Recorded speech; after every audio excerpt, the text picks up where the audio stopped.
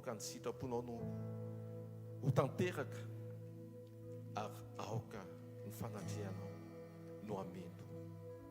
Ho ianao hoe amin'ny toerana izay ampatsiahivana ny naranao dia eo no anatonanao sy hitahinao tsirairay avy.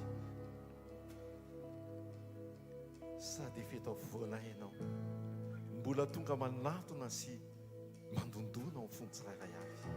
Ary mino aho fa indro izay manokatra ny varavarana dia indro ianao ilay miditra hiara-komana, hiaraka isakafo. Ary izany ihany koa ny fotoana androany dia hiara isakafo aminao izany. Endika ny fifaliana, endika ny fitiavanao makasitraka raha eo. Dia raha inay mandrakizay ny anaranao amin'ny anaran'i Jesosy Kristy velona sy masina ary manakira avy any Nazareta. Alleluia. Amen. Amen. Mpitsingadana ihany ao amin'ny Salamo 7:1 andininy voalohany ka hatramin'ny 5. Salamo 7:1 sokafin'ny baibolinao andininy voalohany ka hatramin'ny 5. Miaraka vakitsika miara-miredina amin'ny anaran'i Jesosy. Misaoran'i Jehovah ary fanahiko ary izay rehetra ato anatiko misaora ny anarany masina. Misaora Jehovah ny fanahiko ary aza misy adinoinao ny fitahiny rehetra, izay mamela ny elokao rehetra, izay manasitrana ny aretinao rehetra, izay manavitra ny ainao tsy hidina ny andavaka, izay manarona famindrapo sy fiantrananao, izay mahavokosoa ny vavanao, ny fahataniranao mody indray tony an'ny voromahery. Amen. Anandra fisaorana vokatry ny fo tanteraka isika. Isaoran'Andriamanitra ny zavatra rehetra, ny fiarovany, ny fitantanany, ny herinandronao, ny mombanao rehetra, ny akonanao. Raha io amin'ny anaran'i Jesosy no isaorana ianao indray. Ho ianao hoe misaora amin'ny zavatra rehetra fa izany sitrapon'Andriamanitra amin'ny Kristy Jesosy ho anay izany. Ary fa ny pompivavaha hasandratra androany. Fisaorana feno fankasitrahana vokatry ny fonay, satria tsy amin'ny herinay sy amin'ny tanjakay fa ianao no miahy, ianao no mitantana, ianao no mbola nitany tsirairay avy tamin'ity herinandro ity. Misaotra ny amin'ny ankonana, misaotra ny amin'ny asa, misaotra ny amin'izay mety ho fantatray, ny amin'izay mety tsy takatry ny sainay. Fa mino izay fa ny fotoana anankiray dia ianao no anambara sy hanazava ny zavatra rehetra. Misaotra ny amin'ny fahasalamana, ny amin'ny fahavelomana, misaotra ny amin'ny andro, misaotra ny amin'ny teny, misaotra ny amin'ny famindraponao, misaotra ny amin'ny fitiavanao, misaotra ny amin'ny fahasoavanao izay mbola matoy izao anay tsirairay avy.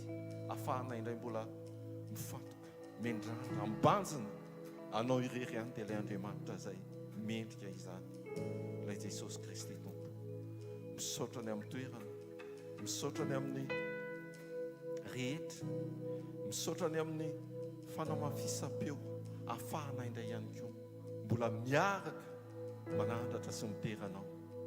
Ary misaotra ny amin'ny fo, mitebo, mbola ahafahanay Tompo mampifanitsy ny fitepon'ny fonay ho ao aminao. Misaotra ny amin'ny fahafahana mijery, misaotra ny amin'ny fahafahana mandeha, misaotra ny amin'ny fahafahana mihetsika, ary misaotra ny amin'ny vatana izay afaka mijoro mbola ho iray, hiaraka hidera sy hanandratra anao. Ary indrindra tonga miankohaka manaiky fa ianao ilay Andriamanitra manam-pahafeno indray eto amin'ity toerana ity. Ary misaotra fa Andriamanitra tsy lalidalovana, tsy marenina, la Andriamanitra manakambara, Andriamanitra tia dia mitarika anay amin'ny lala tsara, Andriamanitra tsara sy mpanao tsara eo amin'ny fiainanay. Mendrika anao ny dera, mendrika anao ny saotra, mendrika anao ny voninahitra, mandrakizay amin'ny anaran'i Jesosy. Amen. Halleluja. Halleluja tahin'Andriamanitra daholo tompoko. Eo mpitsanganana ihany dia ndao mbola hiaraka hanandram-bavaka tsika andao hisaotra an'Andriamanitra tsika ny amin'ny fotoana omeny antsika indray androany ahafahantsika manantona anazy, hisaotra azy tsika ny amin'ny fanahiny izay miasa mandrakariva ao anatintsika, nitaonantsika ho eto amin'ny fanatrehany androany. Asandrato ny vavanao dia sokafo ny vavanao dia mitenena androany, misaotra anao zay Jesosy a, mankasitraka anao zay ny amin'izao fotoana omenao anay izao indray Jesosy a, misaotra ny amin'ny fanasanao anay androany Jesosy, misaotra anao zay ny amin'ny fanahinao zay miasa tao anatinay ka nitaonanay ho eto anatrehanao androany. Misaotra Jesosy eo fa matoa ianao ny invité anay, matoa ianao nitaonanay eto androany dia hiasa eto ianao androany Jesosy a, hiasa eo anivonay tsirairay avy ianao Jesosy a, matoky tanteraka anao zay Jesosy eo ny amin'ny fiasanao eto androany, matoky tanteraka anao zay Jesosy eo ny amin'ny fidiranao atsehatra eo amin'ny fiainany tsirairay avy, hoento momba anay androany fanemasinao, manaiky izay notarianao, manaiky izay fanemasinao ny ompiainana aminao indray androany, hoentony aminay tsirairay avy fanemasinao, manjakafo fehimety fenoy ianao zao toerana izao fanemasinao, ho aiza tokoa moa zay Jesosy eo raha tsy eo ianao, ho aiza tokoa moa zay Jesosy eo raha tsy misy ianao, efa tany amin'ny toerana ratsy indrindra zay Jesosy a, teo amin'ny faharotonay, teo amin'ny faharatsianay Jesosy no namindra toeranay ianao ary nametraka anay ho isan'ny zanakao. Haleloia, misaotra anao zay Jesosy, ho aiza tokoa moa zay Jesosy eo raha tsy misy ianao, tsinitsininy zay raha tsy eo ianao Jesosy a, ny aminay rehetra mihitsy Jesosy eo tena manome voninahitra anao. Misaotra Tompo. Aizano ale raha tsisy anao,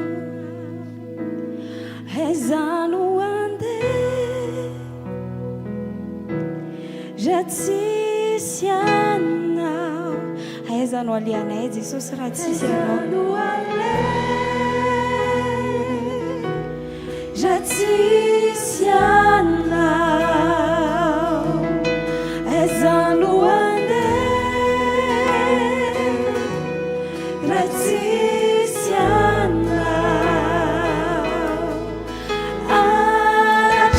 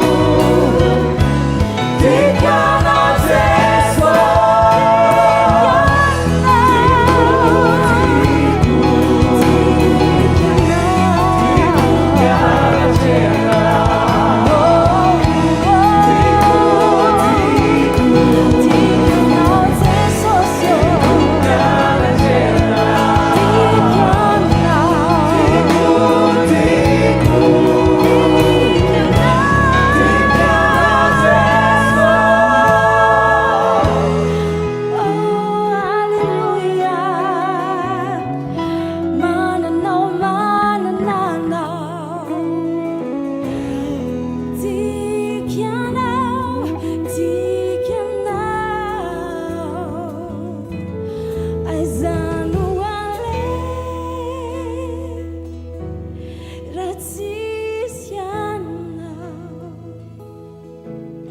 aizao no andeha raha tsisy anao aizao no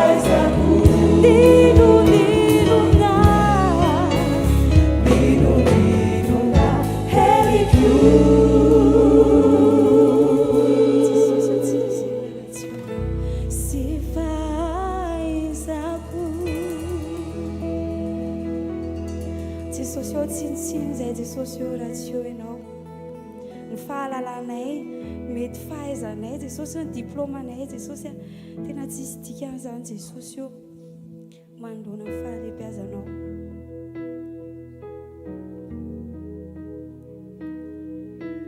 jesosy io tsy mahavita teny zay jesosy fa tena miatoraka tanteraka aminao ininona jesosy io tsy raha miatrana ny fatokiana teo anatrehanao dia ifonanay jesosy a nisy fotoana jesosy eo niozongozona ny finoanay jesosy fa androany kosa jesosy tena miverina aminao zay jesosy ary anambara aminao jesosy fa tena tsinotsinona tokoa zay raha tsy eo ianao tsy mahavita ny tenanay io izay jesosy eo raha tsy miaraka aminao ianao no itokinay jesosy a ianao no ivo ny fiainanay ianao no ametrahanay ny aminay rehetra jesosy a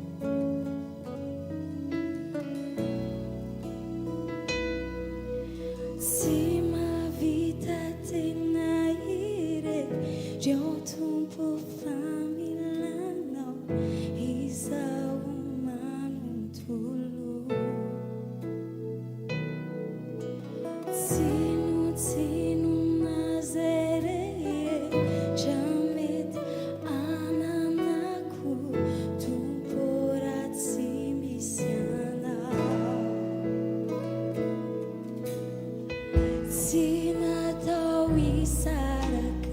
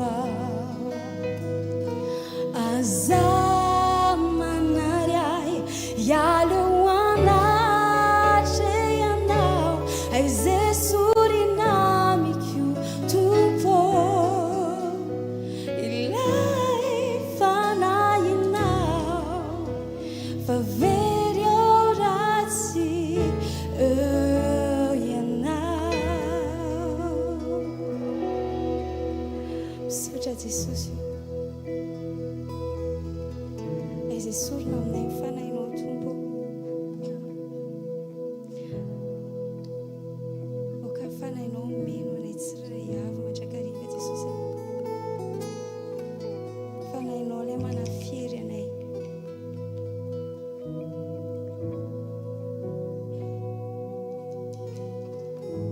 mifanahinao ilay mitona anay mandrakariva eo anatrehanao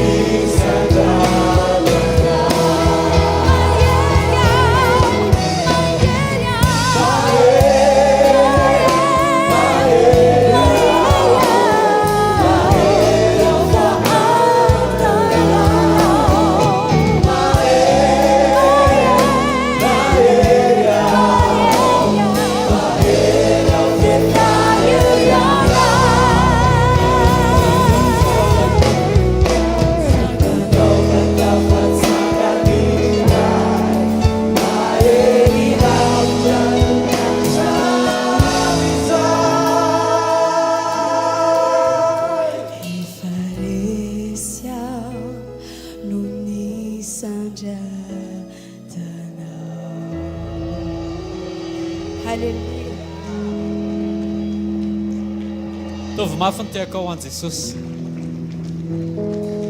dia mahazo toerana tompoko azafady.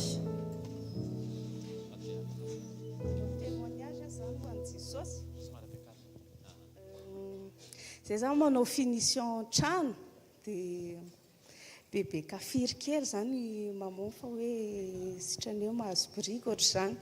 Dia nefany ny ankizy afaka examen daholo zany, examen mpanjakana dia hoe andeha hanao vacances. Dia vao mahay nitombo le souci hoe hanao vacances dia tsy ho ampy ny matériel sy ny ohatr' izany. Dia ay moa kay moa nampatsiahy mifany masina le hoe miaina amin'ny mazanak'Andriamanitra zany ianao. dia hoe ndao zany andeha sady izay koa efa miprevoir hoe réinscription sy ny karazana fa le toetra maha-olombelona mihitsy zany le kafiry dia nandeha any dia nandeha hoe sitrane zany hoe aleo tsy manao vacances fa mahazo matériel dia satria 2 mois zany le contrat fanaovana tamin'ilay maçon dia nandeha any izay dia nandeha ny tomobile aloha ny tsy naninona dia efa falifaly zany assisté zany dia tonga tany dia hoe nitady trano satria tsisy olona fantatra any amin'ilay toerana dia nitady dia amin'ny 4 arivo amin'izay nisy olona ny antsoanay hoe tongava aty fa misy trano azonareo hipetrahana any aty satria le tompon'ilay trano zany nandeha nanao vacances tany Dubai dia izay napetrany tao amin'ilay trano dia teny an-dalana dia hoe ohatrany ahoana zany trano zany tonga tany nefa trano tena hoe confort tsy à la portée anay mihitsy zay tsy anaty budget dia efa assistance fandroany aloha zay dia efa falifaly ohatry no mety izany Jesosy dia tena hoe confort dia niena ihany budget dia izay tsy mbola nanao vacances ela be ohatrany tamin'ity satria le budget zany ferana le trano koa ary eritreretany efa hoe mandeha ara-pinoana fotsiny dia nandeha dia tonga tany dia vita le vacances milamina falifaly ny ankizy mifaly ny zaza sy ny ray aman-dreny dia tapitra ny vacances dia ho an'i Jesosy ny voninahitra mbola nitondra vola nody dia nody indray dia tsy naninona ny tomobile nody tonga taty an-trano gaga izay fa vita n'ilay maçon tsara n'ilay trano dia veo indray vita tamin'ny herinandro indray ny contrat tamin'ilay maçon dia hoe andony karamany dia tamin'ny voalohan'ilay izay alohany andeha zany dia nitapahana ilay karama dia niady varotra dia hoe tsy maninona zany ary fa izay zany samy miady varotra teo izay dia vita tamin'ny herinandro ilay contrat dia nagaga anay mety izay ngamba n'ilay hoe miaina ny finoany Jesosy farany anahy tena ohatrany tsy mbola niainako ilay izy fa nomena le maçon le vola dia niraisiny dia ozy izy nataony hoe ity omeko anareo ty ho fanapiako ataovy ohatrany hoe fanapiako ny fanamboarana an'ilay trano tena hoe tsy finoko fa finoany Jesosy dia ho an'i Jesosy rery ihany no voninahitra mety akareno zany tena bera Jesosy halleluia Jesosy ny tao ambadika izany rehetrarehetra zany izy ny nanao an'izany mandroso pasteur mandroso tokotompoko anome voninahitra an'Andriamanitra ny amin'ny tsy fahampoizana ny amin'izay zavatra ataony voninahitra ho azy rery ihany taratasy sarobidy izay ekinany dossier maro no nandritry ny ataoko hoe heritaona zany mbola tsy teo an-tanany dia fotoana anankiray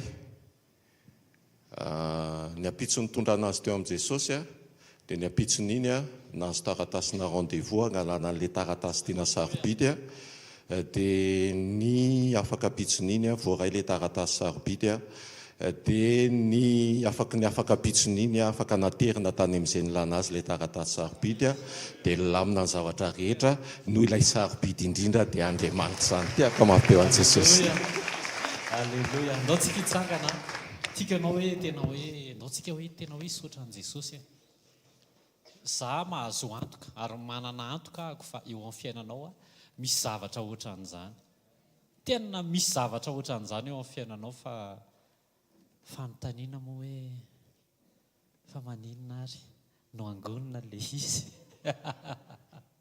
fa maninona ary hoe aleo aloha rehefa mitambatra fa maninona no menatra militsika samy mijoro any Jesosy amen Jesosy ange tsy menatra namonjy atsika sa izy menatra Jesosy tsy menatra mity atsika Jesosy tsy menatra nanao an'le zavatra eo amin'ny fiainantsika dia ndaoko atsika tsy menatra rangaha dia teneno eo akaikinao raha matoa izy ndaoko atsika tsy menatra raha matoa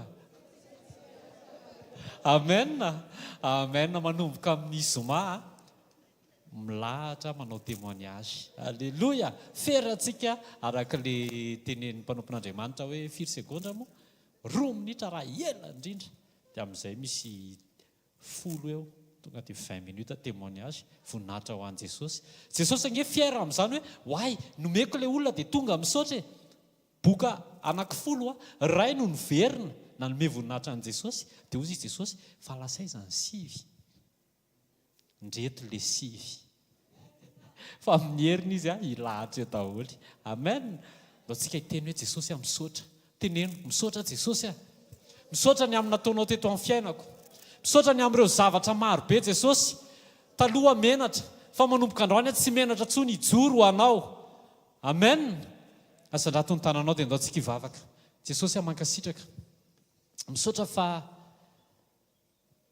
manotrina anay tokoa ianao ao anatin'ity tonjobily ity Jesosy, dia aseho anao ireo karazana fankalazana eo amin'ny fiainanay.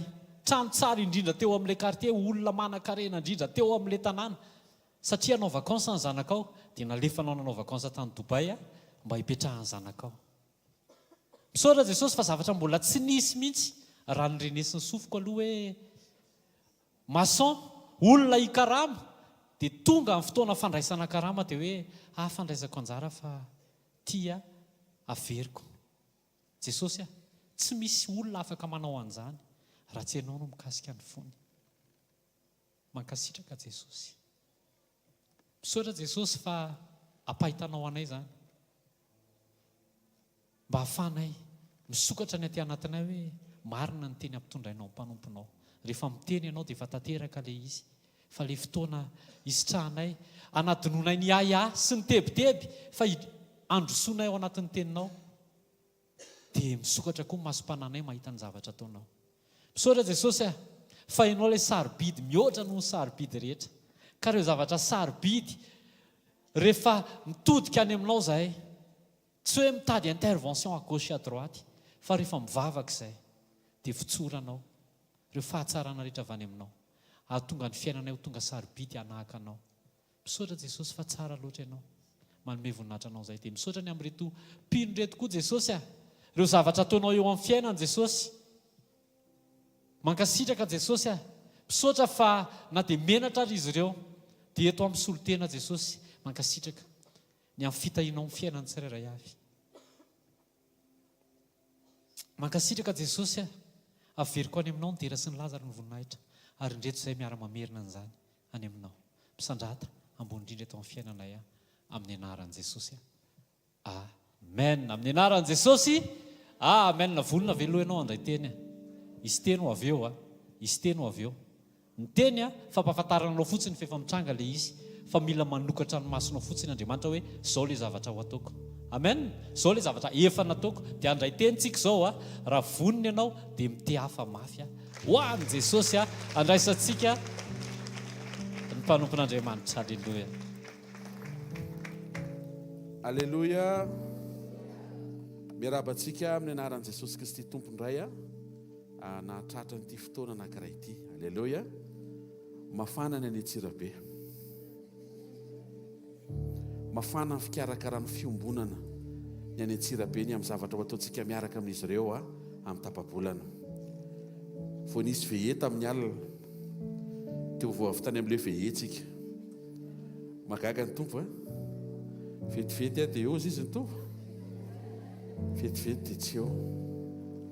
Mino fa vonintsika hiatrika ny zavatra mpanaovin'Andriamanitra antsika, ary mino fa androany dia ampahery antsika eto ny tompo mba ho fantsona tsara ianao, hitondra fiovana, hitondra fahazavana eo amin'ny manodidina anao any amin'izay tanàna anirahan'Andriamanitra anao. Amen.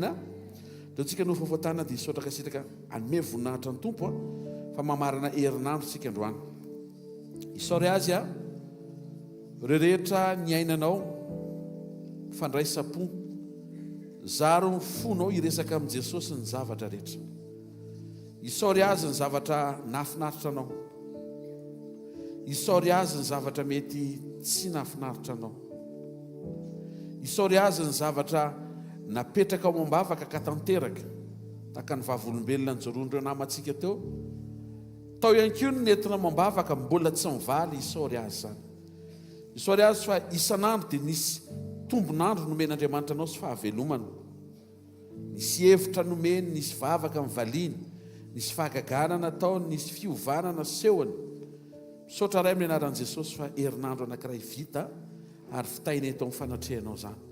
sotra ny amin'ny fitantananao ny fiarovana ho an'izay niatrika fampidirana ny mpianatra hiditra dia mankasitraka ny amin'izany tanteraka somatsara hatrany amin'ny kely indrindra ka hatrany amin'ny lehibea dia ankasitrahana ianao ny zavatra rehetra. Sotra ny amin'ny fitantananao ny fatokianao miasa tompo averiny aminao ny voninahitra amin'ny anarana maheran'i Jesosy Kristy avy Nazareta. Amen. Taontsika mbola hitondra ny fotsika eo anatrehan'Andriamanitra. Anambaritsika fa na dia mitondra tononkira azytsika eo anatrehan'ny Tompo dia ny fotsika no hitan'Andriamanitra melohan'ny tononkira izay tenentsika. Mety manao planintsika hanao fanompona any Antsirabe fa melohan'ny andehanany Antsirabe dia ny fotsika aloha ny tian'Andriamanitra ho hita. Tena kaikinao mijery ho fonao Andriamanitra hoe ataovy mahita fo tsara Andriamanitra hoe amen. Ava fontananao ary anambarakirana zany fahamarinana zany tsika hijoro anatrehan'Andriamanitra hiteny fa ny anton'izao fotoanantsika izao dia Jesosy, ny anton'ny fiankofana sy ny fiderana dia Jesosy, ny anton'ny teny toriana sy ny afatra ny fampaherezana dia Jesosy, ny anton'ny fiombonantsika sy ny fivoriantsika androany dia Jesosy. Amen. Ratapitrany muzika vitany fiderana indroa manatonana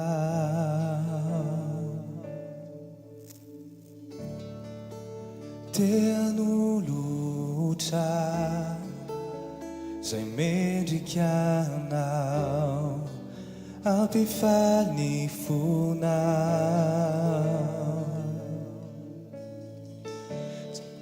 ratapitrany muzika vitany fiderana indroa manatonana tean'olotra izay mendrikanao zay mendrikanao ampifaly ny fonao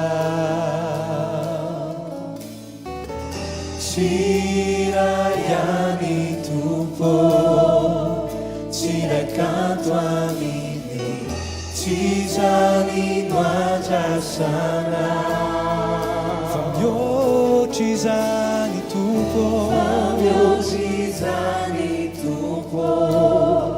materanao amiko ny foko no tserena midro miverina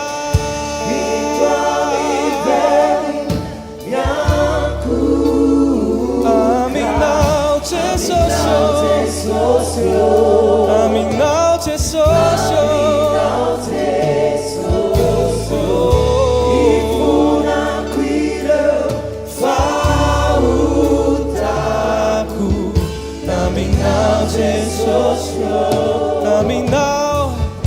aminao Jesosy idro miverina miakuka aminao Jesosy aminao Jesosy ifonako ireo fahotako aminao Jesosy aminao Jesosy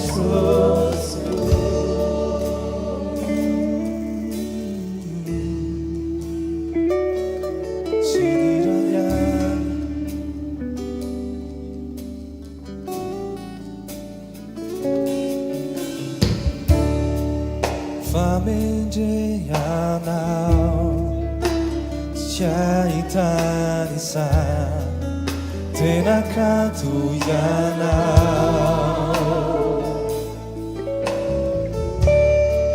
natsinotsinonazao arenakianao iano fiaianako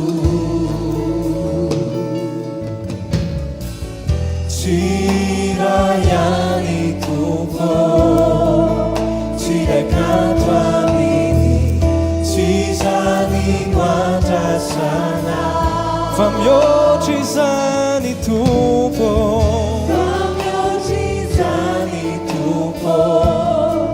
lantenanao amiko ny foko nojerena indroa miverina tompo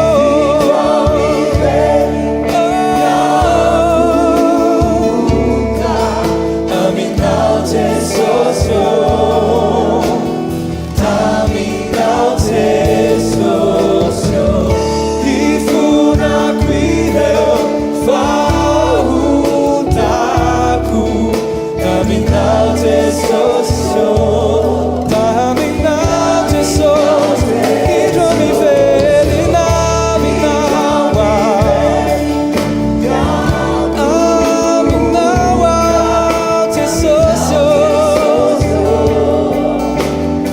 aminao Jesosy ifonako ireo fahotako aminao Jesosy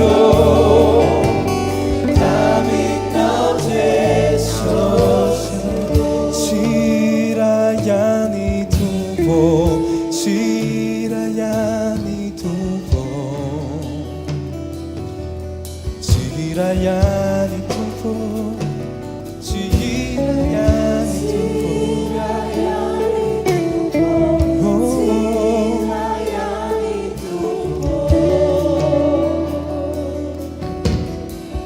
fa mihoatra izany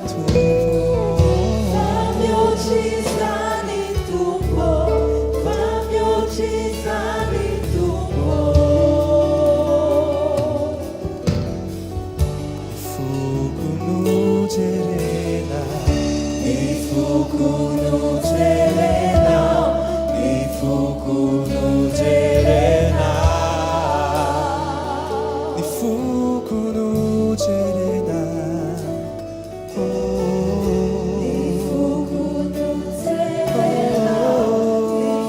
Jesosy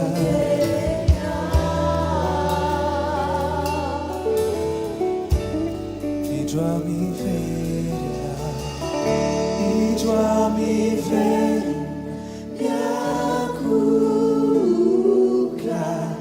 aminao Jesosy aminao Jesosy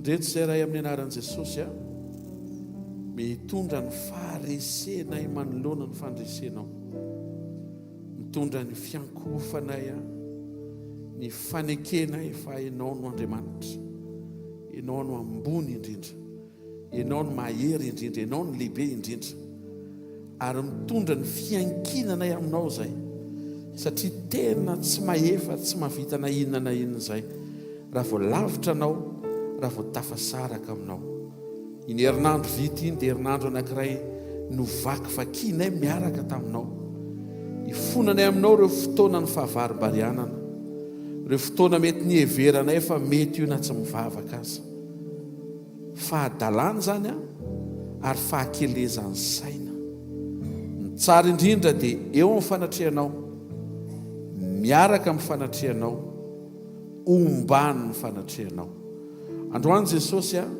mangetaheta ny teny avy aminao tandrify ny fotoana androany indray amin'ny famelaranao latabatra anangananao antsianao sy ampaherezanao ny zanakao tsiraray avy amin'ny anara maheran'i Jesosy Kristy avy Nazareta amen. Tehaka mafy be tsika ho an'i Jesosy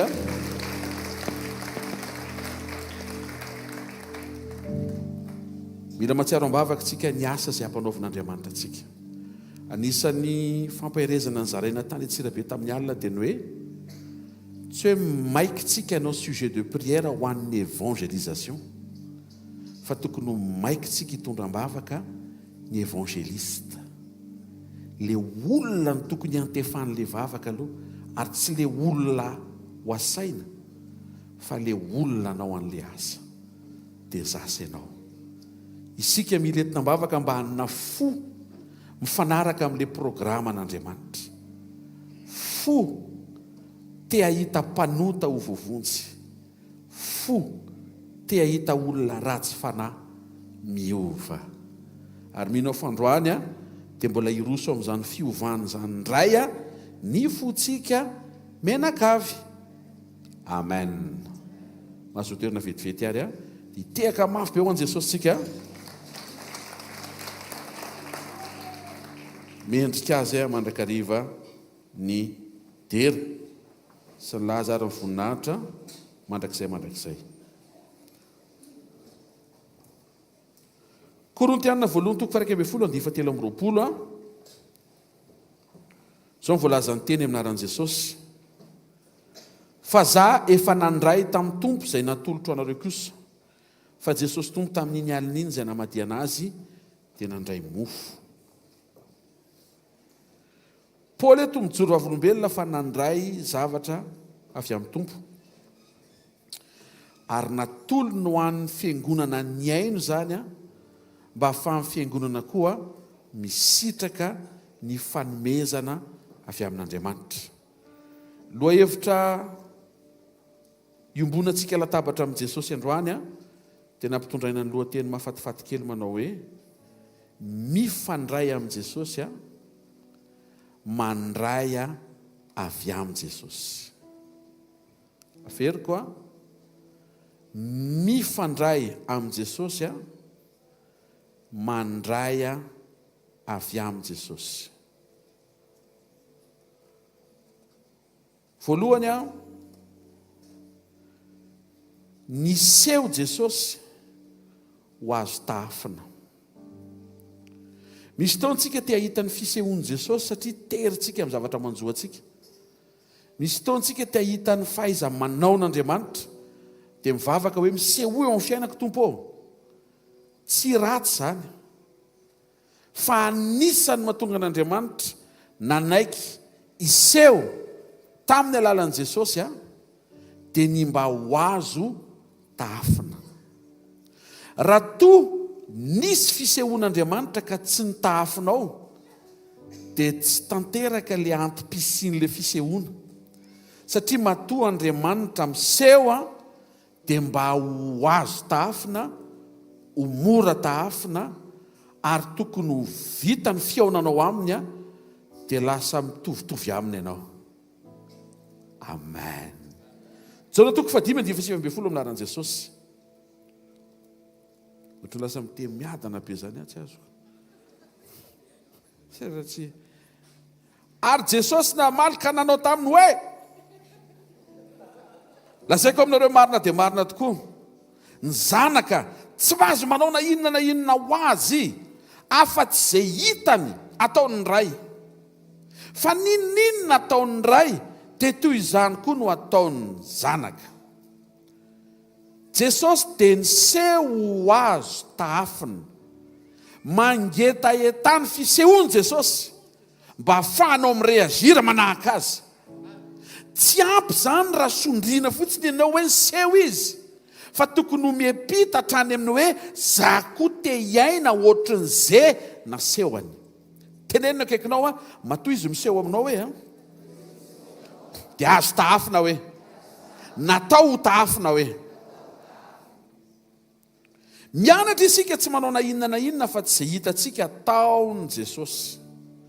Araka ny filazan'i Jesosy fa Jesosy nijoro tsy manao na inona fa tsy izay hitany ataony ray. Raha mikizitina ny tombo dia tsotrananao raha lasa ranabavy alefaso. Fa raha tsy nanao an'izay izy a, dia tsy tokony hanao an'izay koa zasy ianao. Ndao tsika hijery hoe inona ny naseho an'i Jesosy mba ho azontsika tafina. Avy eo tsika hijery fa Jesosy niseho mba ho azo jerena. Amen na? Voalohany, Jesosy niseho ho azo tafina. Faharoa, Jesosy niseho mba ho azo jerena. Fahatelo, Jesosy naneho ny tena no ho azo resahana. Fa efatra raha mbola eo ianao ka tsy miala, dia rehefa avy eo meko le izy. Amen. Jesosy niseho ho azo tafina. Rehefa miseho Jesosy dia ianao zany tokony manahaka. Tsy ampy zany raha hoe faly afa niseho izy, natao hitondra fifaliana ny fisehoany. Fa ny andrasan'Andriamanitra enao miova mifanaraka amin'izay asehony eo amin'ny fiainanao. Amen pasteur. Misy amen mangingina kely miala vato mantsy dia. Luc 6:37 tonga dia application, tonga dia miditra TD tsika, travaux dirigés na hoe travaux de Dieu. Miditra TP tsika, travaux pratiques na travaux de la paix. Atao inona koa hianatra etsika tsy hanao pratika? Tonga dia pratika. Luc 6:37 tonga dia pratika. Ny anaran'i Jesosy. No miara-mamaky. Isa 2:3.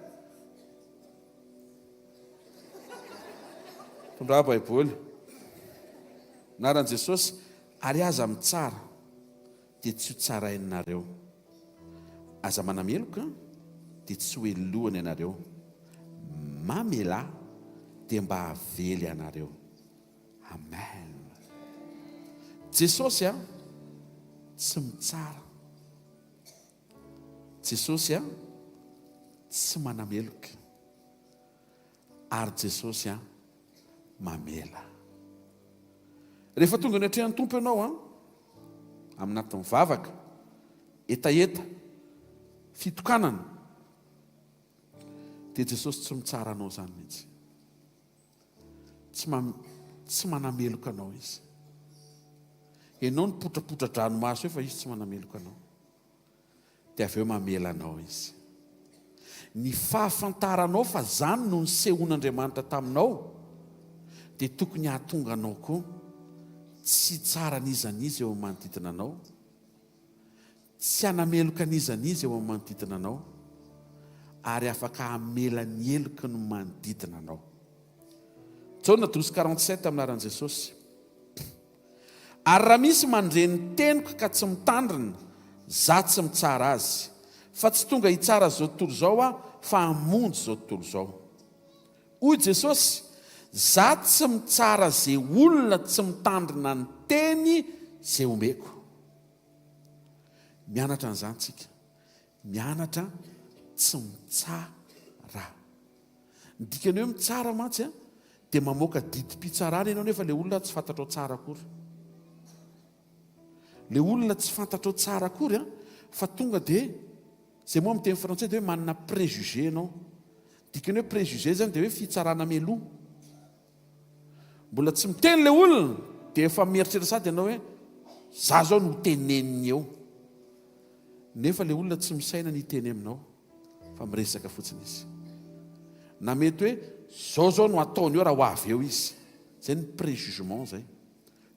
Mino zao fa raha vao hitany eo zao tsy hipetraka eraka amiko izany eo mitrampokon'olona. Fantatra tsara izy mantsiny. Tena akaikinao fantatra hatraiza tsara izy hoe antany eo an'izay izy. Antany izy fa izy ianao no mahafantatra azy tsara hoe. Dia toy izy ianao ary tsy mahafantatra ny tenanao eko. Tia tsy averina. Jesosy ihany no mahafantatra tsara anao, ary Jesosy mahafantatra an'ilay olona anankiray izay heverinao fa fantatrao.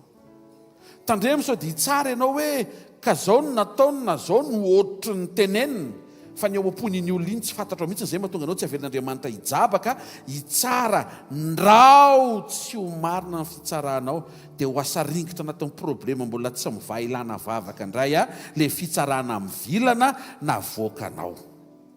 Zao ny atsika zao efa mampiaina be ny problema mitranga amin'ny fiainanao. Akoatran'izay atranganao rereny amin'ny fiainanao azy zany.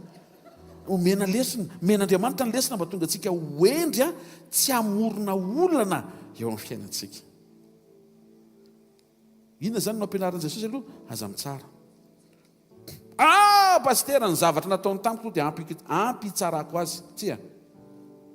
Mety sendra niaran'ilay izy ianao fa tsy voatery ho zay ilay olona.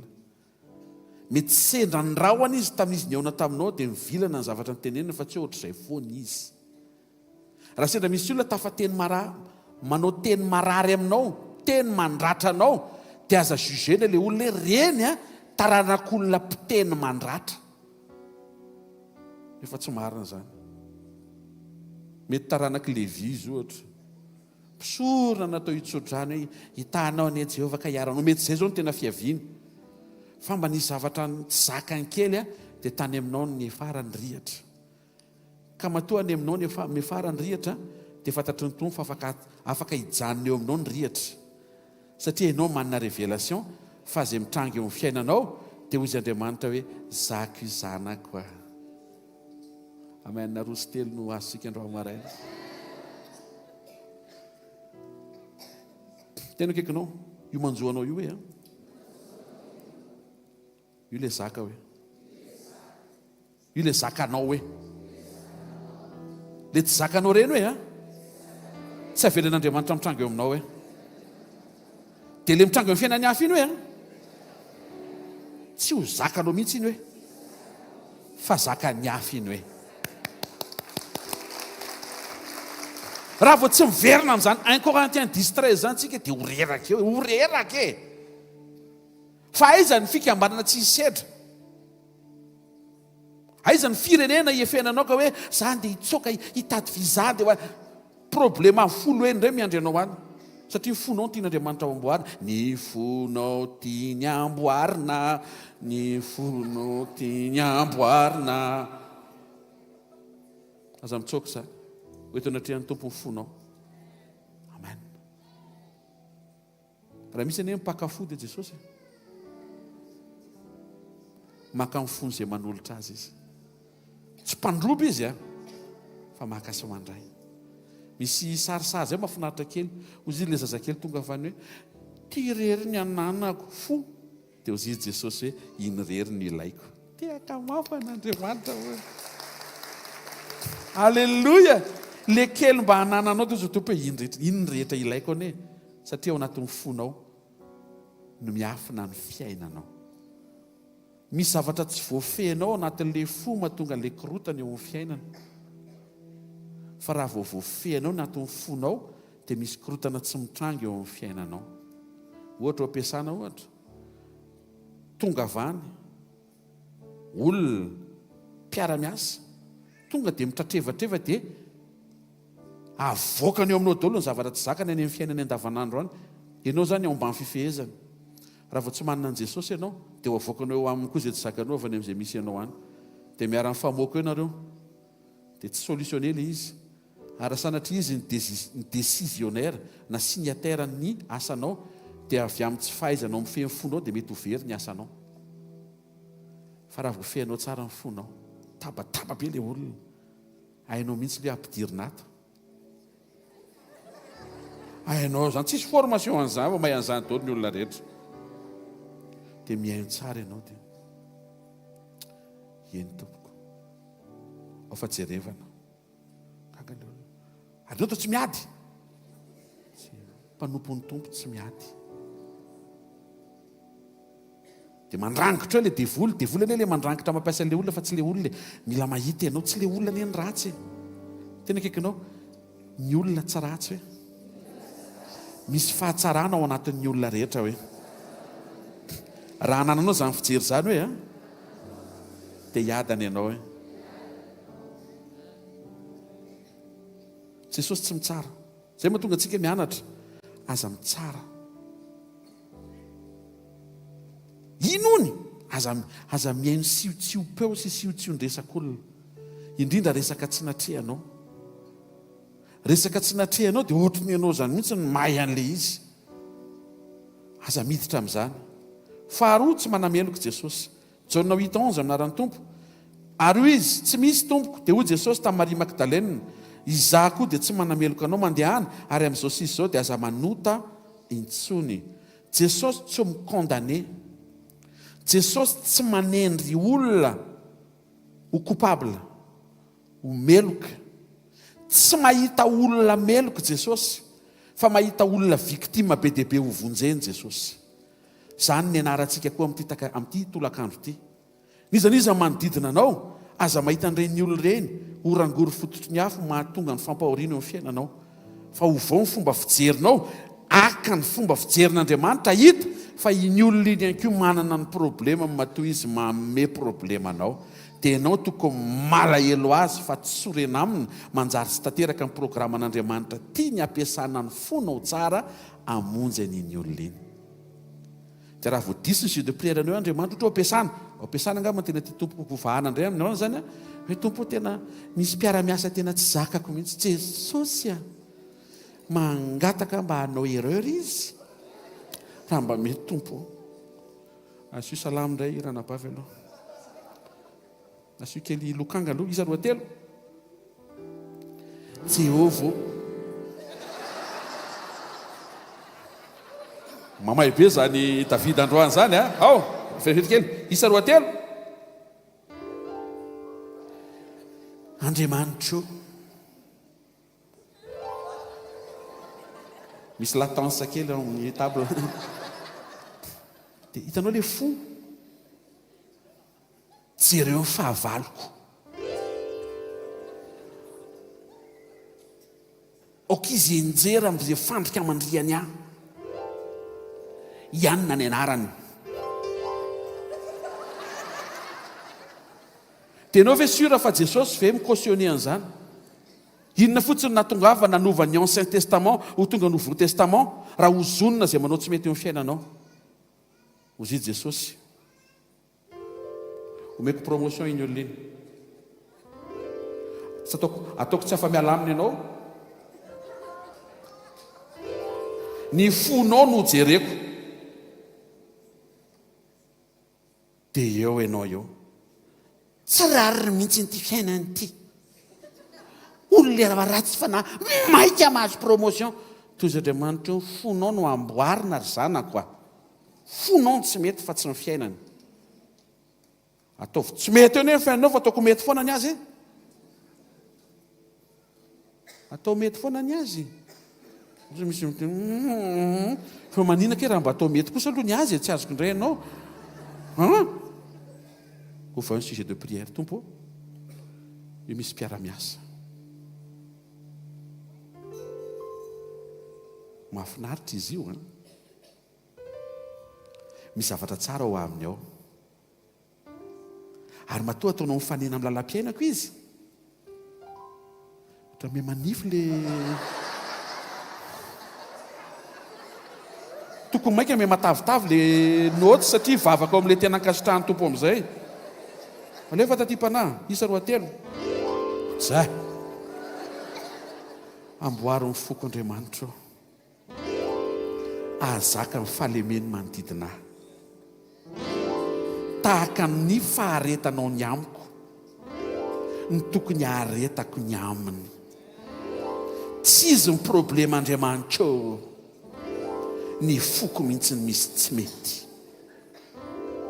ovaoa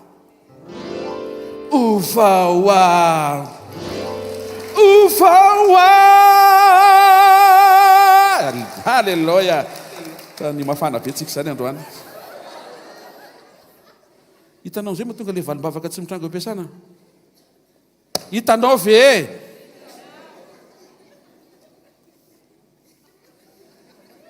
ianao no andrasan'i Jesosy Iova tsy apozinao amin'izay ao anatin'le vavaka mety iny le fonao zany metsara fanahy ianao metsara toetra tsy mitsara olona renindray ry anina dia hitanao problème leo ampiasana iny ane ony tsisy diplôme akory resaka mandeha zany fa tsy hoe miresaka olona na mifosa fa mba tenena akaikinao mifosa zay mihitsy atao zay sa mihitsy le izy efa tsy hoe sa izy ireo ny mba hiresako an'izany mba hahafahana mitondram-bavaka mody hoe zay nefa te hiresaka mihitsy ianao izy iny ianao ny henoko tsy nanatrika aloha tsy haiko na marina na diso fa ohatrany hoe izy ange ony tsisy taratasy fa kamakamany tsy haiko aloha tsy hoe efa mitsara ianao efa manameloka ianao efa tsy mitovy amin'i Jesosy ianao tsy hainao izy ny olona eny mety Davida na ilika iny fa tsara fody anasandratr'Andriamanitra ianao tsy haiko izy zany amboariny fo tandreminy tsara ianona tena tsy azy tsy ekeny foko ianona ohatry ny mitoerany foana izy manan-javatra izy matoa apetrako ny tompo zay tsy anananao satria tsy hainao no apetraka eo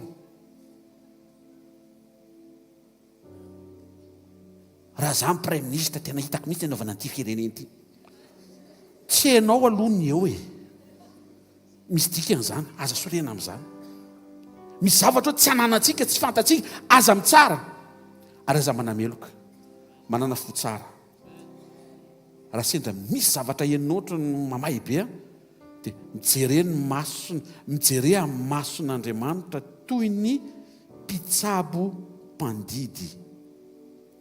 Ny mpitsabo mpandidy rehefa miatrika marary be dia manao krizy le olona marary be ty manentaina be dia tena tsy tika ianao dokotera nefa le dokotera no andeha andidy azy dia raha mamaly le dokotera hoe vondoka eo dia marary koa zany le dokotera.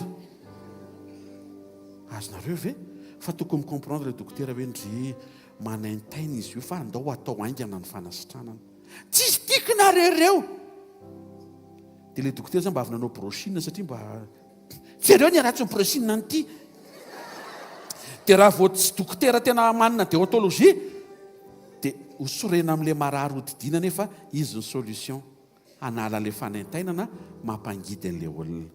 Dia inona ny réaction le dokotera sy ny olona rehetra efa avy nandalo formation rehetra ao tsisy mamaly ao fa vetivety dia vita eo ao fa tsy marary hoe sano ny valiteny. Misy karazana valiteny zay nge andrasan'Andriamanitra avy ny ambavanao rehefa mandeha ny resaka hoe tena le jirama ty tena inona ke ny teneninao fa zay teneninao nge dia mitranga hiteniteny foana dia hitranga dia ho zaka rehefa tsy zaka dia zay tenenina ary za tenenina ho an'ny hafa koa raha sendra hoe sina koa raha raika an'izany zay manana vovo manana solaire tratra ny aizina 3 andro ohatran'ny tany amin'ny Egypte eo solaire ritra tamiko hoe ny reny rano rehetra sy ny loha rano rehetra eo ianao voatsiaro an' Jehovah ve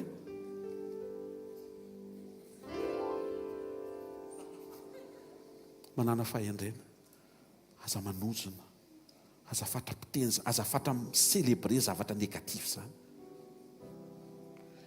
ny célébration titsika tsy hoe resy enao eo ambony tana resy enao zany ve ny ataontsika eto aza micélébrer zavatra négatif ianao resy tsisy ilain'io tonga de ory be zany ve ny hira ataontsika eto tsy zany célébrer an'Andriamanitra mampandresy anao tsika micélébrer an'Andriamanitra manasitrana anao tsika micélébrer an'Andriamanitra mahagaga eo fiainanao tsika micélébrer zavatra tsara vitan'i Jesosy tsika zay vavy zay tokony voafehantsika naizanaiza le atsika aza isan'ny olona micélébrer zavatra tsy mandeha zany. Eniny pastera ny vaovaony ohatrany hoe tsy mandeha ny le autoroute mandeha be io vita ny tombo mihitsy ary tamin'ny fomba tsy napozina lasa 4000 voany ray mba maiza miteny zavatra tsara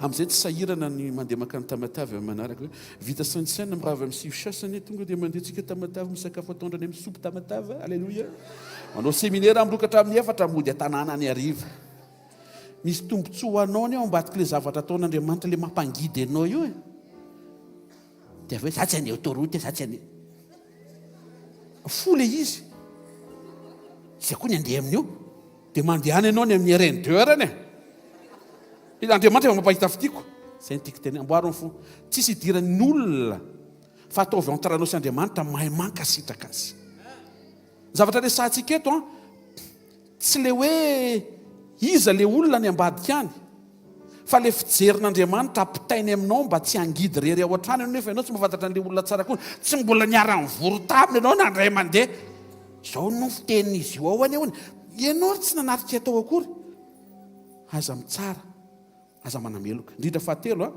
Luc 23:34 dio Jesosy raikeo mamela ny elony fa tsy fantan'izay ataony zany ny anarantsika zany olona tsy mahafantatra ny tokony ataony io no mahatonga antsika mila mamela azy dia zao misy miteny tena fantany pastera matona ataony ianao efa atory dia tsy azoko hoe maninona raha zay mantsy ny fihevitra hoe fantany tsara izy ary fanaininy dia tsy vitanao mihitsy ny amela azy nefa tsy maintsy mamela azy ianao mba ho voavela koa ianao le ho avelany no eritreretintsika eto fa izy any amin'izay ataony miaraka amin'ny tompo ny anazy iny fa ianao eto nresantsika teo fotsitra teo tsopily teo afaka ve ianao ohatrany tsy ampy mora izy zany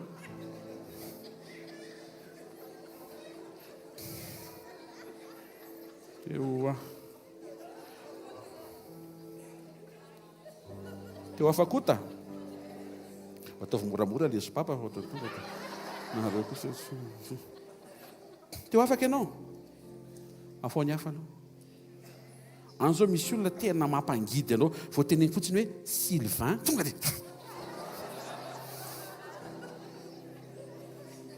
dia noho ny amin'ny fanamboaranao dia Sylvain mba ho amboarina ianao le amboarina ane le olona mampangidy anao zany resaka zany fa hitan'izay Sylvain rehetra miainao an'ity fandarana ity zay manatrika eto anarina voatonona izy nefa mety anao koa nefa le izy koa dia amboariny fo lizy ane mana fotoany fa afaka mitsangana ianao ohatra misy vaty eo zao dia tafotoana dia menjery ianao dia rehefa menjery dia io vaty tsy tiako mitsangana fotsiny tsy zany vina atao sa ianao dia tena tsy zakako mihitsy io vaty io vato kely tena kaikinao zavatra kely le mana fotoany fa raha vao mandeha amin'ny mazava ianao dia hitanao io fa mana fotoana le izy dia tsy manaiko ho tafotoana ianao hoe zay no nampianaran'i Jesosy amin'ny Jaona 11 dao tsika izy ho any amin'ny Lazarosy sakaizako ary tsy maty izy fa matory tonga dia niala avany ny PBT MBT mpianatra be taimbava ho faty araka aminy tany hoe tsy endry impoli lehibe anao ve dia valivalianao bringin ohatr' zany to bringin ataonao valo bringin ohatr' zany ve le lehibe anao teo izy Jesosy fantatrareo veo izy misy adiny firy moa anatin'ny andro anankiray 12 raha misy mandeha amin'ny mazava ozy izy dia tsy ho tafotoana izy fa mahatonga ny olona tafotoana satria tsy mandeha amin'ny mazava izy fa mandeha amin'ny aizina nijerena zao to'le mpianatra ohatran'izao ijereko atsika rehetra zao tsy le olona ny mana fotoana fa hibalita ny mandeha anaty aizina foana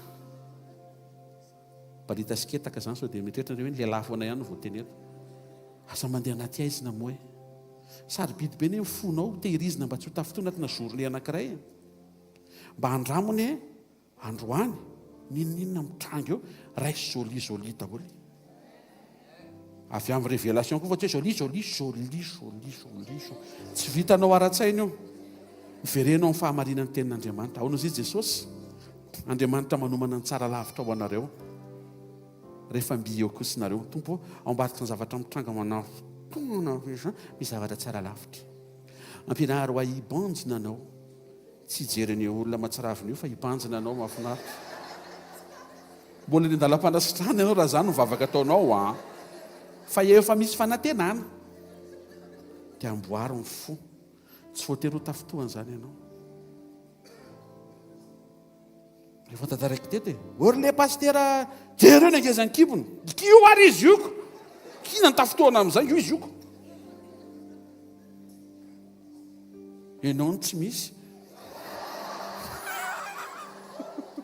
tsy azo atao zay famaly zay tsy coupeny zany amin'ny anina fa tsy zay mifanaon'i Jesosy aza tafotoana zany Jesosy tsy mitsara tsy manameloka mamela eloka avereno mianatra manomboka androany tsy mitsara olona tsy manameloka olona mamela olona point faharoa Jesosy tsy nanozony zany mihitsy tsy nanozony zany mihitsy izy Luc 9:52 à 55 minaran'i Jesosy ary nandefa iraka hialoha azy izy dia nandeha ireo ka niditra tao mivoatra anankiray izay any Samaritana amboatra ho azy fa tsy nandray azy ny olona Jesosy anie niatrika an'izay mba atrehanao koa misy taonao maka ny ampiasana dia tsy mandray anao le fiasana mandefa dossier anao dia tsy mandray anao le olona andraisana dossier mba mieritreritra ny hoe ato mba lalana mba hampasoa ny famelomana ny vadeamanjanaka tsy raisin'ny olona ianao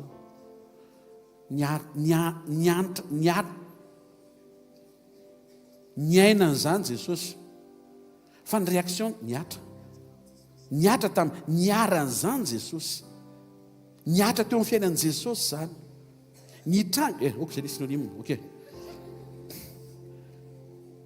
tsy nanozina izy rehefa nisy tsy nandray azy aza aingana manozina rehefa tsy mandray anao le olona mety tsy afaka izy Paster Jao mahafinaritra izy rehefa mandray telefona moa tsy Paster Jao le sako to tsy mandray Paster tsisy ilana azy za mba tsy raisiny eo nefa za zao mino fa ny ambadika any zao a raha ianona zao miantso eo tonga dia raisiny eo ny eo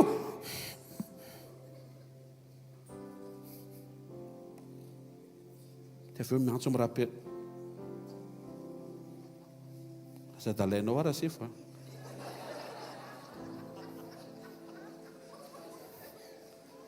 avy eo rappelenao le olona tena azafady enao tena tsy mandray telefona io azafady toko fa mbola nikakaty eo tsy haiko eo azonareo ve le dia ino no mampivontofono efa le olona ne olombelona laviny sakafo fa mifanojy ny appelanao sy ny tsy fafahany nandray anao aza aingana manozina raha sendra tsy ny ray sy ny olona ianao raha mba mety azo zonona moay anya dia tsy za ihany va paster mampatahotra be manozina ny paster Jao tsy paster Jao ihany fa ny zanak'Andriamanitra rehetra koa tsy tokony ho aingana antsika le ananina tsy mananina iny aza aingana amin'ity ianao ne tsy mangidy ianaranao ne mamy tantely amen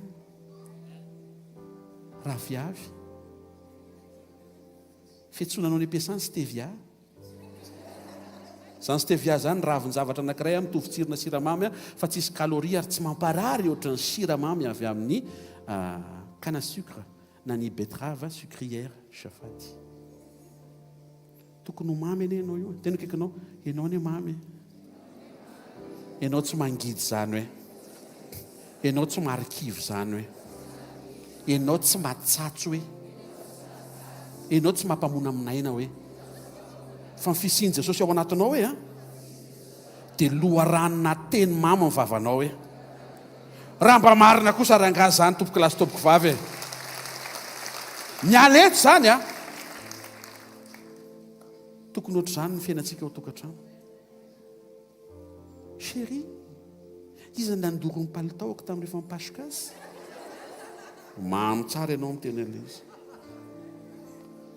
vao mety ny fonao misy appel téléphonique tamiko aiza ozy nareo paster avy ohatry ny tondra palitao avy any Dubai ho anao natsiaro anao zay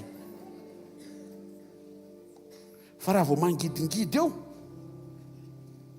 manjavona hatramin'ny ba tena satria le fony tsy mety azavaiko tsara izy mba hiaina tsara miaraka amin'ny tongotsika reto mba tsy haran-doza intsony mba ho fifaliana foana ny rahantsika alleloia rehefa tsy nandray azy rehefa tsy nandray an' Jesosy ny natao ny Samaritana dia nandroso any Jerosalema izy alleloia rehefa tsy mandray rangany any Samaria mandroso fa misy Jerosalema ao aloha ao mandray anao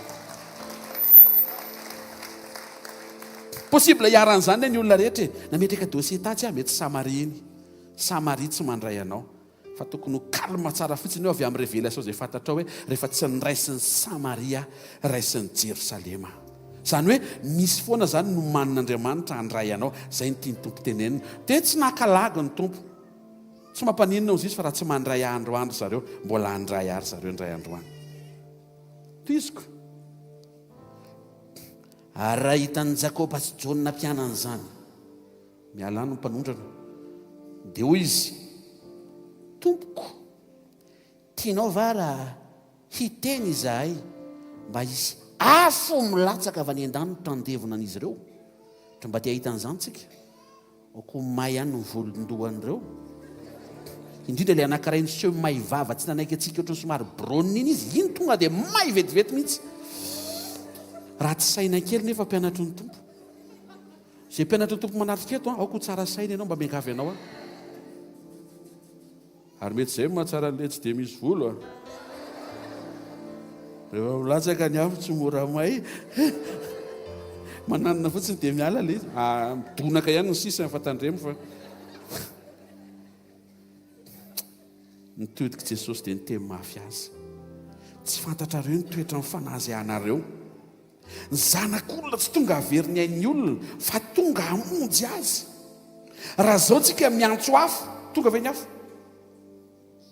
ahoana tonga dia inona ny tranga may le tanàna dia inona ny tranga oriana le may le tanàna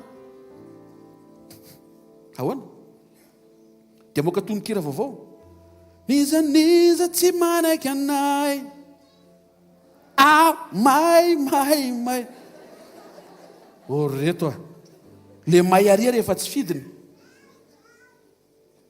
mila famonjena ny manodidina anao Jesosy nampianatra eto fa tsy netiny nataony Elia zay mahatonga ny Elia rehefa niseho teo amin'ny tendromboatry ny fiovantare dia nitenen'Andriamanitra hoe tsy miaino ny Elia intsony nareo fa Jesosy hainoana satria misy zavatra mivilana nitenen'le rangahy io tamizany inona zavatra nitranga tamin'ny tantaran'ny Elia tonga miaramida isambotra azy ianao ve le Elia mpaminany Jehovah tonga dia niteny izy raha lehilahy n'Andriamanitra okisy aho tonga dia nilatsaka ny afo dia may ozy Andriamanitra hoe zany hoe nanomenao fahefanapidina afo ho eo amin'ny alitara ireo tsy alitara olona dia mety hoe olotara azo ovaina le teny olona ireo fa tsy alitara namaly sa tsy namaly le afo namaly fa teny ambavan'olona tsy voafora fotsiny nanana toetra voamboatra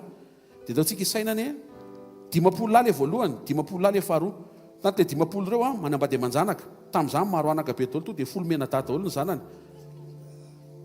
misy olona 500 zany mitomany satria tezitra ny lehilahin'Andriamanitra raha lehilahin'Andriamanitra ianao manatrika eto na vehivavin'Andriamanitra aza mora tezitra fa sao dia manimba fiainan'olona mihoatra ny 500 zareo ny toetran'i Jesosy anka tsy mila hozonina zareo fa mbola isy fotoana anaiky izy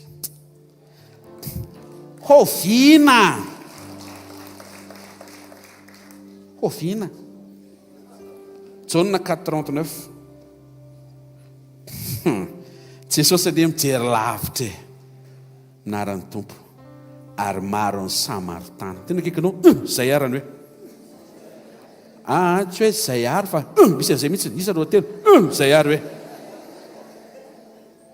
misy tsy mety manao mihitsy io zay ary io ary maro ny Samaritana avy tao amin'izany tanàna zany no nino an Jesosy no ny filazany raha vehivavy izay nanambara hoe nolazainy tamiko avokoa izay rehetra nataoko tao anatin'le fahatezerany Jakoba sy Jona zany Jesosy efa mahita Samaritana be deaibe miova afaka isokatra ve masom-panahinao ahita olona be deaibe miova eo manodidina anao iny le tsy nandray anao iny iova iny alleloia aza tenenina akory hoe veriny rehetra nareo raha tsy mandray anahy aza manao an'izany vavy zany akory manjary arary eo ianao fa mandroso be ry zareo na tsisy ianao ary aike tsy veriny rehetra ndraiky ery zareo ny tompo ihany ny veriny rehetra raha voavery ianao miaino ve tsika faharoa asan'apôstôly 9:15-20 ny anaran'i Jesosy ary rehefa nanambara sy nitoro ny tenin'ny tompo Petera sy Jona le saika nanozona teo fa efa niova fo satria nandray fahafenofana masina tamin'ny andro Pentekosta dia niverina nakany Jerosalema ka nitoro ny filanjan-tsara teny mivoatra maro zay any Samaritana ozy Jesosy aza manozona fa mbola hoany ianao ny antony raha teo zany Jona ny hoe enganyemba ho jamba daholo ry Samaritana ireo ohatra dia rehefa avy ny fotoana ka irahan'ny tompo any Samaria amin'izay izy dia milahatra daholo amin'izay ny jamba reraka dia izy ihany nyreraka Jesosy be loatra le jamba ato sitrany ianao tena reraka tompo mahiraty ianao fa maninona be jamba to amin'ity tanàna ity efa izy ihany natonga an'izay le ozona tsy voafeta amin'izany ihany natonga an'le ova ka mahafaly ariavana ny milaza aminao amin'ity tolakandro ity fa zay ho akorotanao aminaiza naiza dia enao ihany no irahan'ny tompo a handaminazy akorotany isy andaminanao azy avy ao raha zay ianao milamina tsara fa ho lamy fotoana eo ianao andamina an'izay tsy tokony nakorotana tany mazava ve za raha teo zany jaona ny tafanozona ny Samaria tenefa izy zany avy eo no irahanao an'ny Samaria iregle ny problema ny Samaria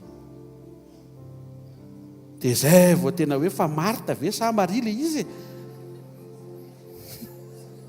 misy tsy mahazo mihitsy ty paster ty misy fotoana tsy azoko ny tenenina fa meme fotsiny aloha e tanao neny tompo e raha fitininy tandremo ny zavatra teneninao fa sao dia ho lany fotoana ianao iregle an'iny avy eo le Samaria paster ohatra ny lavitra be fa to dia asio an'le fanoharina kaikaikai kely ok arany rentré zao tonga avana ny zanakao papa za tsy anatra ahoana ny valiteninao raha vo tsy mianatra ianao dia tondrina velona be tsy tavavoaka mihitsy eo fiainanao ko satria ny teny dia vo afafy ianao raha teo koa zanak'Andriamanitra fanjaka-pisorona zay ambaranao mitranga misy mazava to dia miteny tondrina tonga dia tondrina marina iny mitranga iny 15 ans après amin'izay iny tokoa ary le zaza fa ny aina ny vokatry ny fahadondranany amin'izay izy izaka ny isahirana aminao pastera tsy manana zay fotoana izay pastera hafa angamba ianao ihany tsy maintsy eo fa naninona ary ty zanako ty Andriamanitra tsy ohatry ny zanaky ny hafa teo zay tompo ka ny hafa tsy nanozona ny anazy ianao anozona ny anao tena akaikinao tandremo ny zavatra teneninao tandremo ny zavatra saintsainao tandremo ny zavatra ataonao misy fotoana miresaka amin'ny zanakao ianao tokony ianao an'izao tonga dia valy braingina be karaha tsy koraba tsy teny tsy fantatra izy teny braingina dia taitra ianao fa hoana ny valiana ohatr' izany pitsika amin'izay fanamasina 1984 nisy inona tamin'izany izy fanamasina aza mody fanina zanako aza mody fanina eo ianao zanako fa tamin'izany namaly braingina ny dadanao ianao tamin'ny androny tsy fahalalana fanalefa aloha iny dia mandiny tena tsara sao dia le zaza ny maty kapoka sy maty anatra nefa ianao ke nanao le izy tamin'izany dia mivaly le izy any amin'ny zanakao dia mananatra Andriamanitra hitanao amin'izay mahatonga le tsy tokony natao io ary fampotra ty amin'ny zanakao le izy zao misy miororo be satria belibe no natao tamin'ny fatamin'rano mendrasa amin'ny fandraisana fa misy famelan-keloka tononona rehefa mba andraso iny anatin'le rehefa le mba manao le ainy iny hoe raha ty ny kapoaka ny fisaorana mba andraso iny latsaka ho famelana ny eloko mba andraso iny teny iny dia rehefa sendra hitanao fa iny fa miteny le mivaly eo amin'le zanaka le izy dia tsy tokony to dia miakatra be ianao fa iny zany le izy aloko to tiao any amin'ny zanaka tsy hoe mahazo manao zay tiana ndreny zanaka mahainao an'izany hoe nataon'ny papa za matoa avero mety tsy natao ndray mazava angambany samy endry tsara daholo ny ohatrany zany tsy nanozony Jesosy satria fantany fa mbola andray ireo olona nampresiany devolo ireo hoe ozony hoy Jesosy non ka tsy fanaontsika zany zay mahatonga antsika tsy miantso ny jirama hoe jiramaty aza ozonina fa ohatriny nanomeny anao zary mandoko sitrapon'Andriamanitra ny resantsika izy ary no antenaina hitsodranao an'io izy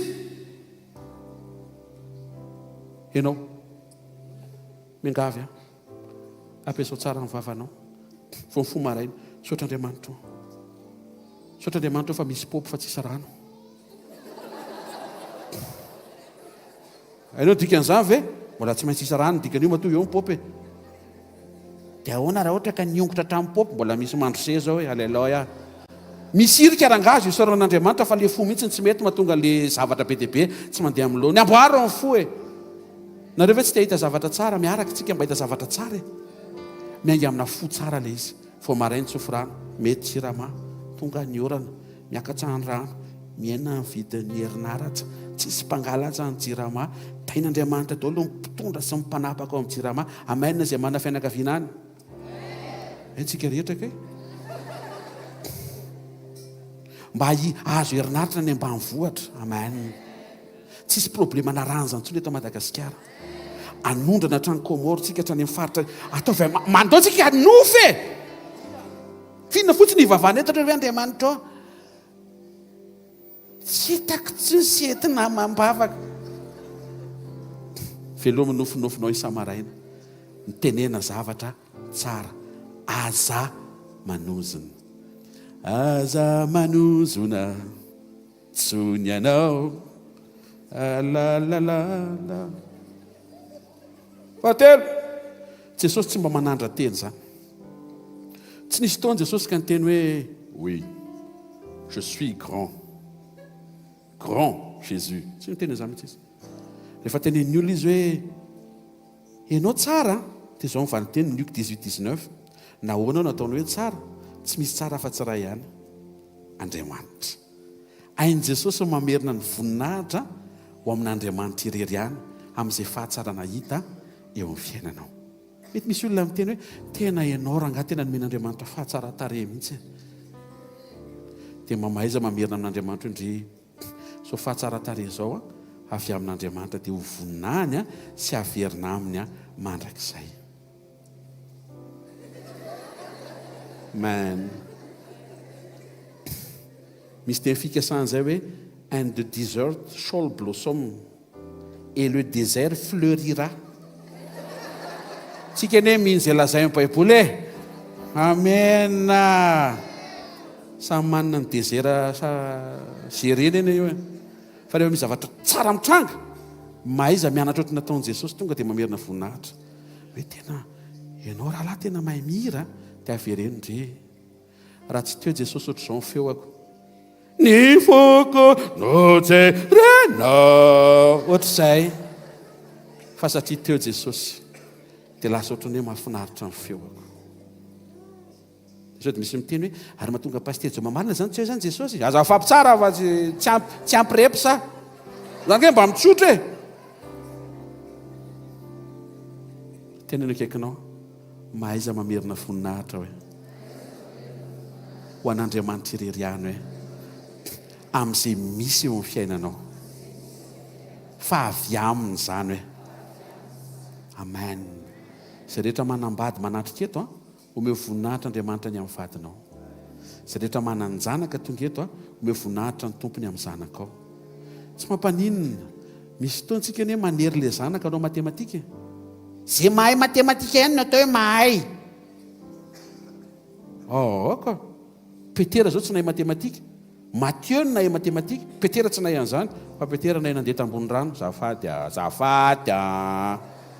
izy tsy mahay manisy hoe ray roa telo fa izy vao tenen'ny tompo hoe avy manantona tsisy hoe 5 plus 6 f de x tsisy zany tonga dia lasa eny ambony rano ka mety misy zavatra tsy hainy zanakao aza blamena izy misy zavatra mety haina fa mangala révélation dia atseho izy any amin'ilay zavatra hainy mba mitehaka mafy tsara kosa ny ray aman-dreny rehetra fa tsy ny hainao mitomany ny hainao acteur zany izy maizy zany mila manao tantara filazana ny sampana radio eto amin'ny HVKL 90.8 dia faly mandray an'izay mahay manao cinéma rehetra manatrika eto anaovantsika tantara ho fampahirezana sy ho fitoriana filazantsara naizanaiza ny rano tompo antsika amin'ny alalan'ny onjam-peo HVKL radio mahay be zany le zanakao dia gaga ianao avao ampanaovanao tantara ary Marie Magdalena teo tongotry ny tompo dia nitomany le fasy le tomany isy olona ijoro vavolombelona hoe voninahitra n'Andriamanitra zany fa sambany any anatrika an'ity fotoanandro an'ity dia miaraba antsika rehetra zany e sisy mamalina anao miaraba hoe na eny radio zany dia ohatra nisy tantara nandeha zay hoe Marie mpanao Madeleine zany ho ny tomany dia vao nandeha le ranomasy dia ohatrany tonga dia nikasihan'ny tompo ah. Hitanao amin'izay ve misy ilana ny zavatra rehetra fa maso tsy misokatra mahatonga lizy tsy mandeha. Eto ambavaka pastera fa le zanakay a soratany daholo ny frigo, soratany daholo ny rindrina. Meko solution ianao vidiana feutre dia meo azy. Dia teniny izy hoe eto amin'ny salon a manao dessin ianao dia meo azy mihitsy, sy voataony mihitsy fa artiste izy. Ozy misy miteny sandratriny salon tsy avelako soratsoratany zanako any le teneniko fa tsy hoe zanako no alevako any aminao hoe ty mba alevako any aminareo mba noratsoratra eo aminareo. Tena akaikinao manana ny fon'Andriamanitra hoe mahita zavatra tsara hoe eo amin'ny zavatra trehanao hoe amin'ny zavatra anananao hoe ny anahy pastera tsy haiko fa zaza ny tonga eto pastera tsisy ninona haiko. Mahay anao ka mahay midongy ianao. Intercesseur anie zany ianao. Amen. Tena tsy haiko fa ny ahy zany problemako pastera vao misy maimbo froma dia henoko.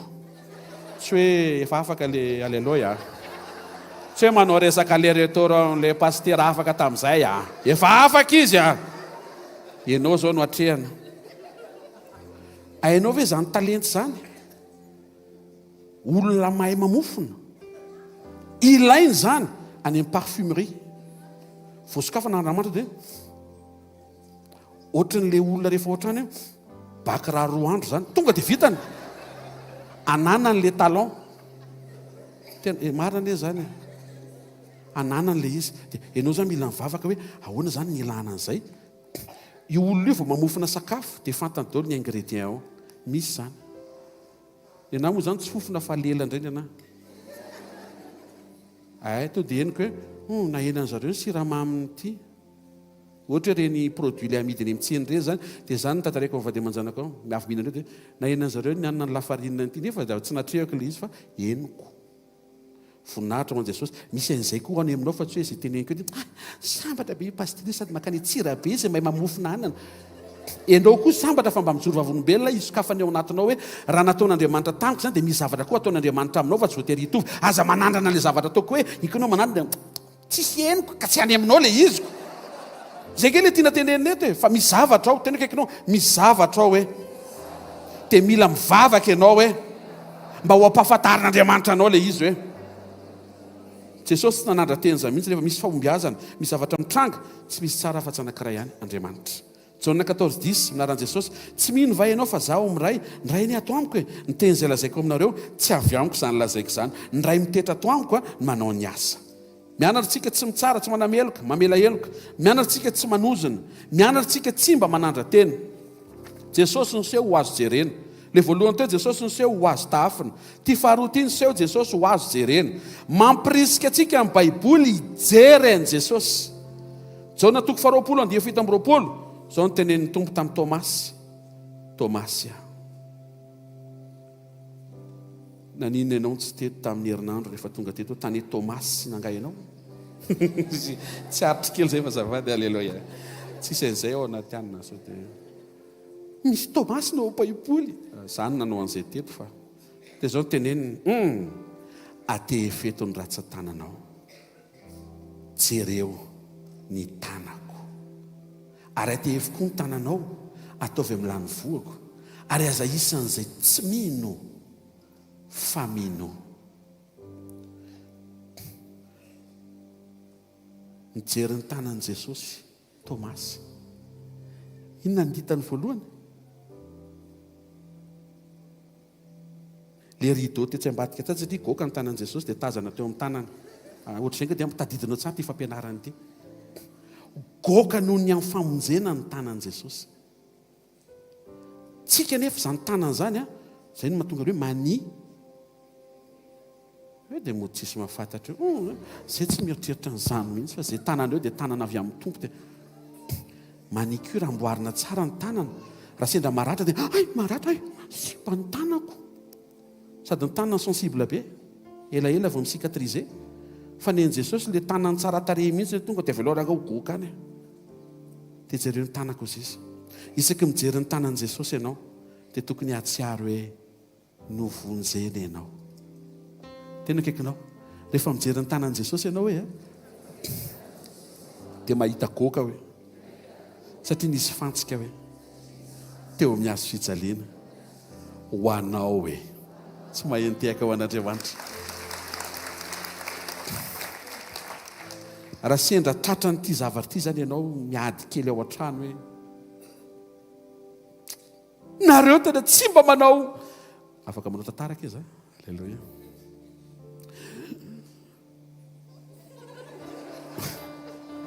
Nareo tsy mba manao zavatra ho anahy mihitsiny. Dia mijoro Jesosy miteny hoe zany nanao ny rehetra ho anao. Nareo tsy mba mahatsiaro ao mihitsy, olona tenenao zany. Dia mijoro Jesosy, za tsy mba manadino anao. Nareo tsy tia, zao notenen'i Jesosy, za tia anao. Le tsy hitanao any amin'ny olona, jereo Jesosy fa izy no afaka hanome an'ilay izy. Alleluia, alleluia. Ozy Jesosy, jereo ny tanako ohatry ny teo amin'ny hazo fijaliana. Ianareo ny dikan'ilay tanana misokatra ohatr' izao, tsy hoe alea mandeha fa avia aty. Afaka mandray anao manao câlin foana ny tompo raha mbola miverina aminy ianao. Izy koa zaloha tsy miteny hoe verena aty, fa izy tsy manao an'izay indray, fa miandry izy dia hoe zay manantona ka mahatonga n'ilay lavina zany tsy nanantona. Fa raha mbola misy eto androany maraina manapatsapana hoe ohatry ny lavitra an' Jesosy mila miverinao aminy, bienvenue ianao. Eniny hoe sady bienvenue ny bien-aimé, tiany ianao. Alleluia. Sady ho lasa bienheureux ianao raha vao mifantoka amin'ny tompo eo. Dia mbola mitady bien hafa anankiray fa mbola tsy mahita aloha eto. Fa izy zavatra tsara be dehibe hitrango eo rehefa miverinao amin'ny Jesosy ianao. Dia iny tanana iny zany tokony tsaroanao hoe à tout moment zany Jesosy afaka miverina sy manaiky ny fiverenanao. Tena kaikinao, na aiza alaviran'ny saranao tamin'ny tompo hoe averenao ohatr'izay. Alaviran'ny saranao tamin'ny tompo dia afaka miverina ianao hoe fa ho raisiny hoe dia aza miala tsony hoe. Tandremo zany sao dia diso hoe ny tompoko mandray ahy foana, dia iny koa ianao no lasa foana. Tsy izay ny objectif an' Jesosy, fa ny objectif ny tafatoetra ao aminy ianao. Ny dikan'ilay tanana misandatra ohatr'izao koa ampatsiahivin'ny tompo tamin'izany nampiasain'Andriamanitra ny tanana Mosesy hiatrika Amalekita. Ny Amalekita dia taranaky ny mpanendaka. Mbola misy zareo hatramin'ny androany miala aminaran'i Jesosy.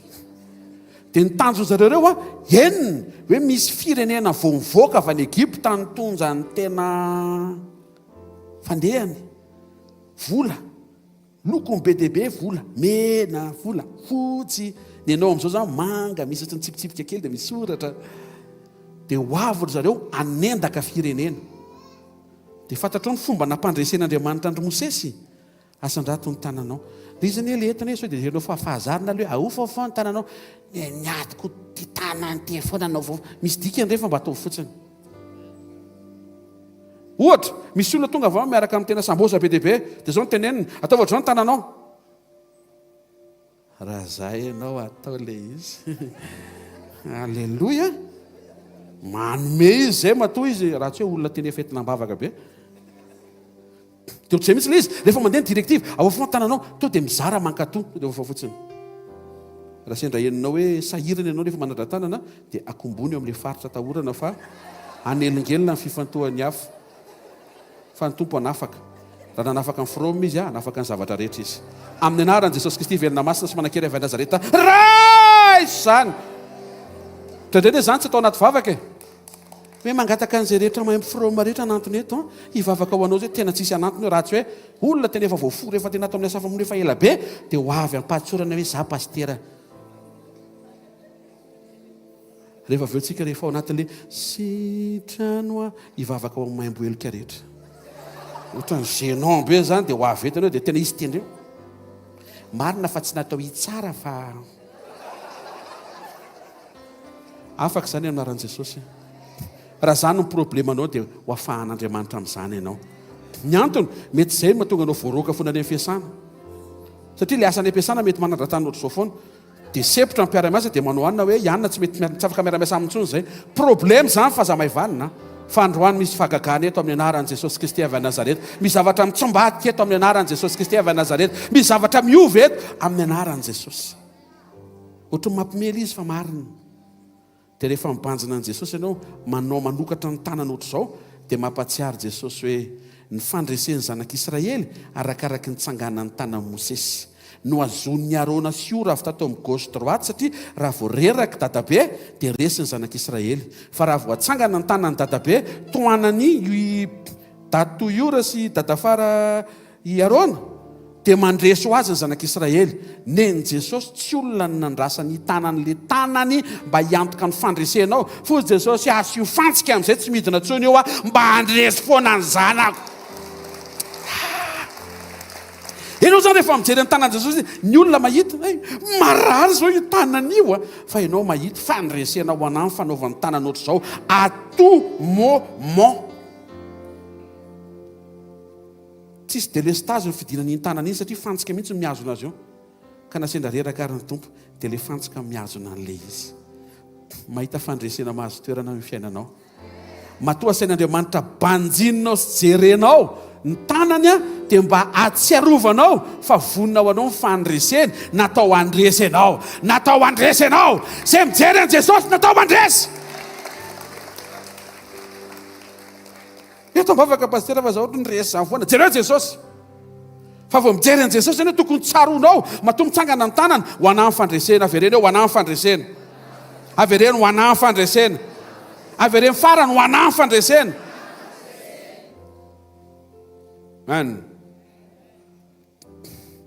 Jery ny tongony Luc 24:39 minaran'i Jesosy izaho ny tanaka sy ny tongotro fa izao no izy tsapao aka jereo ny matotoa tsy manana nofo sy taolana tahaka izao ahitanareo azy ao voendrikendrika io matotoa ny tompo matotoa io toy izy Jesosy hoe matoky aza matahotra fa za tsy matotoa tiafa velona jira matotoa okizay tsofirano ny zavatra rehetra. Amen.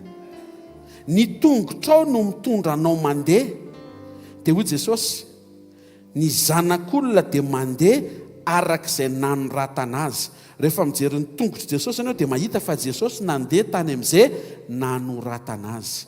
Miangavy ianao atafo zany mandehana any amin'izay nanoratana anao. Matio 4:1-12 ka hatramin'ny 5:1-12 anaran'i Jesosy. Ary noho ny ren'i Jesosy efa voasambotra Jaona dia lasa nakany Galilea izy. Ary noho ny ala tany Nazareta izy dia nakany Kapernaum izay eo amoron'ny ranomasina ao amin'ny zarantanin'ny Zebolona sy Naftali ka noho ny natao izy. Fa maninona izy nakany Galilea nakany Kapernaum teo amoron'ny ranomasina zarantanin'ny Zebolona sy Naftali inona ny raison nandehanany tany amin'ny toerana io 4:12 mba hatateraka izay nampilazaina ny Isaia mpaminany any amin'izay tenenin'Andriamanitra no aoka hitondrany ny tongotrao anao.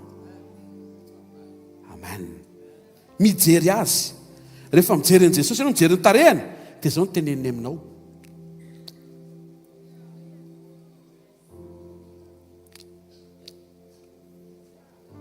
Voatabia vita. Isaky mitady tebiteby ianao hoe anahoana ary izy ity jereo Jesosy fa ho tsy ahivinao ary ho apatsy ahiviny ianao fa io zavatra trehanao io efa vita efa vonona. Miandry ny fampisehoananao amin'ny mahazanak'Andriamanitra dia misosa ho azy ny zavatra rehetra ataony mifanena aminao. Ny asa saina tsy asa sain fa ny asa saina dia tsy tokony any amin'ilay hoe tia tiako hitranga fa tokony any amin'ilay hoe tia tiako hiova mba ho tena zanaka amin'izay mivoaka ho azy daholo fotsiny izay tokony ho anareo hoy ny rainareo izay any an-danitra. Tenenino akaikinao mijoro tsara fa zanak'Andriamanitra ianao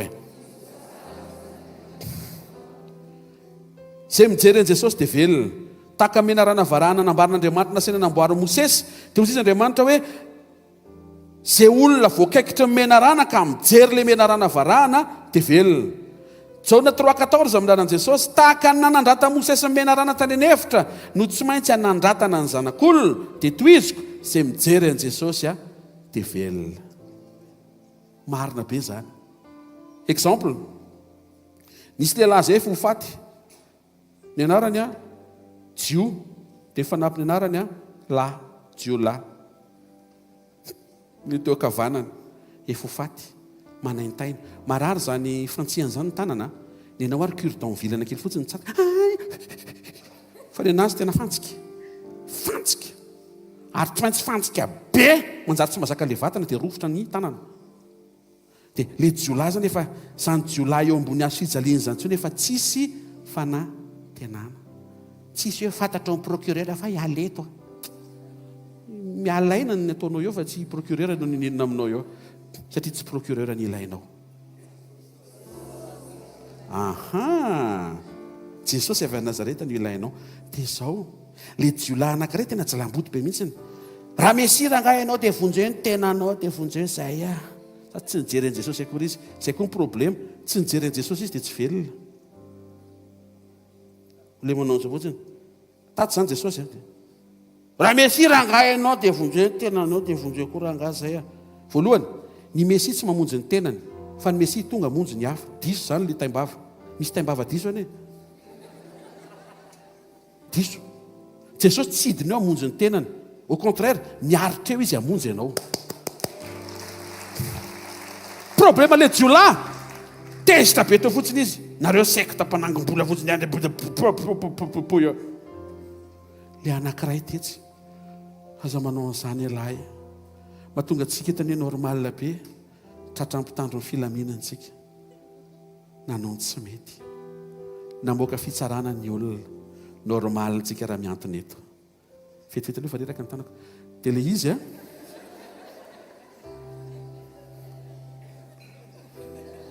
teo izy le jiolahy io lehilahy io tsy nanao neninenina io fa tsika normal be raha meloka mba aza miteniteny foana ohatr' izao moa hoe tetao amin'izay le izy ataovy hoe mba mamaly ataovy zao mba manao ikotrana koa ny volomasonao alefa tsy mety manao mihitsy za tsy hainao tsy hainao fa sitrana anatin'izany sinusitanao tonga dia voninahitra n'Andriamanitra zany fa atao andeo ohatr'izao dia sitrana zany sinusitako Andriamanitra ny mahafinaritra dia toy izy koa ary ny tantara efa nahazo aina ny tanako inona nataon'le jiolahy nitodika izy dia nijery an' jesosy tsarovy rehefa ho avy amin'ny fanjakanao ianao any tsy mampaninona na tsy ho velonletontsony ary fa any amin'le rehefa avy eo mba tsarovy ahy inona nataon'i jesosy traky jesosy efa le kopaka be misainanao iny ny tompo zany traky izy dia niverina nijery le jiolahy dia zao nytenenina anio no nambarako anao fa eo namiko ianao any paradisa velona satria tafajery any jesosy tonga avany le kapiteny romanina ok efa azo hoe mifantsika tany mikaikairy eny tompoko fiera mifantsika anina tsy ampy zany rangito tsara mba harary tsara eo mesiany zareo olona ratsy fanahy zany dia mifantsiva atao mafimafy tsara le fantsika pom jesosy defa po onary mesia ratsy fanahy avy reny hoe mba ratsy fanahy koa le kapiteny romanina hoe nantona amin'izay jesosy dia teo moa zany jesosy ny alaina rery teo efa divofaty amin'izay jesosy tsy hay hoe naninona le kapiteny romanina fa le kapiteny romanina koa zany nanana problema na maso tia mijerijery ny efa rany tafajery an' jesosy ka ny baiboly no teny hoe izay mijery an' jesosy dia velona lazaiko aminareo marina tokoa kapiteny romanina raha tsy fanahy tampotampoka to dia ampiasain'ny fanamana tena zanak'Andriamanitra tokoa tsy meloka ty lehilahy eo amin'ny asijaliany ity ka nasendra tafajery ary ianao velona andro amin'ny maraina aza lanina amin'ny zavatra tsisy dika ny masonao aza mijery zavatra mahakivy ianao jesosy jerena dia velona ianao jesosy jerena misy zavatra mikorotana ao tokantrano aza mijery le korotana aza mijery le vadinao manakorotana aza mijery le zanako ivokorotanana aza mijerenao jereo jesosy fa izy no andriny fiadanana tompony filaminana mpanjaka ny fiadanana vo miteny fotsiny izy hoe mangina mitsara tonga dia mahalala ny tokony ataony mitafiotra zay satria nijeren'le tokony ho jereny ianao. Amen.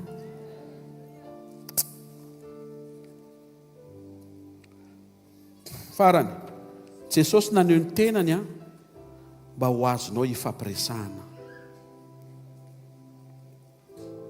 Tandremo fa ny zavatra teneninao dia hamaritra ny atmosfera misy eo amin'ny fiainanao. Zay mahatonga an'le mbola kely an'izay niainana izany tany rehefa le makany ambanivohitra dia teheno tantara mampatahotra. Tena nenina olona dia nisy mpamosavy ny dia matotofiry olona dia amin'izay matatahotra tsara aloha mandeha matory. Savapa andeha atory ve ianao dia mitatahotra. Dia misy olona miteny za tsy hanao an'izany. Nefa ianao zao vao omaly alohan'ny atory mijery Netflix inona ny horaire ato androany. Inona ny zay zavatra ho resahanao dia ho eo aminao. Raha miresaka matotoa ianao tsy mampatahotra ao avy eo izy. Tandremo conversation anao. Fa raha miresaka Jesosy ianao efa eo izy. Eo miaraka daholo. Isa roa telo. Miresaha Jesosy ao an-trano. Feno Jesosy ny resaka ao an-trano. Dia ho hitanao fa atmosphère en présence de Dieu ho palpable satria mampiasa parole ianao mijustifie an'le atmosphère. Tandremo ny atmosphère créenao ao an-trano. Ataovy atmosphère de victoire. Tonga avy any vadinao, salut chérie de victoire. Amen. Tonga avy any ny zanakao, alors champion, alléluia. Tonga avy any ny alikanao, super dog. Souverain daholo. Ohatry le alika tsisy ilana azy ity. Tena zay nefa raha ny alika iny. Manana ho avy tsara ihany iny fa noho ny amin'ny teniteny foana n'olona anankiray izay tsy teneniko izy. Dia lasa ratsy fefara izy. Tandremo zavatra teneninao fa micrée atmosphère.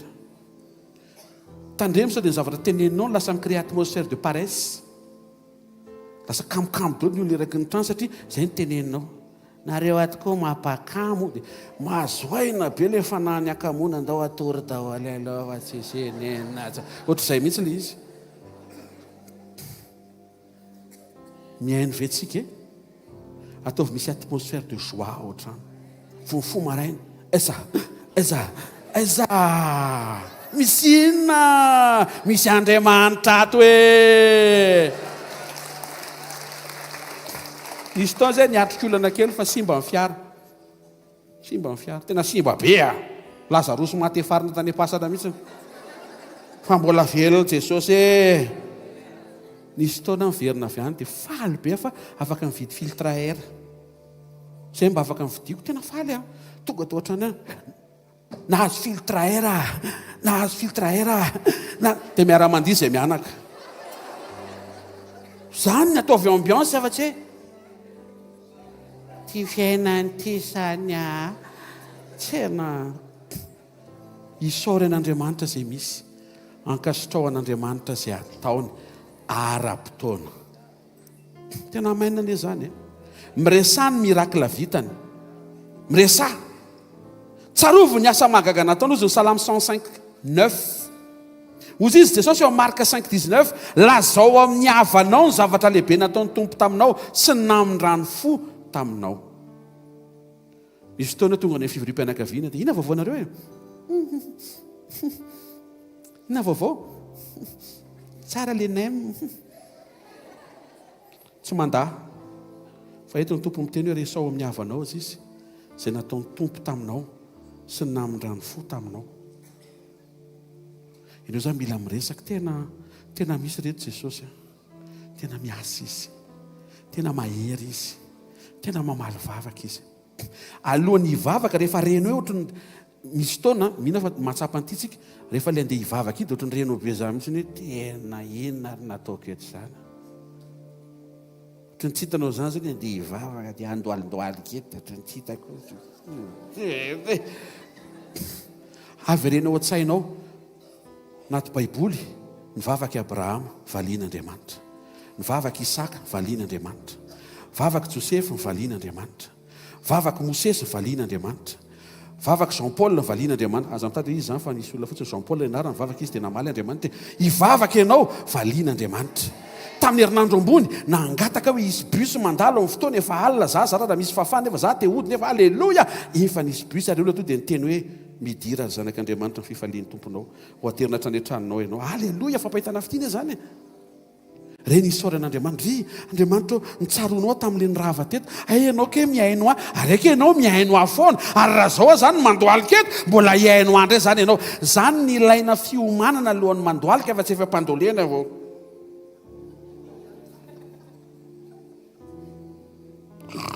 Azafady Jesosy fatafatory sotran'Andriamanitra misy famelan-keloka rehefa avy eo ho an'izay rehetra natory teo am-pivavahana. Alleluia. Ho anao ty fotoana ty omano ny sainao. Andriamanitra mpamaly vavaka ny Andriamanitra. Tamin'ny heritaona ohatr'izao nangataka ohatr'izao nivaliany le izy. Alleluia. Tsy miovy izy omaly sy anio ary mandrakizay. Tamin'ny 2023 izy teo izy ho anahy, 2024 eo izy ho anahy.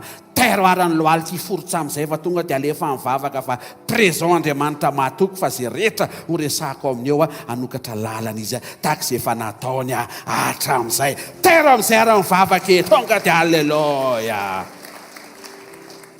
Manjala sy am-pivavahana Andriamanitra, Andriamanitra, Andriamanitra. Tsy efadiny ray ve zay? Nay voaray minitra kay. Miverena amin'izay efa nataony Jesosy. Tsarovy. Tena kaikanao ianao no mahatsiaro hoe miresany ny teny izay nomeny. Luc 24:6 tsy ato izy tsy efa nitsangana. Tsarovy ny teny izay nataony taminareo. Mahatonga nareo mikoropa ka tsy mahatsiaro ny teny izay nolazainy. Efa niteneniny izy. Tsy surprise ny fitsanganany. Efa no teneniny. Tsarovy ny teny rehetra izay voarainao avy amin'Andriamanitra. Mety mbola tsy mitranga fa mba tsarovy azafady raha mba mety. Mety. Pasteur rery mety ohatrany tsy mamaly ianao. Na mety tsy mandeha tsara ny retoroka ty mety sa tsy mety. Mba resao amin'ny tompo le izy. Jesosy teneny zao tamiko ianao. Mariny ny teneninao iny hitrangy iny ianao moa matoky eo matoky loatra anao tsandawa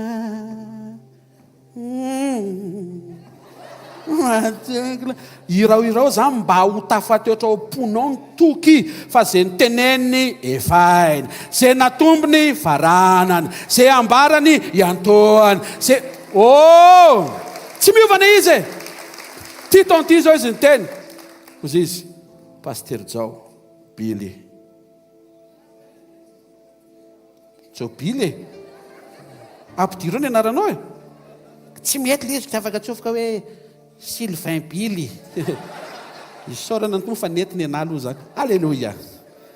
Ampidiry fotsiny Germain Jao Bily, Pasteur Njiva Jao Bily. Atsofoy fefa niteny tompo fa amin'ity taona ity tsy takatra ny sainao, tsy avy amin'ny fisasaranao, tsy avy amin'ny asa sainao fa izy Andriamanitra mahita fa mety ny toetranao, mety tsara ny fonao. Tsy farana foana hoanao ty taona ity, tsy farana foana hoanao zao weekend zao, tsy farana foana hoanao ty mois de septembre ty. Iasa Andriamanitra ametrapetraka zavatra tsara be deaibe eny amin'ny lalam-piainanao araka izay niteneniny tsara honao. Tsy mahiandeka mafy tsara matompo farany miresany toetrany. Numéri 23:19 Andriamanitra tsy mba olona ka handaingana zanak'olombelona ka nenina. Efa nilaza izy vaka tsy efa nilaza izy vaka efainy ka tsy efainy na efa niteny izy ka tsy hotoviny. Miresany toetrany rehefa misy zavatra mitranga ao an-trano resany toetrany tsara Andriamanitra. Karaha tsara Andriamanitra maninona ny fiainako ohatr' zao. Zaranao ary mbola ohatr' zao satria tsara izy.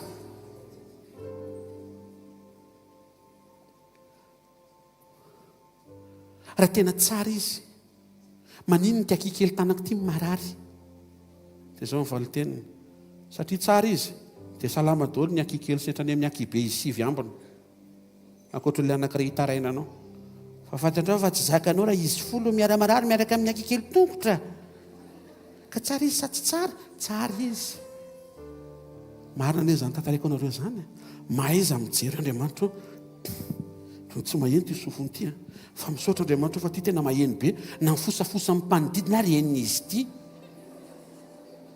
mila diovina ny sofonao zany aleloia mahay izy mankasitraka sy misaotra anareo raison ny toetra ndre tena tsara Andriamanitra tsara amintsika Andriamanitra zavatra ataony tsara foana izy tsy mahay manao zavatra ratsy ny olona mpanao mofo zao zay tonga eny tanany lasa mofo menao karoty izy lasa mofo karoty satria zay ny ainy menao akondro moa izy tonga dia aleloia raha vato mofo akondro gaga ianao karepoka tsara ohatry ny volamena zay aoka zay aloha fa manjary mbola mifantoka kelyntsika ka raha ny mpanao mofo ary zay tonga eo aminy lasa mofo Andriamanitra mpanao tsara zay tonga eo aminy ataony lasa tsara tena marina zany oety eo aminy fotsiny fa gaga ianao avy eo lasa beignet de problème l'izy croustillon à manger avec sauce aigre douce hanao atsika zany ozy izy Josoasy Kaleba ny olona mikorotana géant be de be ny kananita 3 mètres ny fo indrindra amin'ny zareo teo izy Josoasy Kaleba croissant be zany iny misy pain au chocolat miazakazaka iny misy sandwich be anary tacos riva azaka ty ana oatra ahoana moa zareo ny tsy andresiko tsy hoe manao saikanina izy azafady tsy zay fa mahita izy hoe problema be ho an'ny hafa hanina ho an'izay manana toky fa efa nitenenin'Andriamanitra ary Andriamanitra mahatoky rehefa Andriamanitra niteny hoe io kanana dia natao hiditra ianao dia hisitraka an'izay kanana vonina ho anao tsaroviny toetrany fa tsara izy tsaroviny toetrany fa fidèle izy tsaroviny toetrany fa mandefitra be izy ny aminao dia resao zany ao an-trano hoe Jesosy alika mandefitra amintsika rakizy ka raha Jesosy izy maninona tsy mety azoko le poupée vaovao iny amin'ny télé tsy hitanao zay avaly dia mangataka ny fanamasina ka tsy ny poupée ny asambatra anao Jesosy avy any Nazareta no ilainao marina izy zany ampianary izy raha omeko anao iny poupée iny ny ampitsiny iny dia hitady poupée hafa ianao fa ao amin'i Jesosy mankafy ianao na chiffon ary iny chiffon iny lasa tena anana satria fonao no mety misy dikany zany tantaraiky zany afaka mitsangana avy antsika amin'ny voninahitra ny tompo hiroso amin'ny fisakafoanana masintsika matsy ao fahantananao ary tenen'Andriamanitra tompo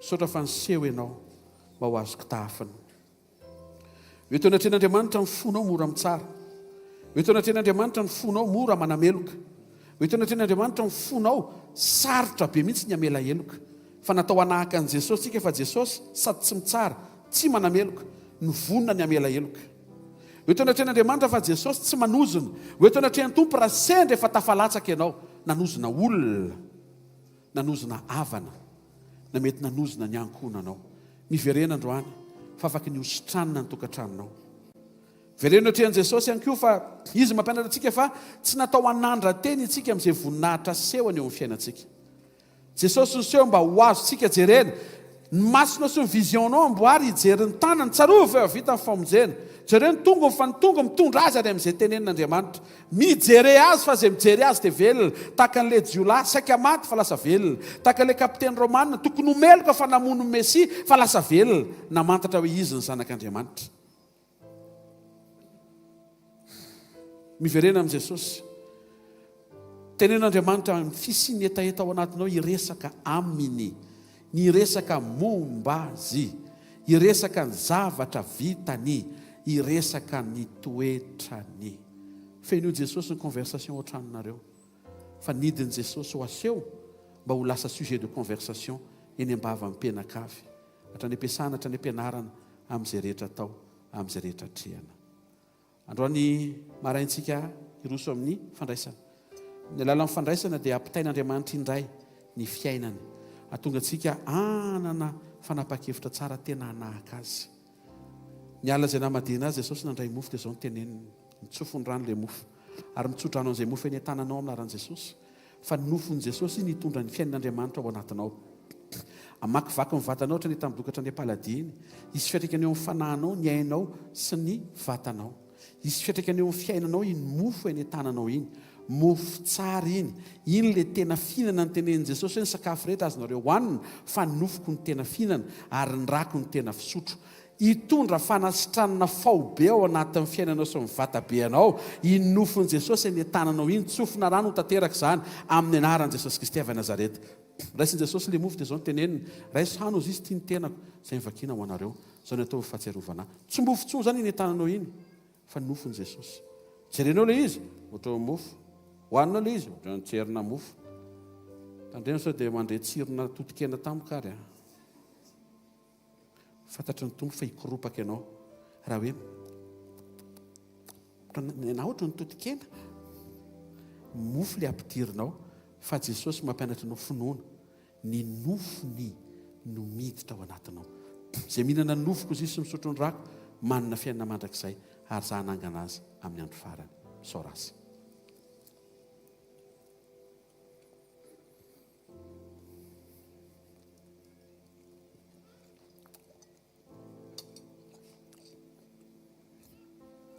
Raisin'i Jesosy ny ranom-boaloboka tao anaty kapoaka dia izao nambarany hoe ity no kapoaka ny fisaorana hozy izy. Dao zasainao hisaotra. Isaoran'Andriamanitra ny fiainanao. Isaoran'Andriamanitra ny fisianao. Isaoran'Andriamanitra ny toerana misy ianao androany. Ankasitrao Andriamanitra ny fitondrano ny fiainanao hatreto. Misaora azy ny amin'ny passé anao na ny lasanao ray amanontolo. Misaora azy ny amin'ny parcours de vie na ny lalam-piainanao. Misaoran'Andriamanitra ny amin'ny herinandro vieteny. Isaoran'ny tompony momba anao ray amanontolo mankasitra azy fotsiny na tsy voatery ho takatry ny sainao avokoa izay mitranga rehetra. Dia izao ny tenenin' Jesosy, tia ho zizany raha amin'ny fanekena vaovao izay latsaka ho famelana ny heloka ny maro. Amin'ny anaran'i Jesosy no hanononako amin'ny titolakandro ity fa voavela ny helokao. Amin'ny anaran'i Jesosy voadio vaovao ianao. Amin'ny anaran'i Jesosy misaora azy.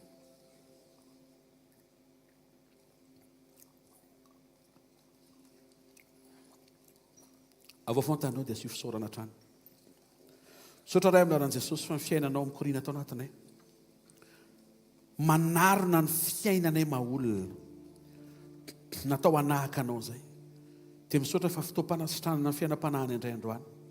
Fotoam-panangananao, fotoam-panarenanao ny momba anay. Misaotra ray amin'ny anaran'i Jesosy Kristy velona masina sy manan-kery avy Nazareta. Amen. Tiaka mafintsika ho Jesosy. Mahazo toerana vetivety anao vaovao ny pasteur anankiray miaraka amintsika eto dia izy vavaka ho antsika dia aorianan'izay izy fiderana dia vidy izay dia irositsika amin'ny vavaka intercession toy ny fivadikanina ho an'ny Antsirabe ho an'izay ny omana ka afaka miaraka eto dia ankasitrahany ianao.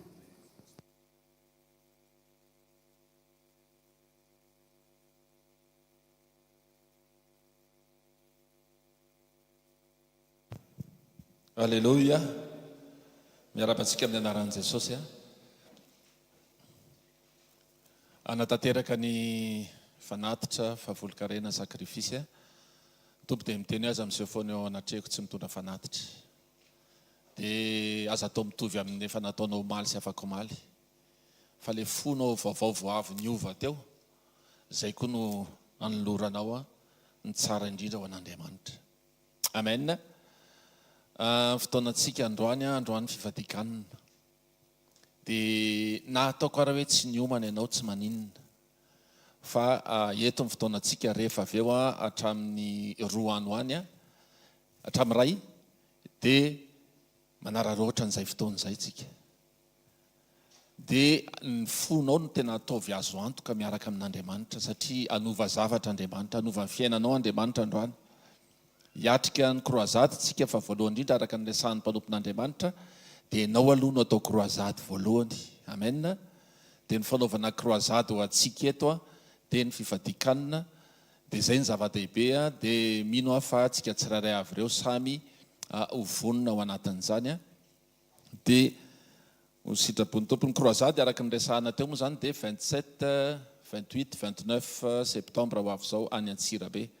Misy mifandaminana zay efa natao ho an'ny ambassadeur sy ny sampana isan-karazany samy efa mandray ny azy dia raha misy fanontaniana tianao atao dia anontanio ihany koa ny tompona andraikitra ahoana ny tokony atao fa ny zava-dehibe indrindra dia fitondrana amam-bavaka zany fotoana zany fitondrana amam-bavaka ireo evangelista araka ny nambara teo ireo zay manatanteraka ny asa. Dia ny fotoanantsika moa amin'ny herinandro tsy miova sekoly Samaraina manomboka fitoraka hatramin'ny valora sasany etsy amin'ny supérieur Analakely deuxième étage. Fotoana manokana izay ahafahantsika mianatra, fotoana manokana izay ahalalantsika tsara n'Andriamanitra mba tena hoe anao izay tian'Andriamanitra tsika. Dia latsinainy moa zany sekoly mpamahana olana, talata sekoly ny mpanasitranana ary ny alarobia dia sekoly mpanambiana toetra. Marina manokana fa tsy hoe zay manana problema ihany mamonjy sekoly. Misy fotoana tsy misy problema mihitsy fa ohatra ny tia hitan'Andriamanitra fotsiny dia kay ianao irahan'Andriamanitra mamaha problemany hafa dia izay ilay atongavana ho any. Fa raha misy miteny aminao za manana problema ohatrao dia tena ianao koa io tonga dia boda koa ny lohanao dia lasa anankiroa ilay problema. Nefa ianao tokony hampiainan'ilay problema ray ho lasa tsy misy. Dia izay ny antony amonjenan'ireny na ny sekoly mpanasitranana raha tsy hoe ny marary daholo dia mandringa daholo ny tonga any na manao sarin-doha daholo satria marary an-doha. Raha mijery ianao ny tonga any amin'ny sekoly ihany tsisy mandringa ihany fa sitrana daholo vao miakatra ny tohatra dia sitrana. Halleloja. Tena marina anie zany. Raha mino an'izany ianao vao miakatra ny tohatra ao amin'ilay fiakarana ho any amin'ny deuxième étage dia efa tonga dia sitrana. Raha mino ianao. Fa raha tsy mino ianao dia any ambony ianao vao sitrana. Fa tena misy zany, tena miasa Andriamanitra. Manentana antsika manokana tsy hoe sekoly zany foana. Fa tena manova fiainana ilay izy mampianatra amin'ny mahasekoly azy. Mampianatra fotoana antsika eto ny zoma amin'ny 4 ora tsy diso, ny sabotsy dia eto ihany koa tahaka ny androany amin'ny 7 ora. Dia tadidio fa misy foana koa ny fotoana eny amin'ny Ainao Manjery, ny amin'ny Cool TV, ny amin'ny HVKL radio, ny 90.8 FM. Dia misy ihany koa raha ohatra ka tia hanaraka live ianao na misy tsy tadidinao. Matetika rehefa tonga eto faly meme fotsiny mahita amin'ny pasteur Joe tsika dia faly be dia tena mahafinaritra be. Fa reny toroteny reny rehefa vao ivereny fa manjary le tsikitsiky be anao no tadidinao. Fa iverenana vakinana inona ny tena tiany ambara tamin'izy le niodikodina ny olakolana teto iny, inona ny tiany tenenina amin'ilay tanany miakatra midiny iny.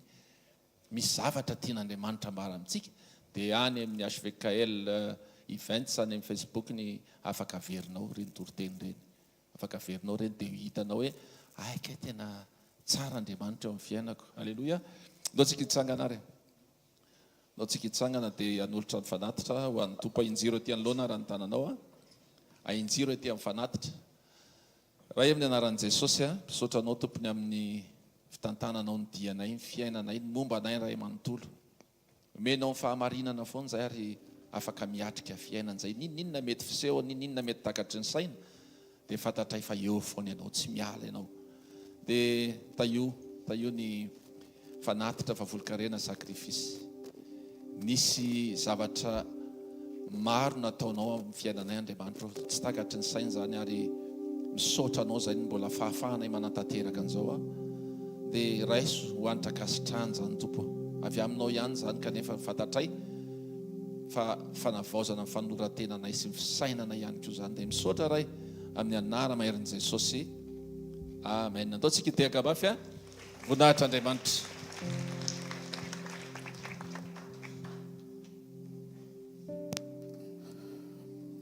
Tsangana ny tananao dia hivavaka isika. Mety anatrehany Jesosy mifonao manoloana n'ilay teny be dia be. Raha aminaran'i Jesosy entinay ny fonay satria ao amin'ny fonay no mitoetra ny fiainanay. Natao hifandray aminao zay, natao handray zay avy aminao zay. Mianatra trany, mianatra foana, mpianatra daholo zay manatrika eto. Enao ny tokany eto foanay no mampianatra anay. Raha tsara indrindra aminaran'i Jesosy ampianary zay hiaina tsara tahaka anao, ampianary zay ampiatra an'ireo teny be dehibe nomenao, efa nomenao ny ary fanina. Tena fanilo ho an'ny tongotray ary fahazavana ho an'ny lalanay ny teninao. Atonga anay afaka hifeny fonay, tsy anaonao foana rehefa misy zavatra mitranga, fa tena hireagira ohatranao, tsy mora mitsara, tsy mba manameloka na mikondane, tsy manendrikendrika, fa aingana be tonga dia mamela, satria mianatra maka ny fijerinao mahita ny olona, tsy toy ny coupable ho toram-bato, fa toy ny victime mampalahelo mila vavaka. Saotra betsaka fa averinao foana fa tena tsy ankasitrahanao ny manozona, mba tsy hisy olona potika amin'ny fiainana avy amin'izay teniteny foana na lokon'ny vavanay tao anatina ratra fahasorenana na fahatezerana.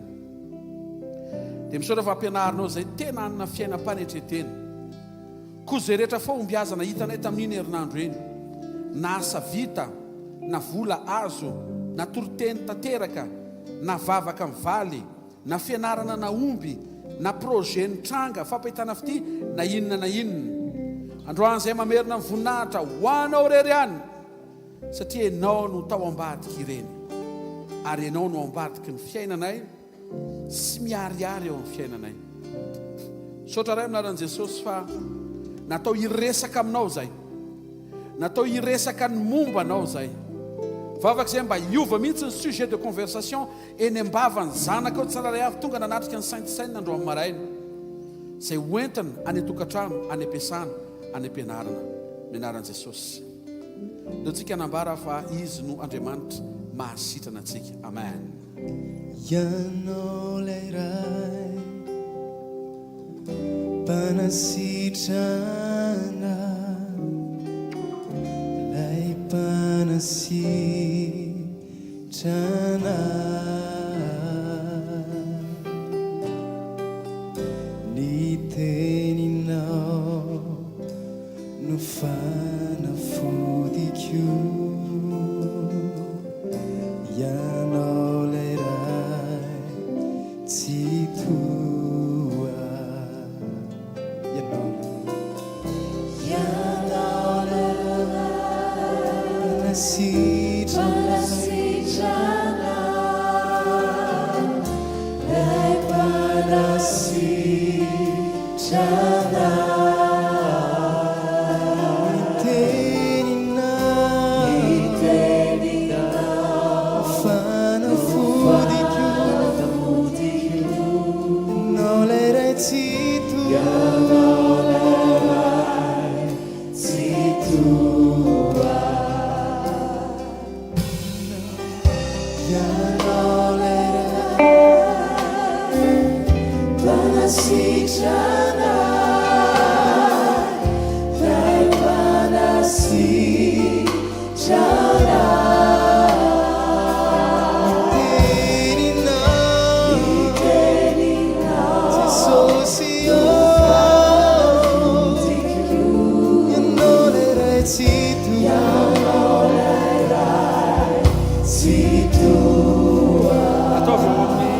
ataovy eo amin'ny faritra marary tananao, na ataovy eo amin'ny fonao na eo amin'ny lohanao. Ataovy eo amin'ny faritra marary ny tananao, na ataovy eo amin'ny fonao na ataovy eo amin'ny lohanao. Manana tokontsika mantsy amin'ity tolakandro ity. Eto Jesosy, ary izy no nikapohana, ary ny diakapoka ny aretany no fanasitranana ho ahy sy ho anao. Amin'ny anaran'i Jesosy Kristy avy a Nazareta, raisy ny anjara fanasitranana avy amin'ny Jesosy niaritra fanaintainana tamin'ny diakapoka ho anao. Aoko sitrana ny fonao, ny anaran'i Jesosy. Aoko sitrana ny fiainanao, aoko sitrana ny rehetra mahakasika anao, aoko sitrana ny aretina ndoha, ny adi-saina, ny areti-tratra, ny sinusite, ny allergie maro samihafa, ninona aretina avy amin'ny virus dia mandraisa fanasitranana anaran'i Jesosy. Aoko ho afaka ianao. Cellule cancéreuse amin'izao rostone zao maty sy manjavona eo amin'ny fiainanao anaran'i Jesosy. ninninona vato any anatinao any ka tsy tokony any anatinao hoy ny tompo zay rehetra tsy nambolen'ny raiko dia hongotana amin'ny anaran'i Jesosy. Raisy fanasitrana mahakasika ny lalan'ny rivotra hatreo amin'ny orona ka hatrany amin'ny avokavoka, hatrany anaty rasa ny lalan-drano fo, sitrana amin'izay tova rehetra ao anatinao mila izany. Sitrana amin'ny ozatra, ny crampe, ny varisy, ny arthrose sy ny arthrite, ny olana momba ny taolana, na fracture zany, na inona amin'ny anaran'i Jesosy Kristy avy Nazareta, manonona fanasitrana amin'ny vatanao. Ny amin'ny lalakanao mandeha tsara io hatrany amin'ny vava mampiditra ka hatrany amin'ny tenda vavony tsinay. Amin'ny anaran'i Jesosy roko ianao ho afaka amin'ny fanahy maharofy. Afaka ianao amin'izay mety ho fanahy mitady tsy hampahita tory ianao, mampahory ianao amin'ny alina. Ninina asan'ny devoly manafika ianao tsy ambininy zany amin'ny anaran'i Jesosy. Ninina fanahy mitady andry aminao, mialy zany manomboka androany ary tsy miverina aminao intsony. Amin'ny anara maherin'i Jesosy Kristy verina masina sy manan-kery avy Nazareta. Sotranao zay ray amin'ny anaran'i Jesosy Kristy tompo a. Mamy ny teninao ry avy amin'ny famamian'ny teninao no nan'ny toko fa amin'ity fotoana amin'ny fanasitrana ny te. Présent miaraka aminay indray ianao a, miasa eo amin'ny fiainanay. Misaotra ray amin'ny anaran'i Jesosy a, averina aminao ny voninahitra mandrakizay amin'ny anaran'i Jesosy Kristy avy Nazareta. Amen. Amin'ny anaran'i Jesosy. Amen. Iza mety nandrekasika mba ho averintsika amin'ny voninahitra hijoro avolombelontsika ny amin'ny zavatra nataon'Andriamanitra eo amin'ny fiainanao. Renao tao anatin'ny vavaka nataontsika miaraka teo a, hoe misy zavatra niova, misy fahatsapana renao fa nikasika anao Jesosy. Atsangan'ny tanana, mahazo toerana vetivety dia manangan-tanana izay nandre kasika dia manantony amin'ny pasteur vetivety miaraka amin'ny micro.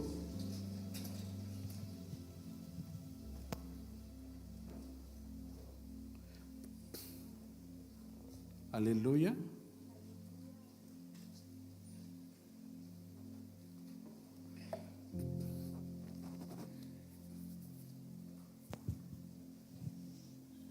Voninahitra ho an'i Jesosy irery ihany satria niala tany an-trano izay tamin'ny maraina dia teny tamin'ny vadiko hoe mavesatra be marary ho any lohako. Dia ozy izy hoe mihinana paracetamol alohan'ny mandeha ozy izy. Dia ozy izy aho hoe ohatran'ny tsy paracetamol fa Jesosy ny ilaiko a. Dia saotran'i Jesosy satria vao tonga teto a mbola tsy tonga akory ilay vavaka momba fanasitranana teo.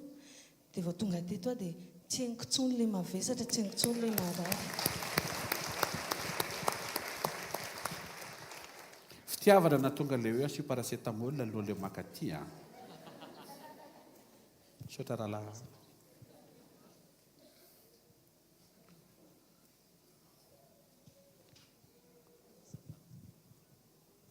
Alleluia. Averina amin'Andriamanitra rery ihany voninahitra. Narary nairasiatika dia nisy fotoana niotra 3 andro izay. Dia rehefa tonga eto dia saina mitsangana dia tsy mitsangana. Fa mipetraka zany satria matahotra amin'ilay izy. Dia ao anatin'ny fotoana fandraisana mipetraka eo mana marary ilay izy marary. Dia rehefa tonga fotoana nivavahana teo dia mivavaka mandray. Dia miteny amin'i Jesosy aho hoe Jesosy a, raha tena mikasika ianao dia ampiteneno ny mpanomponao. Dia niteny ozatra pasteur teo. Averiko amin'Andriamanitra ny voninahitra fa tsy maninona tsony an'izao. Alleluia.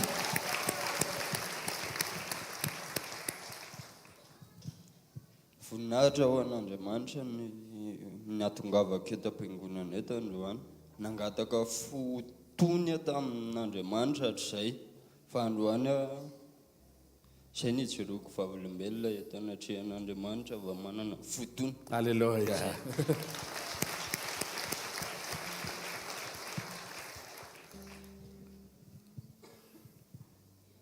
Voninahitra ho an'Andriamanitra rery ihany nijoroako vavolombelona. Voninahitra ho an'i Jesosy. Teo amin'ny vavaka natao teo dia efatra amin'ny maraina moa zany. Dia somary ohatran'ny diran-drivotra zany tsy haiko kibo sa vavony zany. Dia rehefa teo za zany sady misalasala ihany hoe ho afaka marina ve sa hoe ahoana le izy rehefa aveo zany fa nitoizana ihany ny vavaka zany. Tena nezaka ny tena hoe hifantoka tsara. Dia ohatran'ny afaka kely dia ohatran'ny tady heverina. Dia ahoana hoa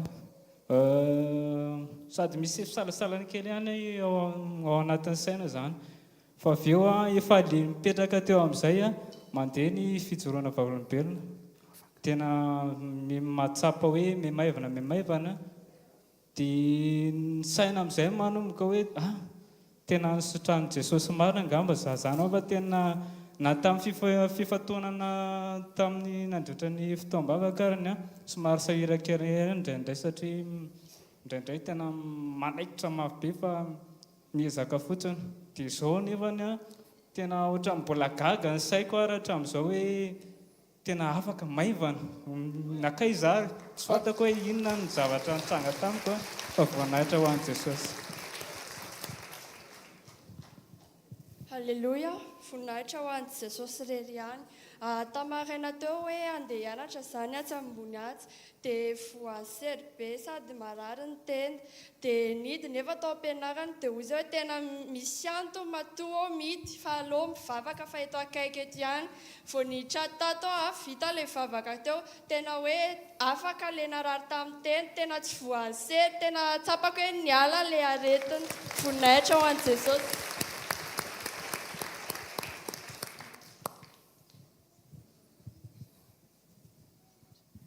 Voninahitra ho an'i Jesosy. Ty sandroko ankavanana ty manaintaina be foana efa herintaona izay ngambany na mahery kely dia mampijaly be ilay satria rehefa matory amin'ny alina dia izy foana no manaitra anazy fa sendra voatsindry dia manaintaina be mihitsy dia nivavaka tsika teo dia nangataka tamin'i Jesosy aho hoe za Jesosy hoa tsy te hitondra an'izany an-trano intsony tsy te hitondra an'izany mivoaketo dia voninahitra ho an'i Jesosy fa tapitra nivavaka ahetsiko ilay izy maivana be.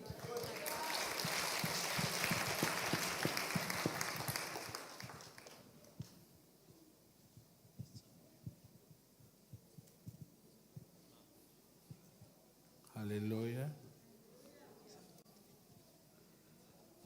Jesosy ny herintsika. Amen. Voninahitra ho an'i Jesosy ireny ihany fa za maly tonga teto dia nandeha mivavaka dia nandeha nody dia nangatsikitrika tamin'ny alina dia nihetrika be ny alerzia dia namasoko ara tena nangidia dia mivoaka be ny tandimerinako dia tonga tao an-tsana dia nihinana chlorofiramine dia tsy dia naninona dia natory ahako dia natory be foa tamin'ny fito maraina teo za tsy maintsy mivavaka androano dia lasa dia mbola mihetsika be mbola feno alerzia be mbola feno be ny vatako mbola mangididy dia niazakazaka dia tsy emoka be ahy ny an-dalana dia ahoana ary izany Jesosy tsy maintsy mandeha hamonjy tsy maintsy nirahanao ny anasitrana anahy androany dia mila mifandray aminao tonga teto dia mivavaka pastera hoe ny alerzia rehetrarehetra hoe dia tena hoe tsisy tsony izy izao voninahitra amin'Andriamanitra.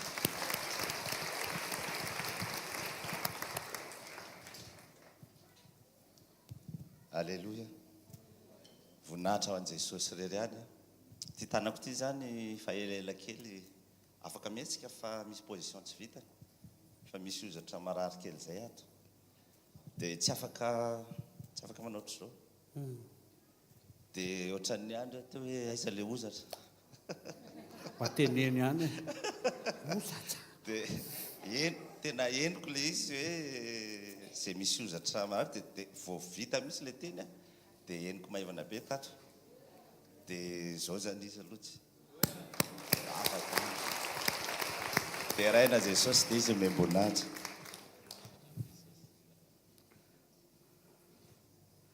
Zoro vavolombelona zany fa tena miasa Andriamanitra rehefa valaka ianao. Halleluja. Tena zay nijoroko vavolombelona eto tsy rehefa ianao le matanjaka be iny tena manao be ny tompo fa rehefa ianao le tsotsofony iny dia asehony mihitsy hoe tsisy idirany lala izy ao ialahy reraka vao nandeha fiara teo mbola tsisy raisina fa tsy ialahy manao an'ilay izy fa za veritsika amin'Andriamanitra mivoninahitra mandrakizay. Jesosy no nikasika sy nanao ny asany nanao ny fahaiza-manao ny tety satria olona manaiky anahaka sy hijery azy ny tonga nanatrika ny fotoana tamin'ity tolakandro ity. Reka atao anatiko raha mbola misy mangetaeta hoe pastera sao dia aza metraha tanana tsika androany dia manatona vetivety dia mangataka ny mpihira sy ny mpidera ary ny mpiakohaka sy ny mpanandratra antsampana toy izy le teo tsy tsika efa metra tarina kely anao fideranja dia tahantsika ny tompo ianao no ray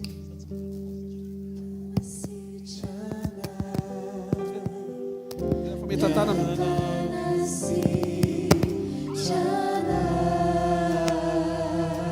roso vetivety zay mila fametratana azafady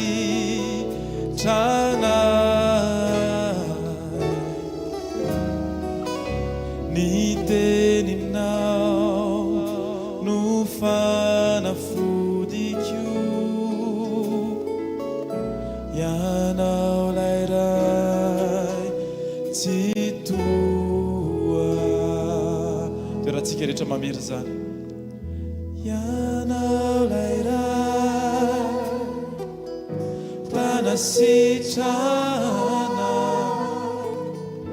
iay mpanasitrana ny teninao no fanafodiko ianao layray tsy toa sitrano ao o tompo deo sitrana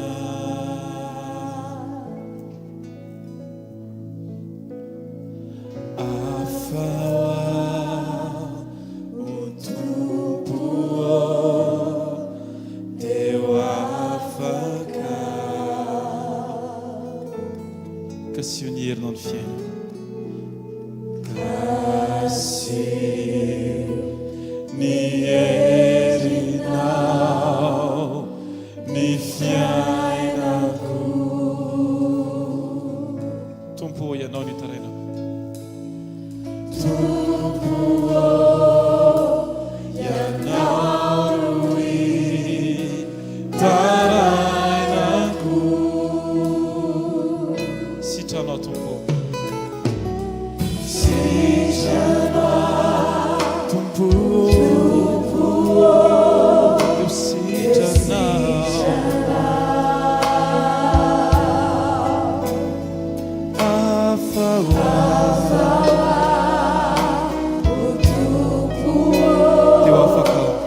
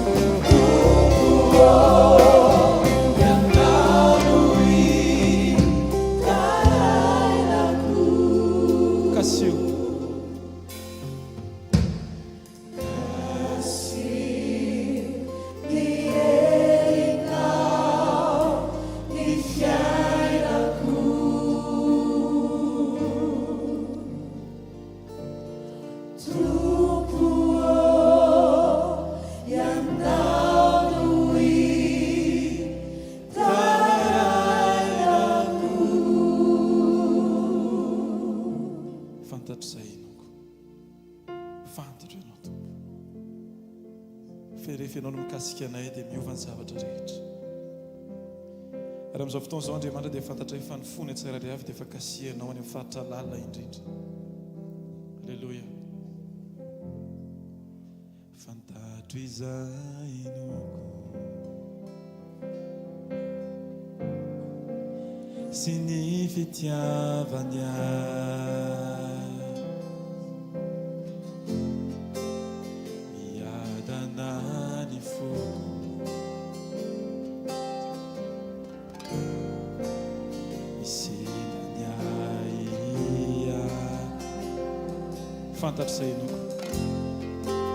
fantatro izay noko sy ny fitiavany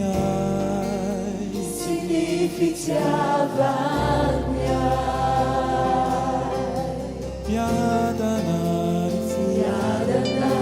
ny foko misindany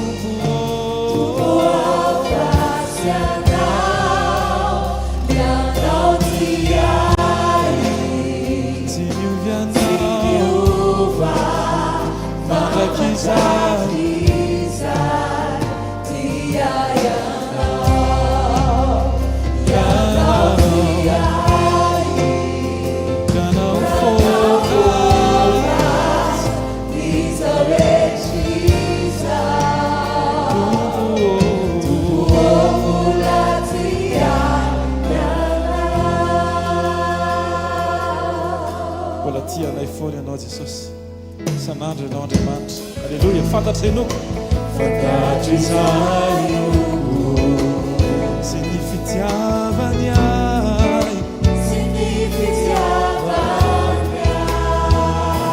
miadana ny foko misindany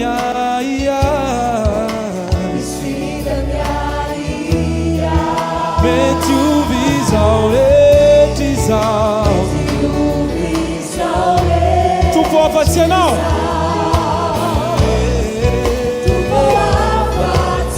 ianao ty ahy tsy miova fa mandraky izay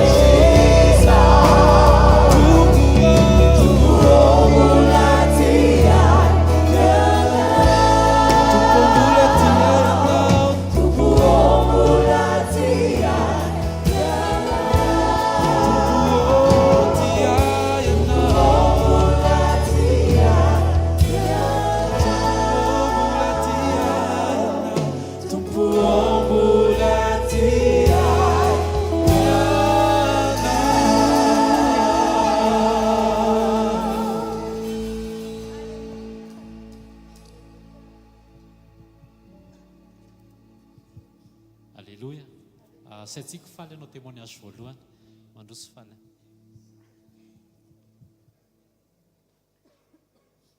ataontsika sérieux amin'izay voninahitra an'Andriamanitra ihany efako mijoro volombelona teo fa tsy mimaly reraka be dia atao amin'ny atokato marary dia ty tsy afaka manao nininona mihitsy dia fa nivavaka teo dia sitranin' Jesosy dia efa zafa sy anao anazy rera voninahitra. Da tehaka mafan Jesosy mandroso tonga dia mandrosondroso eto. Voninahitra ho an'i Jesosy tena tsara Jesosy.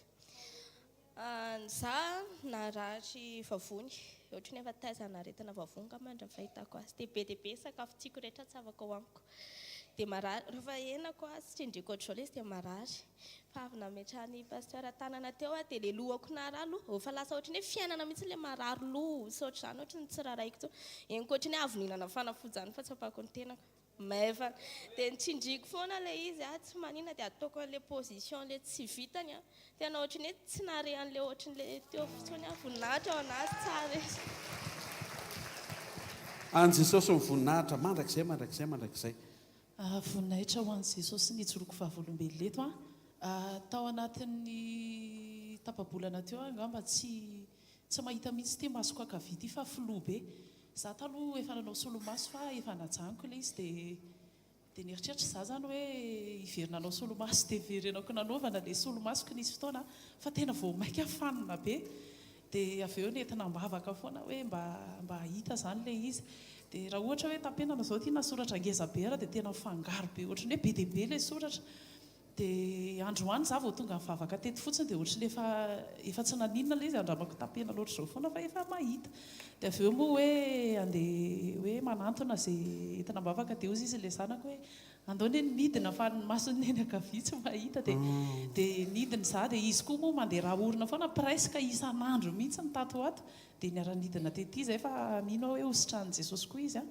dia rehefa nidina teto dia rehefa nilahatra teto dia kotrany hoe misy zavatra mangirofiry be any arinan'ilay masoko tany mbola tsy tonga teto amin'ny pasteur dia rehefa nanantona teto amin'izay dia nikasihan'ilay izy dia ozy izy hoe ametrahana tanana koa ny fo dia tena marina ilay izy tena marina hoe misy ifandraisany amin'ny foko ilay izy dia tena voninahitra ho an'i Jesosy fa tena zao tena mahita tsara daholo ny maso. Alleluia. Ho an'i Jesosy rery ihany ty ilako avy rehetrarehetra ty manomboka hatranyty dia matetika marary foana ary na amin'ny alina ara dia tsy afaka hoe misy tonga dia taitra tampotrany dia marary foana dia indraindray izy efa ty misy vavaka ty dia sitrana dia indraindray misy vao mibatapata zavatra mazevatra indrindrindrindra ty ihany ty dia marary nefa ny androany tsy apako hoe ohatra ny tena nisy zavatra ohatra miongotra tany anatiny ireny ary mino sy mahatoky fa tsy veriny intsony. Alleluia. Ateka mafan Jesosy. Jesosy nanao an'ireny asa rehetra ireny olona mila fanasitranana nametra tanana hitenenako aminao fa tsy avy amiko ilay izy aminao fa nitomboko anasitrana ara-potoana merina ny hery sy tanjaka sy ny zavatra rehetra satsika tehaka mafy ho an'i Jesosy rery any tehiteny Jesosy hoe amboary ilay toetra fa afaka manao an'ilay zavatra rehetra ny ahy manasanao hitsangana ary dia amin'ny voninahitra ny tompontsika sotra ray aminaran'i Jesosy averina aminao ny voninahitra mandrakizay amin'izay rehetra naseho anao sy nataonao teto dia misotra betsaka amin'ny anaran'i Jesosy amen. Ataontsika anao fiankofana dia aorianan'izay atao tsodrany dia iroso mivavaka ho an'ny kroazady tehaka mafy be ho an'i Jesosy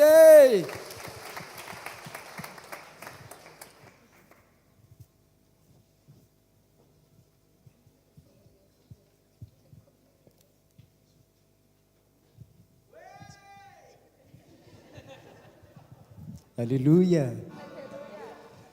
Ataontsika isotran'i Jesosy fa izy niasa teto hoderaintsika izy satria niasa izy na dia tsy nanao nininona ary izy dia hoderaintsika foana satria Andriamanitra izy.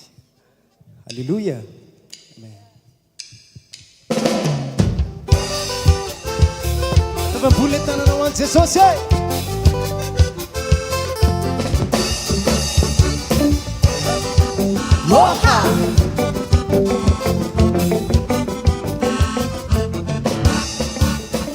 uderene mandrakizay ny anaranao mba anaovan'izay rehetra sitrakao e ho tompony mandrakizay ny anaranao raha io anehoana am'izay ry tompo ty zanakao ho deraine asandrato mafofeo anao an Jesosy anaovan'izay rehetra sitrakao e ho tompony mandrakizay ny anaranao raha io anehoana am'izay ry tompo ty zanakao de ho deraine mandrakizay ny anaranao mba anaovan'izay rehetra sitrakao e ho tompony mandrakizay ny anaranao rainay anehoana am'izay ry tompo ty zanakao e ho deraine deraine ny anaranao anaovan'izay rehetra sitrakao e Jesosy io anehoana am'izay ry tompo ty zanakao sitrakao Jehova rompitsy magnatua rosa iraio nefa nimitra vahotane fitana afoza amin'ny atalana vitana ety dia am'izay ny androm-piainanay hiderananao Jesosy anao Kristy ataovy ny tanatsika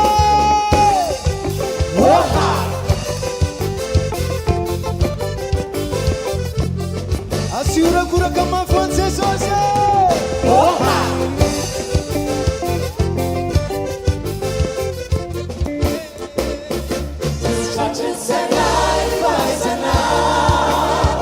tsy voafaritra iatraizany herinao e navosiny lalandaminy finonanao raha io anehoana am'izay ry tompo ty zanakao fa sitraka rampinanao io nefa nimitra mino fahotana vitana diava afoza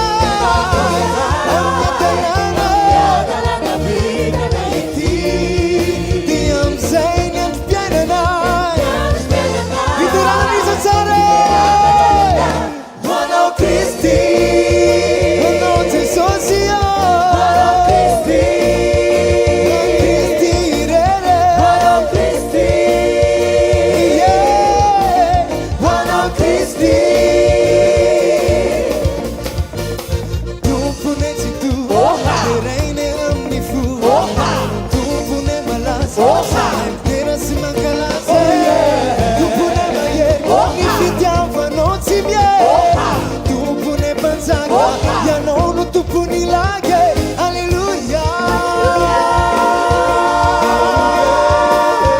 azo tetananao an Jesosy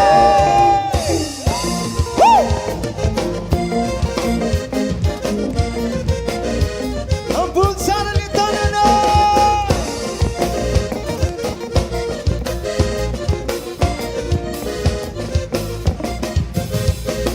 tompony tsy inao zay zanakao mpanomponao toko antaza tontolo izao e voninanarady anao Kristy ho zanakamano tena nanakanao Jesosy arofo sy tantana ny fahavalona isakana satana sy le devoly sy amerakaraka intsony e izay ny fabakay ankinina aminao ka ny androm-piainanay akanazany ny anaranao e alleluia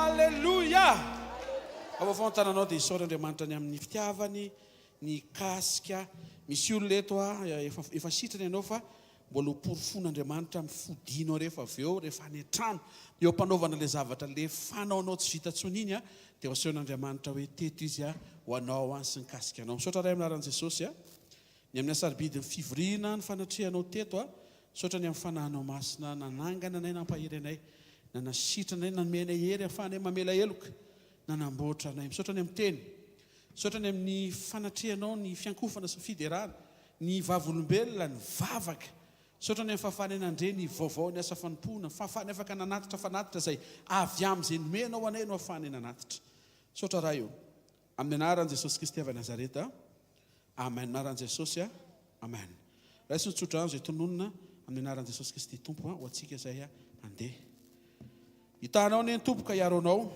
ampamirapiratra ny tavany aminao ny tompoka hamindra fo aminao anandratra ny tavany aminao ny tompoka nomenao ny fiadanana mandehana amin'ny anaran'i Jesosy fa tanteraka ny fanahafanao ny tompo ho karazana olona ianao tsy mora mitsara tsy ho mora manameloka fa ho mora mamela ary mahita fa ho afaka eny ambavanao ny fanozonana ny olona amin'ny anaran'i Jesosy Kristy avy Nazareta ny manonona ianao ilay zanak'Andriamanitra manetry tena mahay mamerina ny voninahitra ho an'Andriamanitra irery any mahita inkeo fa miova ny sujet de conversation anao ianao ilay mpiresaka Jesosy miresaka momba an' Jesosy miresaka amin'i Jesosy mandehana fa ho andro feno voninahitra androany weekend miavaka ho herinandro hafakely ho herinandro ho diavinao eo tononona ny fandresena ny fahombiazana fijoroana ny voninahitra fanasitrana ny fahagagana voatahy ianao amin'ny anaran'i Jesosy manona ny fiadanan'i Jesosy amin'ny fiainanao mety ny zavatra rehetra amin'ny lafiny rehetra amin'ny anaran'i Jesosy Kristy avy Nazareta amen amin'ny anaran'i Jesosy amen ndao tsika nao vavaka anankiray tompo ta io fotoana rariva ny Vitry sur Seine izay ampiasanao pasteur Rodolphe ho andreo olona be dia be izay tonga any mba ho voatazy manatrika sy mijery asa raha tony tany tao izany vavaka izany raha amin'ny anaran'i Jesosy tsaroa ny fotoana rariva ny Vitry ianao hitantana hitandreo olona be dia be tianao kasiana ary apetraka ampiasa mpanomponao amin'ny teny fiainana saotra ny amin'ny Angleterre Europe mankasitraka raha eo anaran'i Jesosy Kristy tompo amen tiaka mafy be ho an'i Jesosy tiaka mafy be ho an'i Jesosy alleluia alleluia sarao ny fahasoavana fa ny fahasoavan'Andriamanitra ny matoy izao ary ny fahasoavan'Andriamanitra ny matoy izao anareo amen mangataka ny pasteur saretra vetranto dia vaty atsy ambadika ny mpiara-manompo izay afaka mbola manio fifadikana sy ny vavaka dia asaina ianao hipetraka dia anohy itsika tain'i Jesosy ho an'izay tsy maintsy mandeha peace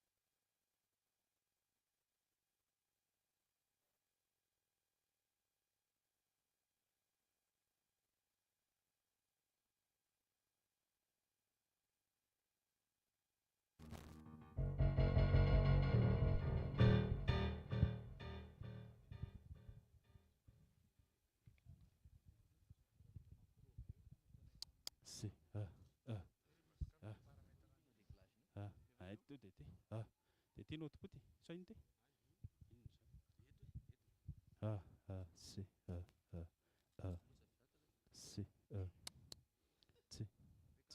aiza nke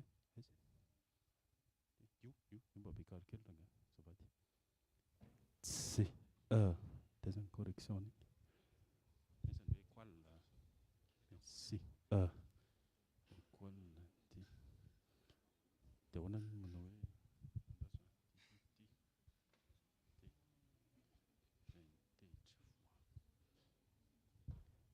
si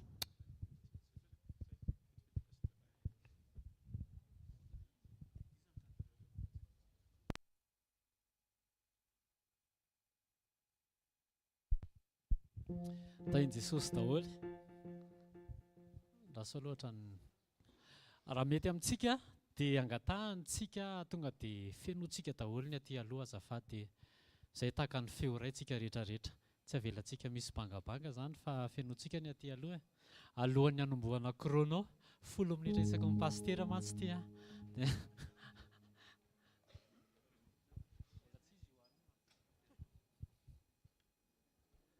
ary asaintsika anyariana azafady mba handroso fenotsika le bangabanga raha sitrakareo moa zany fa raha iny koa mampahazoaina antsika tsy maninona fa afaka mijanona eny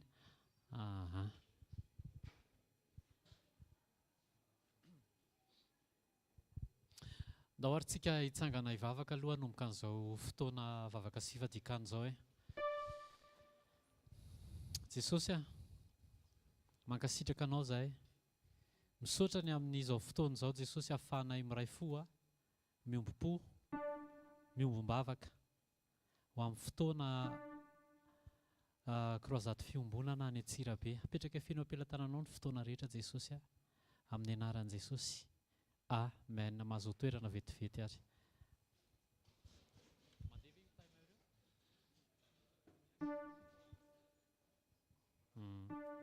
ok zavatra anankiroa no napetraka Jesosy atao anatin'ny foko mikasika ny fanomanana ny kroazady any Antsirabe io voalohany aloha dia ho amin'ny mpikarakara ho antsika mpikarakara ho antsika tsirairay avy mila fantatritsika fa ny vavaka sy fadikanina dia tsy natao ho hitan'ny olona tsy natao ho fantatry ny olona Jesosy mampianatra an'izany hoe raha mivavaka nareo raha mifady dia azo atao hitan'ny olona zany hoe ny vavaka sy fadikanina zany dia entranasy Andriamanitra amen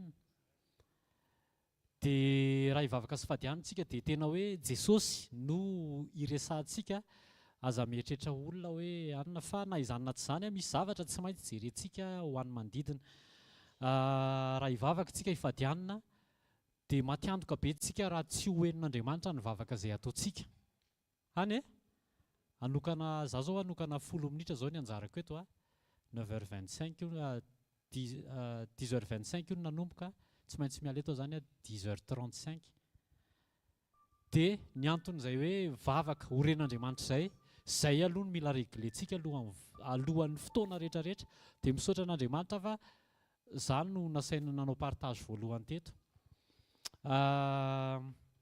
mila madio ny fotsika neny Jesosy tena hoe vao mivavaka izy eny vao misaina akory Jesosy dia efa nivalian'Andriamanitra ny fisainan'i Jesosy sy ny vavaka izay nataon'i Jesosy misy tenin'ny soratra masina zay hoe teny amin'ny Apokalipsy 5:9 hoe ny vavakantsika dia tahaka ny zavatra mivaingana tadintsika izay fampianaran'izay miakatra eo anatrehan'Andriamanitra fa ahoana misy vavaka zany tsy miakatra eo anatrehan'Andriamanitra dia Jesosy ihany mampianatra hoe ao Matteo 5:17-7-20 hoe amin'izany raha mitondra ny fanatitra ao eo amin'ny altara ianao ny vavaka sy fadikanina dia fanatitra eo amin'ny altara eo anatrehan'Andriamanitra mba horen'Andriamanitra izay zavatra ataontsika raha mitondra ny fanatitra eo amin'ny altara ianao ozy izy ka eo matsiary fa ny rahalahinao manana alahelo aminao tsy hoe izy sy ny teny hoe diso ianao na tsy diso ianao raha izay aloha zany dia efa mila reglena koa fa raha misy rahalahinao manana alahelo aminao mba hahatonga le vavaka ho voarain'Andriamanitra dia tsy maintsy reglena mialoha aloha iny ajanony aloha mivavaka sy fadikanina fa andana aloha regleo any amin'ilay olona manana alahelo aminao dia Jesosy tsy manontany hoe antanio izy hoe inona no nampalahelo anao fa andana mihavana fotsiny raha azo atao dia ataovy izay hivanana amin'ny olona rehetra mibazin'le izy zany a zasy Andriamanitra. Amen. Raha misy olona manana alahelo amiko eto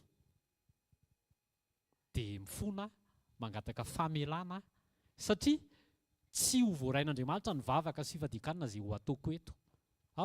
Zay zany aloha mibazy angatsika. Tena Andriamanitra dia milaza ao amin'ny Mateo 5:9 hoe sambatra ny madio am-po, fa ny vavaka izay olona izay no hifanena amin'Andriamanitra izay mpamaly vavaka.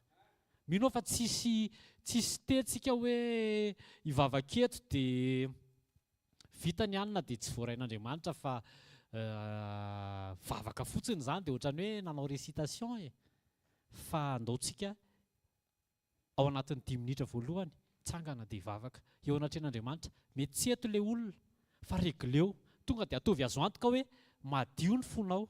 Amen. Tena hoe madio ny fonao tsisy olona tena hoe manana alahelo aminao fa tonga dia ianao sy Andriamanitra mahafantatra hoe za Andriamanitra tena free eto anatrehanao. Efa mifonana teo ny fitsaratsarana olona, efa mifonana teo ny fanjonana le teny teo aloha teo fa tohizantsika ilay izy. So dia misy olona manana alahelo aminao nefa ianao andeha hivavaka dia hozy Jesosy ajanony aloha fa andana mihavana. Dia andaotsika hihavana, mitsangana ianao andaotsika hivavaka hoe Jesosy tia mitondra ny foka eto anatrehanao. Tiako ny vavaka izay ho asandatra eto Jesosy, tena hoe ho voarainao mivavaha ianao. Fa amin'izao fotoana izao Jesosy eto ako eto anatrehanao dia mamela. Eny zaka moa tsy manana alahelo fa raha misy olona manana alahelo amiko Jesosy dia eto anatrehanao mihavana amin'izany olona izany ary ho sakambiniko izy rehefa miala eto raha ohatra ka fantatra hoe hitsy ilay olona. Fa tiako Jesosy hoe ny fotoana androany dia fotoana anankiray iombonako aminao indray Jesosy ho voaray ny vavaka rehetrarehetra izay atao eto, tsy ny anay ihany fa ny tsirairay avy izay manatrika eto Jesosy. Mankasitraka ray amin'ny anaran'i Jesosy. Amen. Amen. Mahazao toerana ho ampikarakara izay mba ho voaray ny vavakantsika tsirairay avy. Amen. Mba tena hoe vavaka kasitran'Andriamanitra mialohan'ny fanatitra dia mila mihavana amin'Andriamanitra aloha tsika. Dia mipirofo fa mihavana amin'Andriamanitra tsika dia mihavana amin'ny olona rehetra. Jesosy tsy nanana problème teo amin'ny manodidina fa ny manodidina ny nanana problème tamin'i Jesosy.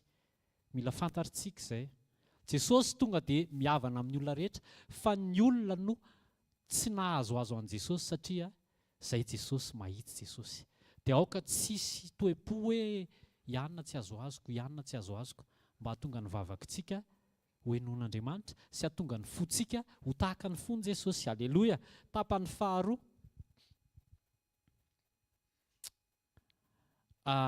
Ny asa saina hoe ny asa saina enfin tsy ny asa saina fa ny eritreretra hoe ho an'ny teny alefa ny Antsirabe dia izao ny zavatra tato an-tsaiko hoe mandray témoignage sady mitondra-bavaka. Inona Jesosy ny sujet de prière tianao entina dia hozy izy hoe fantatrao hoe fa inona ny antony mahatonga anao mandray témoignage eto.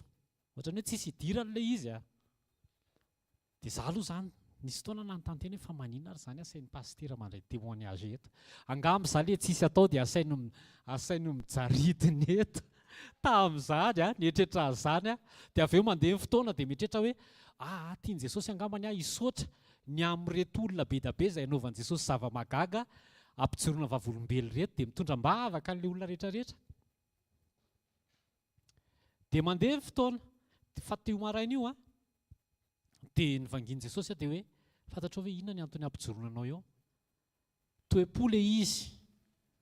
Toe-po mianatra toe-potsika ao anatin'ny fanompona an'Andriamanitra ary toe-po no volavolaina. Tsaroko tsy haiko raha tsaroanareo hoe inona ny antony nahatonga antsika nanisy an'ilay témoignage voalohany teto hoe tsy maintsy misy témoignage isaky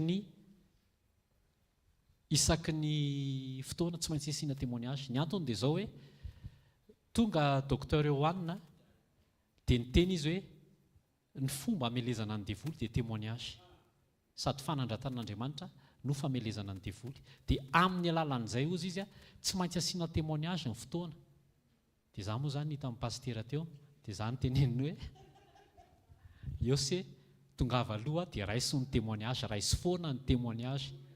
Tsika moa zany tsisy atao fa nisy atao tsika dia mbola mandray témoignage foana. Alleluia. Inona ny lesona tsoahana ao anatin'izay? Rehefa tonga ny tenin'Andriamanitra dia nandray décision ny mpanompon'Andriamanitra hoe apiatra n'le teny. Andeha ho any Antsirabe tsika sady ho atsika koa zany. Andeha ny teny fa manana décision ve tsika aloha anova fiainana ifanaraka amin'le teny.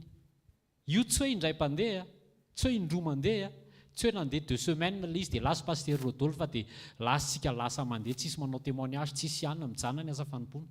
Fa Jesosy ny nampiteny ny mpanompony dia nandray décision mpanompon'Andriamanitra hoe isaky ny anona asio témoignage. Ny sujet de prière ho atsika sy ho an'ny olona mpanatrika zany dia zao hoe mba anana décision ferme, avita andray décision mifanaraka amin'ny teny zay ho ampitondrain'Andriamanitra amin'ny mpanompony ny mpijery rehetrarehetra. Amen. Tonga ny teny, misy teny fanitsianao, misy teny fanangananao, misy teny fananaranao, dia mandray décision ferme. Tonga dia hoe tsy hanao an'izay intsony tia zany ny ataoko mila mivavaka.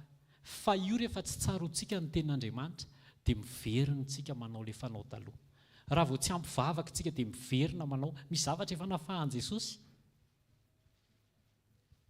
teo amintsika. Fa raha vao tsy ampivavaka tsika dia miverina ilay izy ohatrany hoe mandolondolo anao. Dia lasa miteny tsika amin'ilay hoe za aza lololona. Azonareo?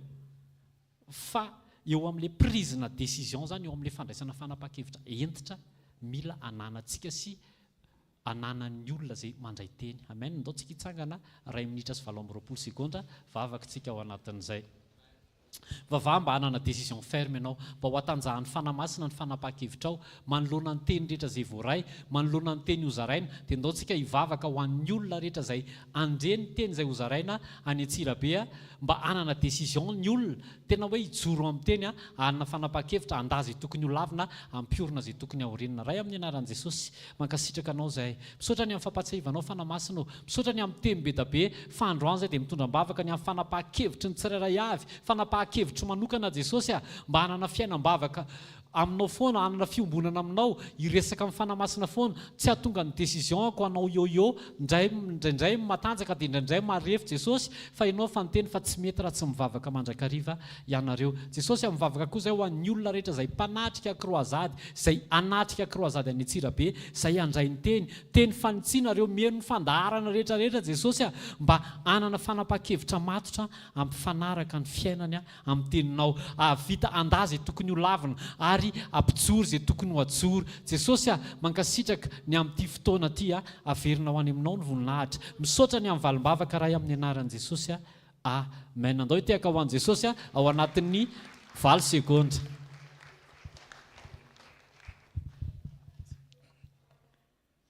Jusqu'à 48 ny anahy zany. Taheny Jesosy daholo tompoko. Ny zavatra tiako entina ifampizarantsika androany mahazo mipetraka, mahazo ho toerana tompoko.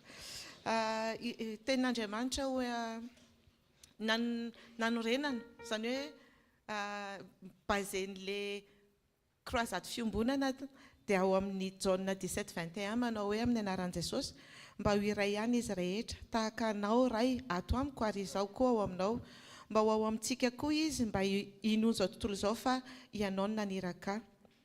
Manoloana an'izay dia andaontsika hivavaka ho an'ny tsika moa tao zany efa nahazo tenin'Andriamanitra, efa nifona, efa nitondra ny tenantsika tao an'Andriamanitra, fa mbola hitondra ny tenantsika eo anatrehan'Andriamanitra ihany dia ho an'ny olona le fiangonana be dia be miombona anatanteraka an'ilay croisade hoe mba horava ny fisaratsarahana, mba horava ny fampiandaniana, mba tsy hisy intsony ilay fihaverana hoe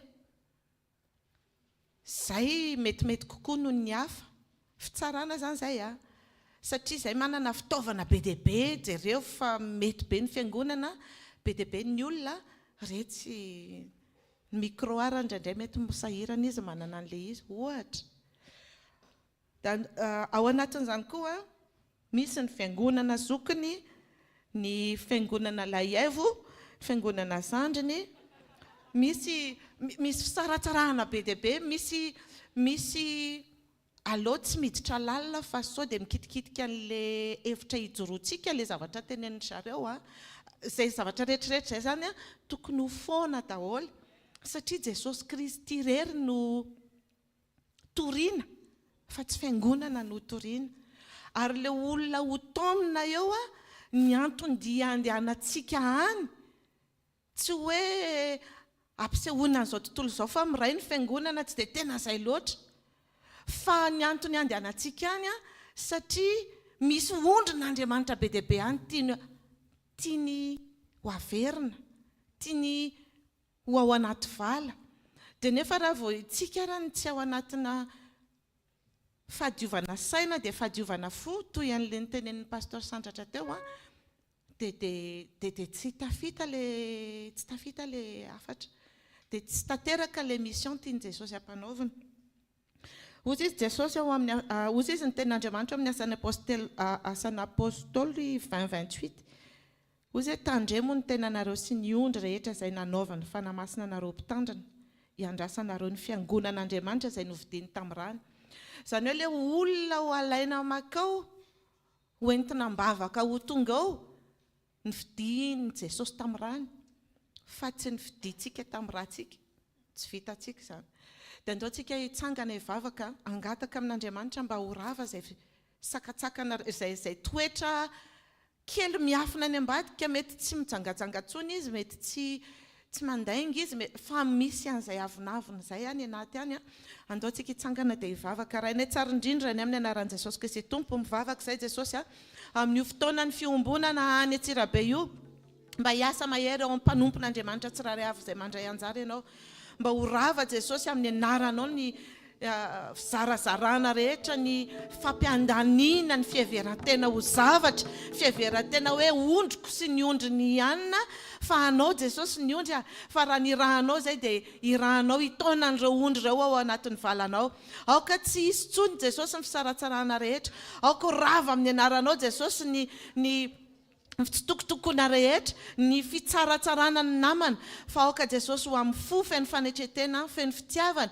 ho tsapany tsiraray amin'ny alalan'ny fananao ao anatiny fa ny antony tena anirahana azy ihany tsy hanao publicité amin'ny fiangonana sanatria fa hitaona fanan'olona ao amin'ny valanao Jesosy ho voninahitry ny anaranao tononona amin'ny anaranao tanteraka izany amin'ny anaran'i Jesosy Kristy Tompo velona masina sy manan-kereva Nazareta amen. Mahazo mipetra eo ihany eo mpitsanganana angamba fa kely sisa dia andao koa tsika angataka amin'i Jesosy angataka ny fanahy masina ozy izy ny tenin'Andriamanitra hoe Romains 5:5 ary ny fanantenana ozy izy dia tsy mampamenatra satria ny fanahy masina izay nomena antsika no nentina napidina ny fitiavana ao anatin'ny fotsika andao tsika angataka ny fanahy masina mba hialolalana any ambomba ny Antsirabe hikasika fanan'olona be dia be satria ninona zavatra hoteneninao raha vao tsy ny fanahy masina mikasika amin'ny fon'ny olona tsy afaka nantona an'i Jesosy ny olona rehefa tonga ao anatin'ny fon'ny olona ny fitiavana noho ny amin'ny alalan'ny fanahy masina dia misokatra ho azy ny fony amin'ny fitiavana an'Andriamanitra ary ny tena tanjona dia ny ananan'ny olona fiombonana rery amin'Andriamanitra aloha tena hoe important mihitsy satria amin'izay izy afaka mandeha rery miaraka amin'Andriamanitra tsy hoe tsy ilaina amin'ny fiangonana fa tsy hoe miankina amin'ny fiangonana koa izy fa tena mila manana relation personnelle avec Jésus dia andaontsika hivavaka hoe Jesosy ary olona be dia be any mety misy olona any tsy mahalala an'Andriamanitra mihitsy misy olona any tsy tia an'Andriamanitra misy olona any miteny ratsy any ambadika any misy olona any efa zanak'Andriamanitra fa niverin-dalana misy olona any te hiverina eo ambala fa tratra ny fanamelohan-teny izy mety matahotra ny masony hafa izy misy olona any be dia be fa noho ny amintsika irahan'i Jesosy any dia andaontsika angataka ny fanahy masina sandrato ny vavakao raina tsara indrindra ny amin'ny anaran'i Jesosy Kristy Tompo mangataka ny fanahinao zay Jesosy aoka ambomba ny Antsirabe ianao aoka hikasika fon'olona be dia be ianao ireo olona efa ao anatin'ny programanao hoentinao amin'ny fanatrehanao Jesosy aza vela misy hodifina ray ary fa ataovy zaka ny fananao masina tady mazaka ny fitiavanao ho tonga eo amin'ny fanatrehanao Andriamanitra aoka ny fitiavanao ozy ny teninao fa ny fanahinao masina mandrotsaka ny fitiavananao ao anatin'ny fonay aoka izany ho tanteraka amin'ny mponina Antsirabe sy ny manodidina sy ny olona rehetra any amin'ny toerana hafa izay mandrehan'io croisade io tena hoe hiasa ao anatin'ny fanahinao Jesosy ho voninahitry ny anaranao. Mankasitraka izay Jesosy, mankasitraka izay dia amin'ny anaranao masina naovana izany vavaka izany a. Misaotra Jesosy eo. Amen. Tehaka mafitsika ho an'Andriamanitra. Afaka masotoerana vetivetsika. Tsy tondra teny akory fa tonga dia misy pasteur efa vonany amin'izany fa tia hampatsiahantsika fotsiny hoe ny fotoana tahaka an'izao dia tena zava-dehibe indrindra ary izay ny antony andefasana anazy amin'ny direct satria tsika rehetra mihitsy miray fo rehetra mety misy tsy afaka tonga eto fa mety any an-trano sy any amin'ny toerana hafa fa miray fo amintsika izy dia manaraka ihany koa dia mino fa mandray koa ny any tokantrano sy any amin'ny toerana izay misy ny tsirairay avy any ahafahantsika tena miray fo ao amin'ny asan'Andriamanitra. Tany Jesosy tompoko.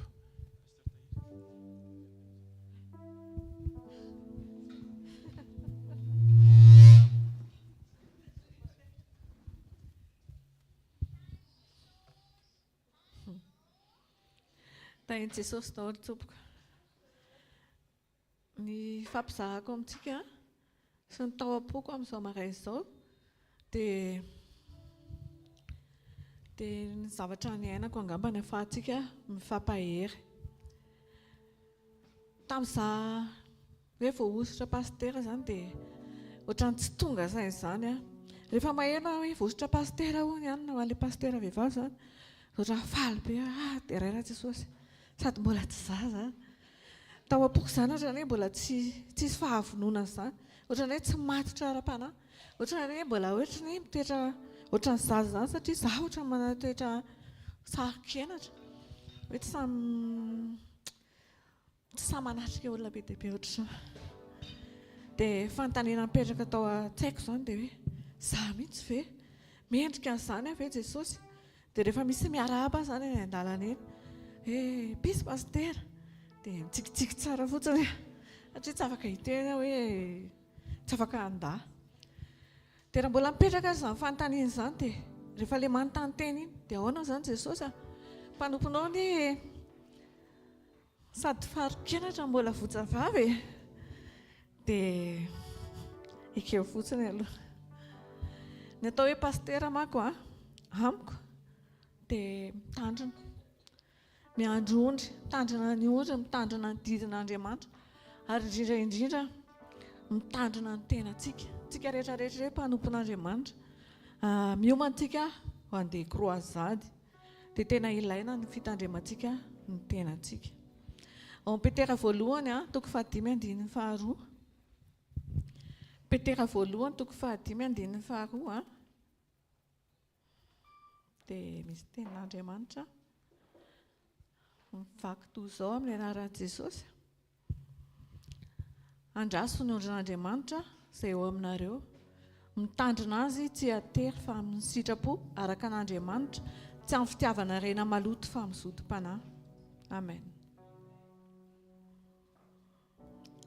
Tsy atery ozy izy, izany hoe na voafidy ary ianao dia atsitrapony andeha hanomponao an'Andriamanitra, atsitrapony andeha hananao hanao asa any Antsirabe, atsitrapony ahafahanao hoe mijoro mifampizara ny sitrapon'Andriamanitra, tsy amin'ny fitiavana rena, tsy amin'ny sitraponao, tsy hoe amin'ny tanjona satria hanompan'Andriamanitra satria misy tanjoko ao, tsy tena hoe hanompan'Andriamanitra satria tiako Andriamanitra, hanompan'Andriamanitra satria tiako famonjena ny hafa, hanompan'Andriamanitra satria te hitona fanao any an-danitra.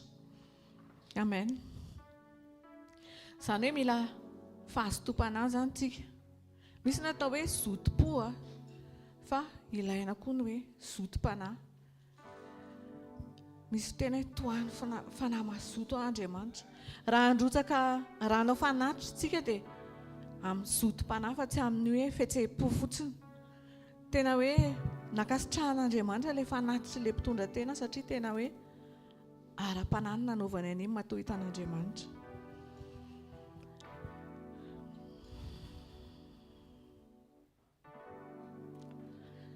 Izany hoe izay teram-panahy dia izay no mandrisika anao hanao ny asa, hampandrosin'ny asan'Andriamanitra. Miasa saina mihitsy ianao hoe mangataka tolo-tsaina fa ny fanahy masina. Raha ohatra hoe tsy mahazo tolo-tsaina ianao dia miasa tsaina ianao hoe ahoana ny hampandrosoko an'ity asan'Andriamanitra ity. Ao ao amin'ny apokalipsy 2 andininy 9 misy tenin'Andriamanitra mivaky toy izao amin'ny anaran'i Jesosy hoe ary izay maharesaka mitandrina ny asako hatramin'ny farany dia omeko fahefana amin'ny jentilisa. Amen.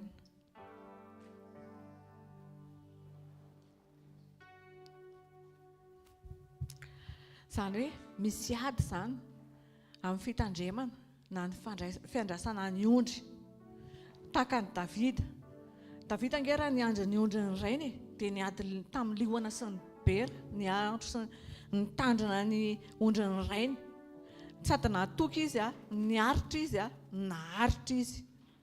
Dia izay nahatonga anazy afaka nandresy an'i Goliata. Nahazo tolotsaina avy amin'Andriamanitra, nanana fahendrena, nanam-pahefana ary ny efarany moa dia nahazo fahefana izy, lasa mpanjaka izy ary izy dia olona isan'ny olona akasitrahan'Andriamanitra. Izany zany mila toetra katsatsika isan'andro isan'andro.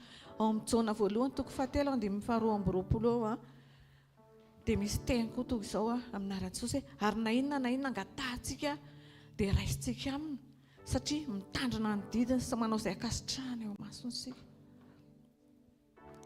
Isika izany raha mangataka amin'ny Jesosy ninona indrindra ho amin'ny fampandrosoana ny asany ka mitandrina ny didiny izay akasitrahany dia mandray valiny aminy isika. Izay lazaiko teo hoe tsy filahan-javatra na nipotsika anazy fa tena amin'ny fitiavana, angatao ny fitiavana Andriamanitra hameno antsika ahafahantsika mandroso bebe kokoa. Aleluia.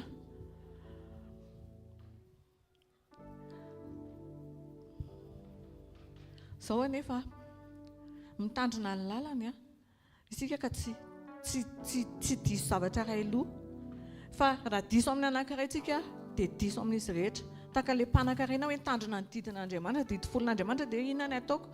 Dia rehefa tenainy Jesosy izy amin'ny didy olona harenao izy amin'ny malahelo dia ohatry ny nalahelo tarehy izy. Izay ilay diso zavatra iray aloha. Inona ny zavatra iray aloha mbola mahadiso anao? Ny didin'Andriamanitra dia fitiavana. Raha misy milaza ozy izy fa tiany rahalahiny nefa ahoana moa zany? Tian'Andriamanitra nefa makala ny rahalahiny. Ataontsika ahoana ny tian'Andriamanitra nefa rahalahintsika izay hitantsika eo tsy tiantsika. Fehiny izany dia izao, tsy maintsy mitandrina ny tenantsika aloha isika, mila mitandrina ny didin'Andriamanitra tsika, mila manana fitiavana tahaka ny Jesosy tsika. Izany dia miainga ao an-tokantrano, ambara foana Jerosalema aloha, vao Jodia, vao Samaria, ho antsika rehetrarehetra izay andehanao tafika fiombonana any Antsirabe. Dia tinio ny tenanao. Milamina tsara ve? Manaraka ny didin'Andriamanitra ve? Miombona toetra amin'Andriamanitra ve? Izay vao afaka hoe andeha hizara. Ataontsika ahoana moa ny hizara? Ataontsika ahoana ny andehanao ny asany nefa ny fanahintsika sy ny fotsika tsy mifanaraka amin'izay. Vavaka sandrantsika dia izao. Ninona samy andry antsika naiza dia ndaontsika hangataka fiombona toetra amin'Andriamanitra mba hanahaka ny Jesosy aloha dia hanamasina ny tenantsika tsirairay mialohan'ny asa tanterahantsika. Ndaontsika hitsangana nandratra ny vavaka izany. Dia sandra atao vavakantsika tsirairay. Ray ao ny anaran'i Jesosy. Mbola misaotra Jesosy, misaotra fa mbola afaka mizara ny teninao, mbola afaka mifampahery ny mpanomponao. Fa afaka izay Jesosy amin'ny fiombona ny asa izay atao any Antsirabe io Jesosy, ao anay tsirairay aby mpanomponao izay handeha any Jesosy. Dia mangataka izay Jesosy mba tena ho ampino fanahinao masina, mba hiomby toetra tanteraka aminao, mba hanahaka anao, hanana fitiavana feno anao Jesosy. Satria ahoana moa ny ahafahanay mizara, ahoana manodidina anay raha ohatra ka tsy manam-pitiavana izay. Ahoana moa no ahafahanay Jesosy hamonjy ny hafa Jesosy raha ohatra ka tsy manahaka anao izay Jesosy. Ampio izay Jesosy malalo. Nizaniza Jesosy mpanomponao mangetaheta dia ianao no hanampy azy Jesosy. Ianao no ampahery azy ireo Jesosy, hitarika azy Jesosy. Dia taio koa ny olona rehetra izay manatrika any Jesosy, izay rehetra nitomy fanahinao ka mangetaheta Jesosy, dia oka mba handray kasika eo, oka mba hiseho voninahitra eo Jesosy, ary tena ho tanteraka Jesosy ny asany ampanaovina ho anay. dia mankasitraka indrindra Jesosy malalo sotra ny amin'ny teh izay omenao ny mpanompo ny fandimbeto ho voninahitra ny anaranao dia raina sakalazaina anaranao amin'ny ara-mahery Jesosy ny Nazareta. Amen. Tenhakontsika mpanompo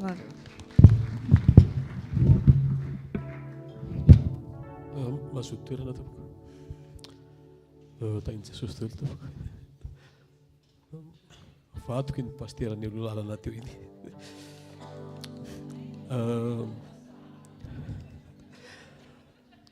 Grave be fa vosotra paster zay.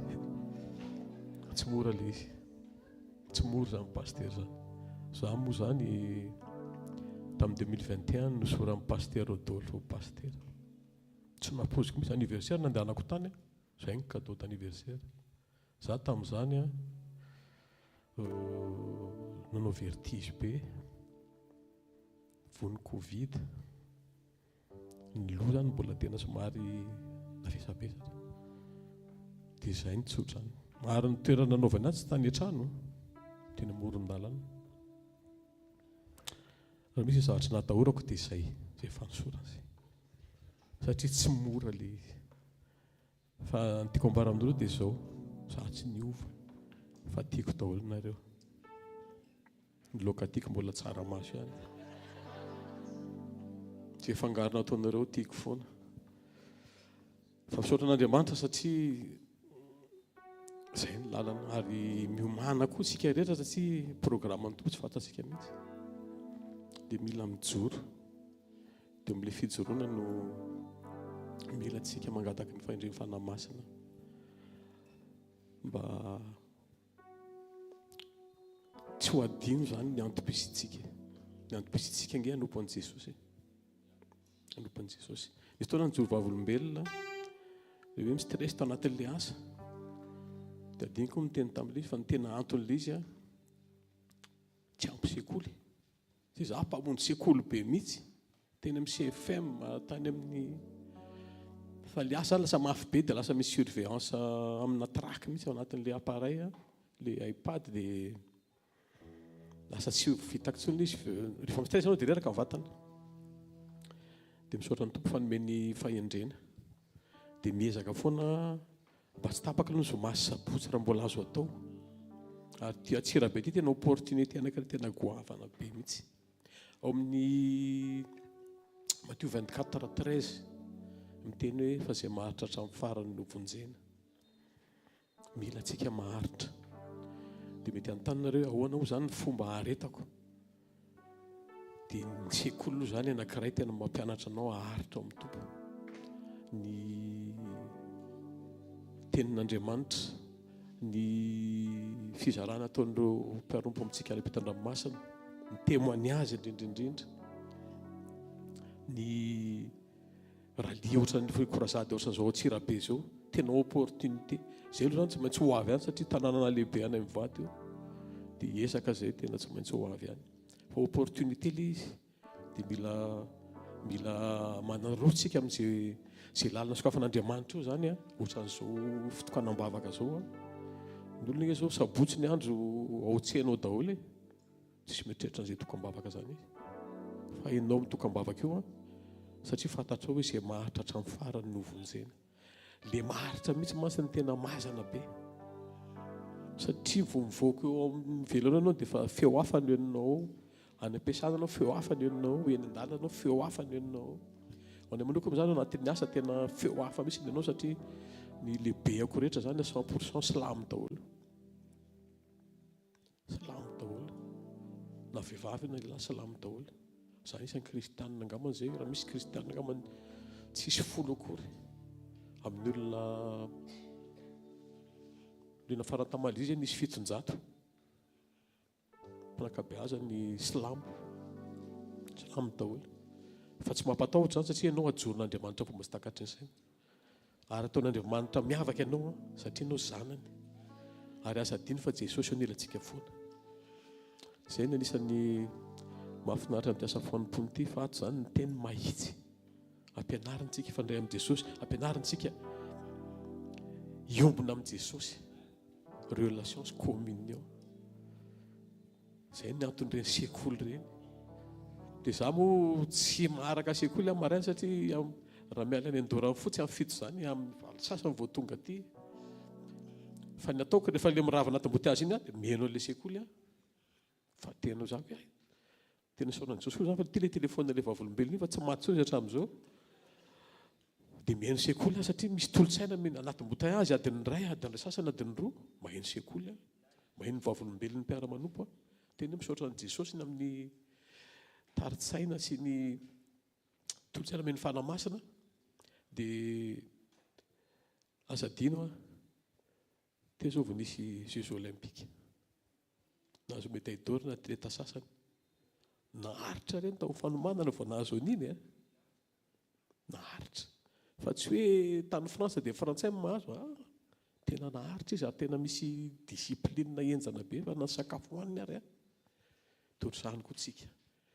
maharitra mitombotsika mila tsika mifidy ny sakafom-panahy tsara indrindra hohanintsika isan'andro tena hoe misaotra an'Andriamanitra ny amin'ny fivoriam-bavaka izay mbola omena antsika opportunité fa tsy voavidim-bola ilay izy tena tsy voavidim-bola misaotra ny amin'ny fampijoroan'ny mpanompony maro be izay omeny fanamasina révélation tena hoe maro loko ary mino fa samy mandray daholo tsika andrany zao nafinaritra be anahy le lesona le hoe aza manozona olona aza miteny izao vao tamin'ny maraina nanao an'izay fona amin'i Jesosy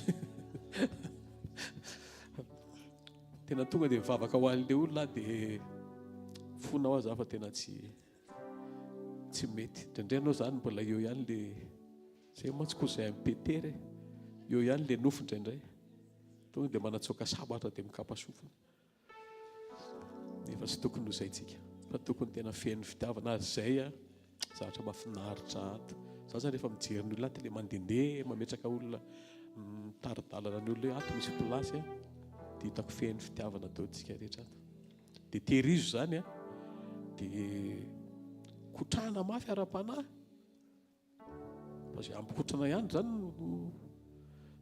maharitra dia iny no vonjena satria tsika malala roviana Jesosy no avy ho avy izy zay ny azo antoko tena ho avy izy fa mila tsika zany maharitra ary tady nefa fa midevoly dia mitady herika foana ao tokantrano eny an-dalana any am-piasana eny an-taxi be ianao ody any amboany andorany fotsiny taxi be janonao namotana zitra severa namotana amin'ny farany nandorany fotsiny farany ianao mbola any mahabo mbola lavidavitra tsy maintsy ianao zany tena le fo zany tena mila mpanaovana entraînement tsara fa ao ny iavin'ny aina fa tsy mora le izy tena tsy mora dia atomboa an-trano le izy atomboa an-trano ary tena mila an'izany eny moa zanaka iny zany be fitiavana be iny ary misy zavatra apetraka fanamasina anatiny ao izy koa nefa tena mahafinaritra be izy tonga dia mijoro iny teny mamaly dia misy zavatra kely ao dia tsy maintsy avy ty amin'ny papa fa ty amin'ny papa foana dia mifamela fa iny tsy manaiky zay vady ary mifamela mpaniditra dia tsy tiany mihitsy zany fa izy tonga dia mijoro arbitre famela nareo dra mandeha zany nameny taratasy misoratra menamena be aza miady tsony nareo mivady alleloia misaotra Jesosy fa tsy miady tsony makasitraka ny amin'ny fitiavan'ny tompo ka resy opportunité fitoam-bavaka rehetrarehetra mba hampaharitra antsika eo amin'i Jesosy io Antsirabe io tena opportunité tena sady mba akaiky le toerana za tamin'ny vao niteny programme Ankorazady dia nitomany tsisy nahita satria tsy ho afaka noho ny asako fa Antsirabe tsy maintsy tonganika na firy alina ary dao tsika hitsangana 20 minitra sisa ivavaka tsika mba aharitra ny tsirairay avy ary aharitra koa ny olona rehetra any Antsirabe rehefa mandalina sy oekany mihitsy ao ray masinao tsara indrindra amin'ny ara-Jesosy rehetra misaotra sy midera mankalaza no masina zay toko malala sy toko fa na masina mamangia anay atsangano vaovao foana zay isan'andro mba tena aharitra aminao Jesosy aharitra fanarana anao Jesosy aharitra fanomponao Jesosy aharitra amin'ny fiarahana amin'ny mpiara-manompo zanako rehetra Jesosy adindrindra Jesosy tahiko ny any Antsirabe mba aharitra olona ny faritsy ny tompo rehefa mandady rehefa tsy hoe lasa zay dia adino daholo ny zavatra zay nisahana teo ny teny mamy zay ampitondrainao tompo fa tena aritra ny tsairay hiaraka aminao satria tsy ho ela dia ho avy ianao tompo makasisika amin'ny fitavanao sifo amin'ny lampinao Jesosy amen dia amen tiaksika mandray ny polopolopona maneraka tahin Jesosy daholo tsika mahazo toerana teo.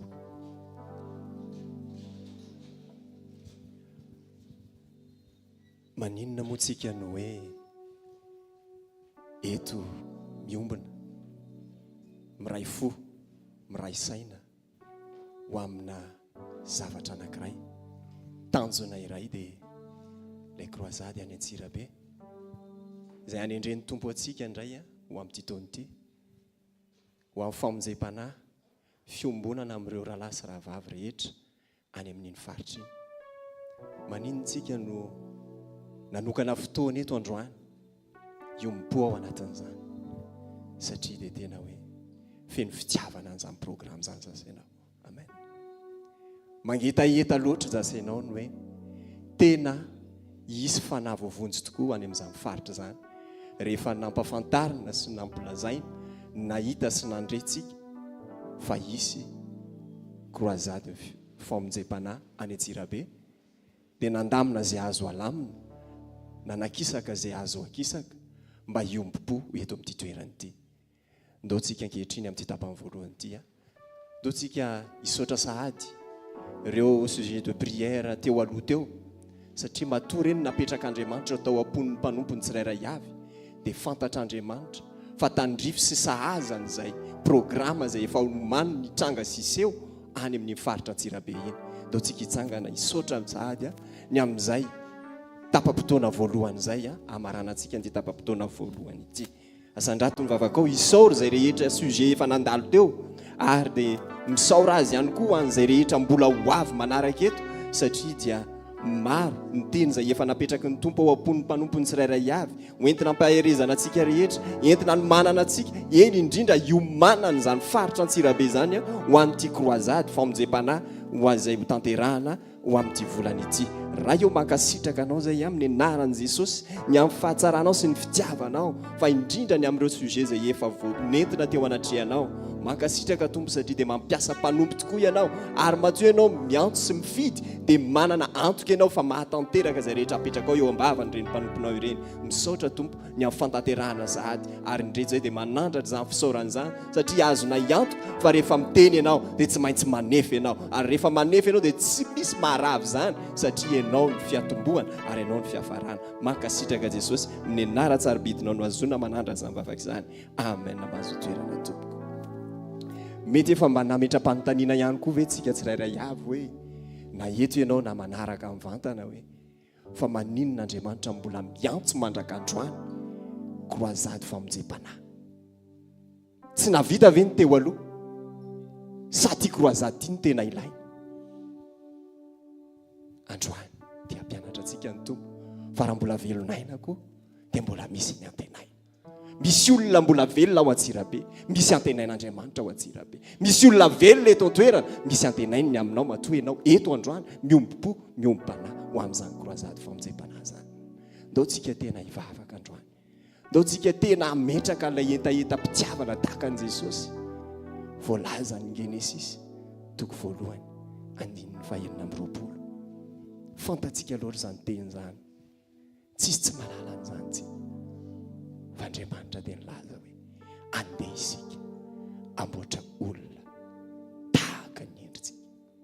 Tahaka ny endrika Andriamanitra ny namorona ny asainao. Lay toetra n'Andriamanitra ny namorona ny asainao. Izany mba fanirian'Andriamanitra rehefa namorona izy ny olombelona mba ho tahaka lay toetrany, lay mangetaeta fanahy very, mitady fanahy hovonjena no mba ho ao anatiko sy ao anatinao. Iomana ho amin'izany croisade famonjam-panahy izany. Ka mba tena hoe raha tonga ilay fotoana eny eo mpiomanana ny fotoana dia asa anandratra ilay tononkira-panahy ianao manao hoe aoka ny foko ho tahaka ny fonao, aoka ny saiko ho tahaka ny sainao. Mitsangana amin'ny toeranao dia ndao tsika anandratra ny zava-mivavaka izany mba ho tena ho araka n'ilay endrik'Andriamanitra namorona ny asa ianao. Tsarovy fa tsy photocopie ianao fa unique ianao unika ianao, raha unika ianao, manan-javatra antenainany aminao Jesosy, mananantom-pisinany anirahana anao any Antsirabe Jesosy. Fa ny angatahany amiko sy aminao androany dia aoka ny sitrapony ririany, ilay tao am-pony hatr'izay ka mbola mahavelonaina sy anao androany, anirahany ianao ho any amin'izany korazady famonjam-panany Antsirabe zany, no aoka ho tanteraka sy ho to raha io ndreto zay nantsoinao anatanteraka izany asa mpamonjena ny amin'ny faritra Antsirabe. Vavaka izay ankehitriny raha io, ianao no efa nanana etaeta lalina tany am-ponao, melohan'ny fisianay tsirairay avy teto amin'ity zao tontolo zao ity, hoe andeha isika amorona olona tahaka ny endritsika Jesosy. Ianao ilay ohatra velona ho anay, nambara taminay, naseho teo aminay mba ho azonay ho alany tahaka raha mbola ety ambany masoandro izahay. Manamboara anay ankehitriny, volavolainy ao anatinay tsirairay avy indrindra fa nitoetra anay mba hayaka tahaka tokoa ilay toetra anao, ilay be fitiavana, ilay tena honena ny hafa ka naizanay izany irahana ho anay mandra-pahatonga an'izay fotoana ny korazady any Antsirabe, dia hiainanay izany mba hahatonga anay ho vonona tahaka ny fiomananao raha hanomboka ny ministeranao ianao tety amin'ity zao tontolo zao ity. Dia nanoka teny 70 andro sy 70 alina ianao, nandinika namakafaka lalina ny amin'ny asa izay nanirandray ianao, anoka tena koa izay tsirairay avy Jesosy. Mandra-pahatonga ny fotoana andinika sy saina sy tsakotsako ny teny rehetra izay nomenao anay mba hahatonga anay ho tahaka ny endrikao raha nantanteraka ny asa izay ampanirahana ho anay. Mankasitraka Jesosy fa mpiainy vavaka ianao ary mpamaly vavaka ianao, ary azonay antoka fa rehefa eo aminao tokoa ny antorahanay dia ho tanteraka aminay tokoa Jesosy ny teninao izay fa nambaranao taminay. Misaotra Jesosy ny anaranao nangatana izany. Amen. Namazo toerana to entina marana anazy dia ty hoe araka ny voalazantsika teo dia Jesosy Kristy rehefa melohany anatanteraka asa anankiray izy dia manam-potoana foana izy ny hitokanana, tsy fandaharana na programa no hoe ndao anao vavaka sy fifadikana, tsia fa araka izay le hoe mahendrika Andriamanitra antsika izay dia tokony ho fiainantsika izay niaina an' Jesosy, ary izay no hanentanana antsika sy amporisihana antsika ninninona ho ataontsika na direktiva azontsika ho entintsika anatanterana ny antom-pisitsika dia aoka anana an'izay toetra ny Kristy izay misitaka, mitokana, manana fifandraisana amin'Andriamanitra mandrakariva. Ka ankehitriny hiatrika kroazady zasy ianao, hiatrika olona mety mbola tsy fantatra ao akory ny tonga any Antsirabe, ndaontsika hanome fotoana ary isaorantsika an'Andriamanitra ny fotoana tahaka izao mbola ahafahantsika mitokana, misitaka, tsy ao anatin'ny fotoana iombonana fa tena hoe manokana fotoana mihitsy mianatra an'izay fomba fiainan'i Jesosy izay. Araka ny teniko teo, tsy programa zao na hoe ny misy zavatra atao dia tsy maintsy asiana vavaka sy fifadikana pastor, fa tena izay mihitsy ny Jesosy melohany hanaovany zavatra anankiray izy dia manam-piainam-pitokanana izy, hifandraisany amin'ray andraisany ilay tena taridalana marina tokony ho tanterahana eo amin'izay asa anirahany azy. Ka raisy opportunité ty androany ity, ary mino fa tsy fiafarany androany fa fanombohana ihany, satria ho avy ny kroazady, mandritry ny kroazady, aoriana ny kroazady, mandra-piavin'i Jesosy dia hitokana foana ianao hivavaka sy hivadianina. Amen. Mitsangana amin'ny toerana misy anao rankehitriny dia daontsika angataka amin'ny tompo mba hananantsika an'izany toepo ahitokana izany eny ametraka ho lara-pahamehana ny antso sy ny fanirahana izay hanindren'ny tompo antsika satrato mivavaka. Raha io misaotra anao izay amin'ny anaran'i Jesosy fa tianao tokoa ny tsirairay avy tompo malalo hitoetra mbara tahaka anao mandra-piavinao. Ko ankehitriny dia ndreto izay mangataka aminao, tehirizo ny fitokanan'ny tsirairay avy mba ho araka ny sitraponao mandra-piavinao. Misaotra Jesosy. Amen. Tiafatanana mafy ndraisantsika ny mpanovon'Andriamanitra eo am-pitsanganantsika ndoanao izany hery izany hoe ny saotra erampo ana ray masina satria nomenao anay Jesosy sanakao Jesosy zanakao anao ny saotra eram-po anao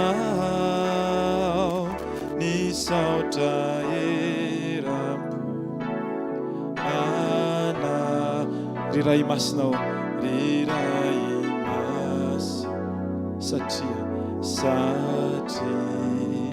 nomenao anay menao anay Jesosy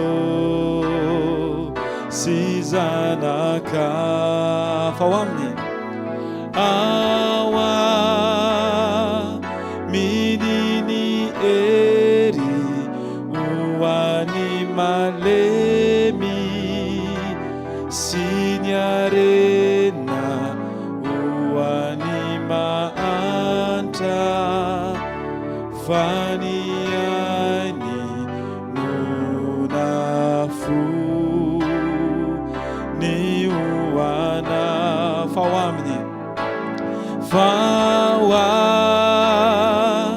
mininy ery hoany malemy sy ny arena hoany mahantra fa ny ainy nonafo ny hoana hoanao ataontsika araiky teny hoe misaotra indrindra Jesosy io misaotra indrindra Jesosy io amen.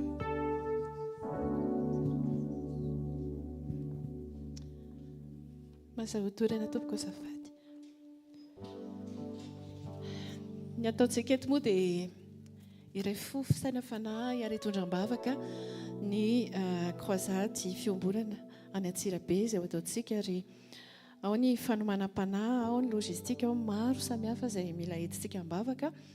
Ny napetraka ho fanamasina tato anatiko dia ao anatin'ilay hoe organisation fanomanana, ao ny avant ary mizara roa zany ny zavatra hoentsika am-bavaka amin'ity fitarihako fohy ity ny avant ary ny suivi aorianan'ilay croisade na ilay fitoriana. Ny ten'Andriamanitra izay hitondrantsika nyity sujet ity moa dia ilay ao amin'ny Amosa 4:12 amin'ny anaran'i Jesosy manao hoe koa izao no ataoko aminao ry Israely satria anao izany aminao ao dia miomana iaona amin'Andriamanitra ao ry Israely eo. Amen. Tsika ilay Israely ampiomantsika isika mihitsy aloha no mampiomana ny fontsika iaona amin'Andriamanitra.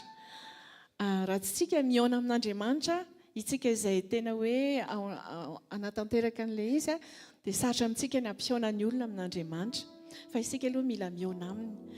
Dia izay zany vavaka ataontsika ary ihany koa hivavakantsika ho an'ireo fiangonana any atoerana izay ravavintsika ihany koa iray amintsika ihany ireo isika rehetra dia raisy hoe tena intercesseur daholo isika ao anatin'ilay izy. Ka hivavakantsika efa noentina teo ilay hoe fiombona fiangonana fiombonantsika fa hivavakantsika amin'ity indray mitoraka ity tena hoe hivavakantsika mba hisokatra ny fon'ny fiangonana ny masom-panahy ny fiangonana tena alala marina ny an Jesosy Kristy sy izay andrasan'i Jesosy aminy. Hivavakantsika mba tena hoe hisokatra ny mason'izy ireo ka ahatonga azy ireo hanana fifantohana amin'ny azo fijalian'i Jesosy sy ny fiverenany. Misy tiana ny fanomanana avant an'io croisade io izay entin'ny mpanompon'Andriamanitra any toerana efa nataon'ny pasteur Jora teo koa naizany teo ary mino fa ipapako araka ny fataony dia mialigné ny ten'Andriamanitra sy ny sitrapon'Andriamanitra alohan'ny torianany tena mba hitovy ny fijerin'ireo fiangonana izay hiara-iasa amintsika ao toerana dia hoentsika mbavaka mihitsy ireo fiangonana ireo arak'izay tena hoe rehefa ho avy le fampianarana ho avy le fanitsiana le fijery mba hitodika amin'ny azo fijalian' Jesosy sy hifantoka amin'ny azo fijalian' Jesosy sy ny fiverenan' Jesosy mba hisokatra ny masom-panahin'ireo fiangonana ireo. Amen. Dia ndaontsika hitsangana dia tena hoe voakasika ny fondra fiangonana hisokatra ny masom-panahiny ary dia ho resy lahatra izy ireo ny amin'izay tenin'Andriamanitra fanitsiana sy famerenana amin'ny laoniny izay hoentin'ny mpanompony hany ho fanomanana an'io croisade io. Misaotra anao izay Andriamanitra rainy masina tsara indrindra. Misaotra tompony amin'ity iraka izay ampanaovinao anay ity indray ny amin'ny croisade io. Fanamasina malalo ianao rery ihany no mahay mandresy lahatra ny olona. Ianao rery ihany no afaka hiteny ao am-pony olona amin'ny lalan'ny teny izay ampitondranao ny mpanomponao ka entina eo anatrehanao ny fanomanana Andriamanitra. Entina eo anatrehanao fanomanana fanamasina mba ireo teny izay hoentin'ny mpanomponao amin'ireo fiangonana ireo mialohany izany croisade izany tompo. Dia tahaka ny sabatra roa lela anavatsavany any anaty fanahin'izy ireo mpanomponao, ireo mpiandriondry rehetra, ireo manana andraikitra amin'ny fiangonana rehetra tompo. Tena andray izany teny izany andatsaka po ary hisokatra ny masom-panahy, hisokatra hiesitra tompo ny fahadisoana rehetra eo amin'ny fiheverana hatramin'izay, ny amin'ny fifantohana hatramin'izay Jesosy fa tena hiverina tena hoe hifantoka amin'ny hazo fijalianao Jesosy, hifantoka amin'ny fiverenanao Jesosy izy ireo dia ianao fanamaso tena hiasa ao anatin'ny fondreo mpanomponao, ireo fiangonana rehetra hiasa ao anatin'izao croisade izao mba hitovy izany fijery izany, hitovy izany fifantohana izany Jesosy. Dia taio koa ny zanakao rehetra izay mandray anjara ao anatin'io croisade io, ny eto atoerana, ny manohana mbavaka, ny andeha ho any tompo malalo izahay aloha mba tena hanana an'izay fiombonana aminao sy ny azo fijalianao izay Jesosy Kristy ao. Izahay aloha Jesosy tena hoe hiombona aminao tanteraka dia tonga anay tena mora aminay koa ny ampita izany fiombonana aminao amin'ny olona izay hiarahanay any hanompo anao izany Jesosy. Misaotra tompo. Amen. Dia ny faharoa izay nyteneko teo hoe izay le avant fa ny suivi zany tsika manana tombony be to sekoly ny latsinainy talata larobia zoma sabotsy tena hoe teny tena hoe mampiorina manitsy. Tena za aloha ny zavatra fampianarana voaraiko te dia tsy mbola henko n'aiza n'aiza sy tsy mbola voaraiko tamindritra izay zanam-pino anazy zay. Tena hoe voninahitra ho an'i Jesosy fa tondra antsika amin'ny tena hoe famarinana izy. Vakintsika ny ten'Andriamanitra ao amin'ny Efesiana toko 4:7-10 sy 4:10 mahazotoerana tompoko tafady. Efesiana toko 4:7-10 ny anaran'i Jesosy mandra-pahatonga antsika rehetra ho amin'ny firaisan'ny finoana sy ny fahalalana tsara ny zanak'Andriamanitra ka ho lehilahy lehibe mahatratra ny ohatra ny alehibe ny fahafenoan'i Kristy. Taovy amen. Amen. Dia 4:12 amin'ny anaran'i Jesosy mba tsy ho zaza intsony isika ho ka ailangilana sy ampitam-bolombolon'ny rivotry ny fampianarana samihafa rehetra amin'ny saipetsy ataon'ny olona sy ny fiendreny tanteraka ny hevitry ny famitana. Araka izany ten'Andriamanitra izany dia manana tombony tsika ho ihany le mihaino ten'Andriamanitra fa ireo mpanompon'Andriamanitra ireo mandritra ny taoko hoe fotoana vitsy no ampitana ny ten'Andriamanitra, ao ny teny fanitsiana, ao teny fanorenana, ao ny teny tena hoe anokatra ny masom-panan'izy ireo ny amin'ny zavatra andrasan'i Jesosy amin'ny fiangonana amin'izao andro farany izao. Etsika mbavaka na dia fohy aza ny fotoana sy ny fahafahan'ny mpanompon'Andriamanitra ampitany izany amin'izy ireo mba hitohy ilay fisokafany masom-panahy, hitohy ilay tena hoe nefa mpanompon'Andriamanitra tao mitondra hoe isy décision matotra ho raisin'ny mpino izay anatrika ao fa indrindra ho an'ireo mpanompon'Andriamanitra izy décision matotra fisokafany masom-panahy ka indray mandeha tsy miverina, tsy hiverina amin'ilay fampianarana le tenentsika teo hoe ilangilana sy ampitam-bolomboleny rivotry fampianarana samihafa rehetra tsony izy ireo fa hoe ao teo ilay hoe hibanjina ny azo fijalian'i Jesosy sy ny fiverenan'i Jesosy dia ho resy lahatra ny amin'izany izy ireo, ny amin'izany fampianarana, ny amin'izany fanitsiana, teny fanitsiana izany dia izy ireo atsangan'Andriamanitra indray. Izay nge ny antony iraky ity, izay no asantsika satria ny rahan'i Jesosy antsika be dia be loatra le lasa enjehan'ny olona tsika amin'ny farany hoe ireo tia vola tsy miresaka fa tsy fitahiana sotra izany. Tsika tena hoe iran'Andriamanitra tena merina ny fiangonana amin'ny laoniny. tsy ampianarina ntsony le fitahiana tsy zavatra ampianarina sy fa iainana le izy rehefa mandeha amin'ny sitrapon'Andriamanitra tsika sa tsy izany. Alleloia. Dia tena hoe convaincu ireo fiangonanareo a, dia tena tsy izy tsony hoe ady hevitra be saina fa tena hoe anaiky fanitsin'ny teny izy ireo a, dia ampita amin'ireo ondry rehetra ao amin'ny fiangonana, indrindra moa ireo nouveau converti izay ho any amin'izy ireo. Amen. Dia hitsangantsika dia izay ny vavaka hoentintsika, izay ny angatahantsika amin'ny fanamasina. Tenena mafy tena hoe ataovy amin'ny fonao rehetra izany vavaka izany.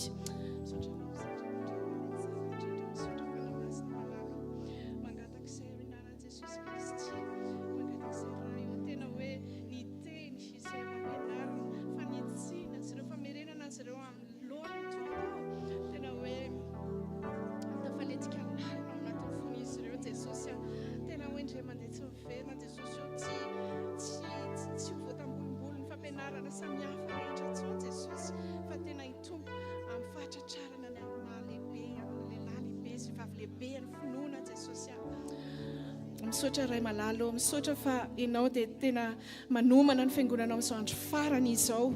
Ray malala amin'ny anaran'i Jesosy Kristy mangataka izay ireo fanahinao masina Tompo, tena androdana ny hevitra rehetra izay tsy avy aminao rehetra ao amin'ny fiangonanao izay ao Antsirabe, fanamasina amin'izao andro farany alohan'ny iverenanao izao Jesosy Kristy malalo. Tena hoe tsy ho voatambolombolon'ny rivotra ny fampianarana samihafa intsony, fa tena hiverina amin'ny sitraponao indray mandeha tsy miverina Jesosy, ireo mpanomponao sy ireo fiangonanao an-toerana Jesosy Kristy eo. Tena hoe isy fifohazam-panahy marina, fifantohana amin'ny azo fijalianao Kristy eo. Fantatrao fa tena tianao izy ireo, fantatrao fa tena anao izy ireo, fa tena mbola tianao izy ireo. Tena ho tonga amin'ny fataterana sy amin'ny mahalehibe, ny lahy lehibe sy vehivavy lehibe amin'ny ohatry ny finoana azy ireo tokoa Jesosy eo. Izahay reto koa ao anatin'izany Tompo, tena hitombo Jesosy eo. Dia izara izany teninao izany, izara Jesosy ilay fampianarana izay tsisy klema tadiavinao aminay Jesosy eo, sy fandraisan-dahatra amin'izao andro farany izao tadiavinao aminay.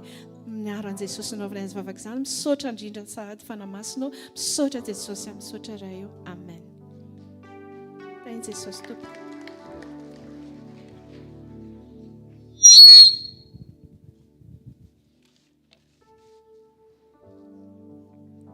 Fedananao antsika menakafy mazoto toerana.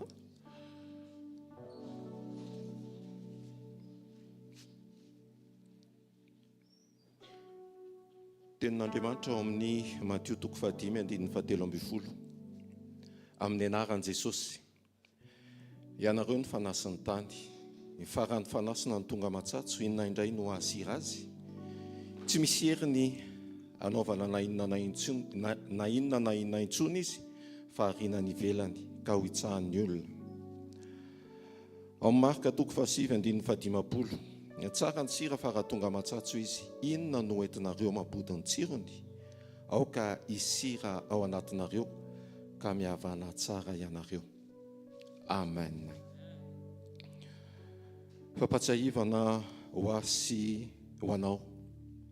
Mety hoe misy ny andeha any amin'ny croisade, mety misy ny tsy ho any amin'ny croisade. Fa na mandeha ianao na tsy mandeha, dia tonga ary mijanona ho sira. Ny sira raha naiza misy azy dia manome an'izay tsiro na sira izay, na siramamy izy na sira izy, dia misy tsiro apetrany amin'izay misy azy. Ny ranomasina raha ohatra hoe naiza eto amin'ity tany ity dia masira arak'izay anaran'izay. Ary ny sira nefany raha ny ranomasina ny resahana dia tsy hita hoe io le sira, fa ao le sira. Tsy miseho, tsy mieboebo, tsy mirehare, fa mitoetra ho sira, mametraka an'ilay tsiro ao amin'ilay ranomasina.